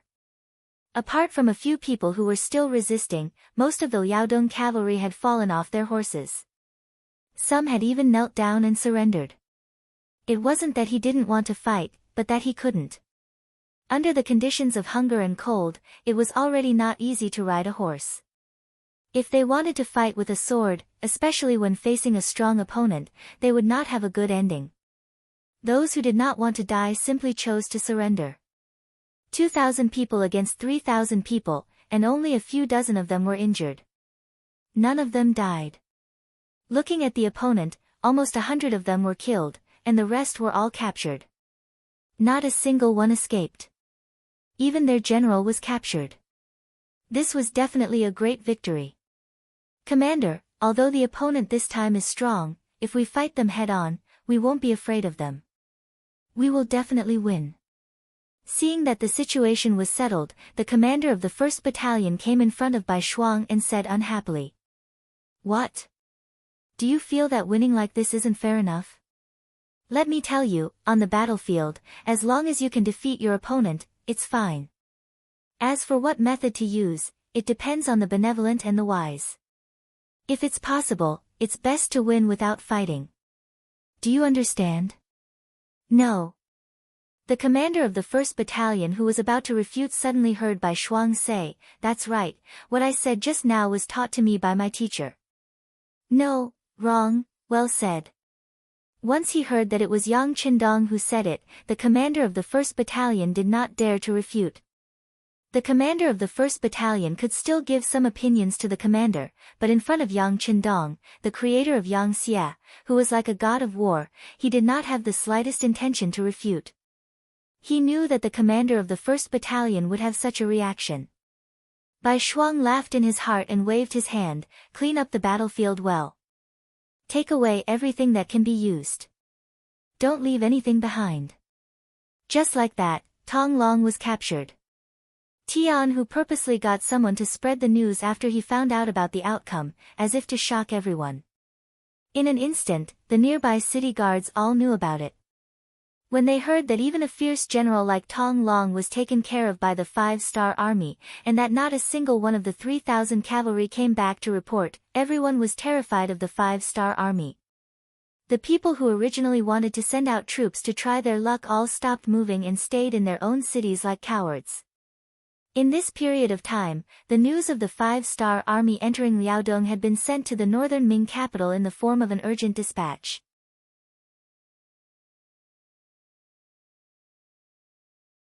They had just taken down the two cities of Shaojing and Jingzhou and were thinking of expanding their gains and uprooting Yang Qindong's forces in the grasslands. Suddenly, this news was sent to the imperial court and immediately attracted the attention of countless people. Even Emperor Zhu Qiyu was confused. What's going on? Shouldn't Bugnam of Gojoseon be fighting with great General Ashikaga Yoshimasa in the Japanese Empire? For this reason, he had sent Song Yong and 50,000 naval troops to help. How long had it been since the battle ended? How did Bugnam of Gojoseon appear in Liaodong? What's going on? And what about the 50,000 naval troops he had sent out? Where were they now? Why was there no news of them? Could it be that they had been destroyed by Bugnam of Gojoseon? That was 50,000 people, and they were at sea. It wasn't that easy to wipe them all out. Why wasn't there a single warship that reported the news? Countless questions appeared in Zhu Qiyu's mind. This unexpected situation disrupted Zhu Qiyu's plans. Because Shaojing and Jingzhou had been peacefully taken back and he had obtained the 5-star army, Zhu Qiyu was filled with confidence. Who said that Bugnam of Gojoseon was invincible? Didn't he win? Since that was the case, of course, he would continue to work hard to take down Shur City and uproot the 5-star army's forces in the grassland. This idea was quickly approved by the other king of the grassland, Yes Hen. On the grassland, Yes Hen was really afraid of the 5-star army. At least, every battle ended with his defeat. If he could destroy the 5-star army and replace it with Baiming, it would be great. He believed that it wouldn't be long before he could still be a king. Therefore, Zhu Qiyu didn't have to spend much effort to reach an alliance with Yes Hen. The two sides agreed that one side would send out 400,000 troops, and the other side would send out 200,000 troops. They would definitely take down Shur City with high walls and drive Yang Xie's forces out of this area. Both sides were mobilizing their troops. After all, it involved an army of 600,000. Just the preparation of food and drink would take some time, not to mention the military supplies. Unexpectedly, something happened in Liaodong so quickly. If it was in the past, Zhu Qiyu wouldn't panic even if Liaodong's predecessor, Nu Gendusi, was attacked. After all, it was a bitter and cold place in his opinion. Other than being able to ensure the safety of the northern territory, it had no other use. However, it was different now. He had 70,000 Liaodong cavalrymen. They had now become the most elite existence in the Baiming army. They could even scare off the 5-star army. How could such a powerful army, the headquarters of such a powerful army, a place where countless brave warriors could be produced? How could they just watch as it was lost?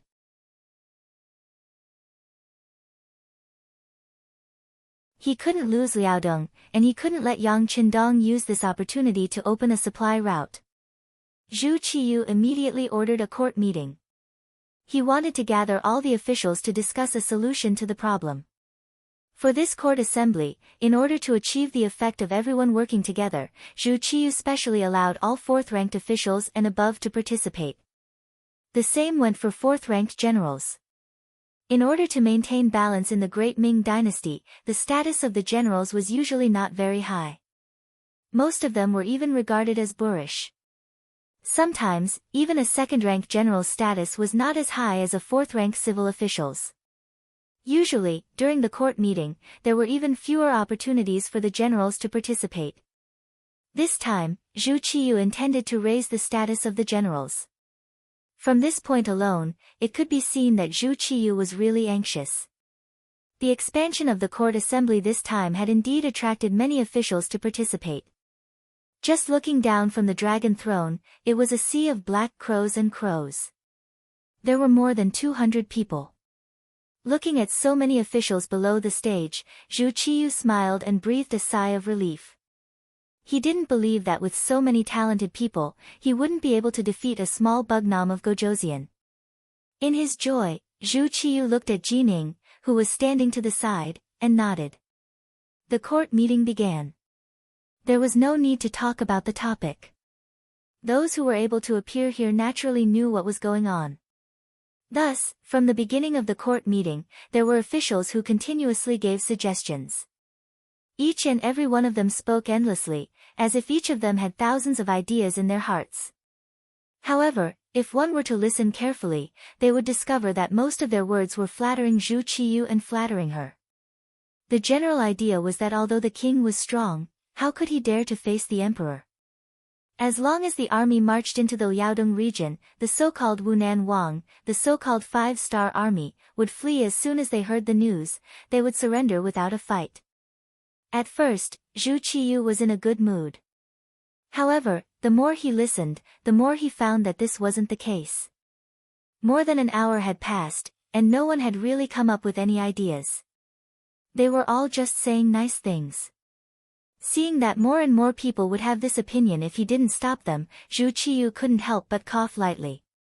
Then, he said, "Everyone, we naturally know that a small bugnom of Gojoseon is not to be feared. However, according to your suggestions, how many people should be sent this time, and who should be the commander?" When it came to the specific questions, the noisy court immediately quieted down. You're tuning in to the Blissful Bookshelf YouTube channel. We're so grateful for your support, and don't forget to subscribe to join us on this incredible journey through captivating stories. Your generosity through donations truly makes a world of difference, as it's the primary source of revenue that allows me to expand and enhance this channel for you. Thank you from the bottom of my heart for being a part of this adventure.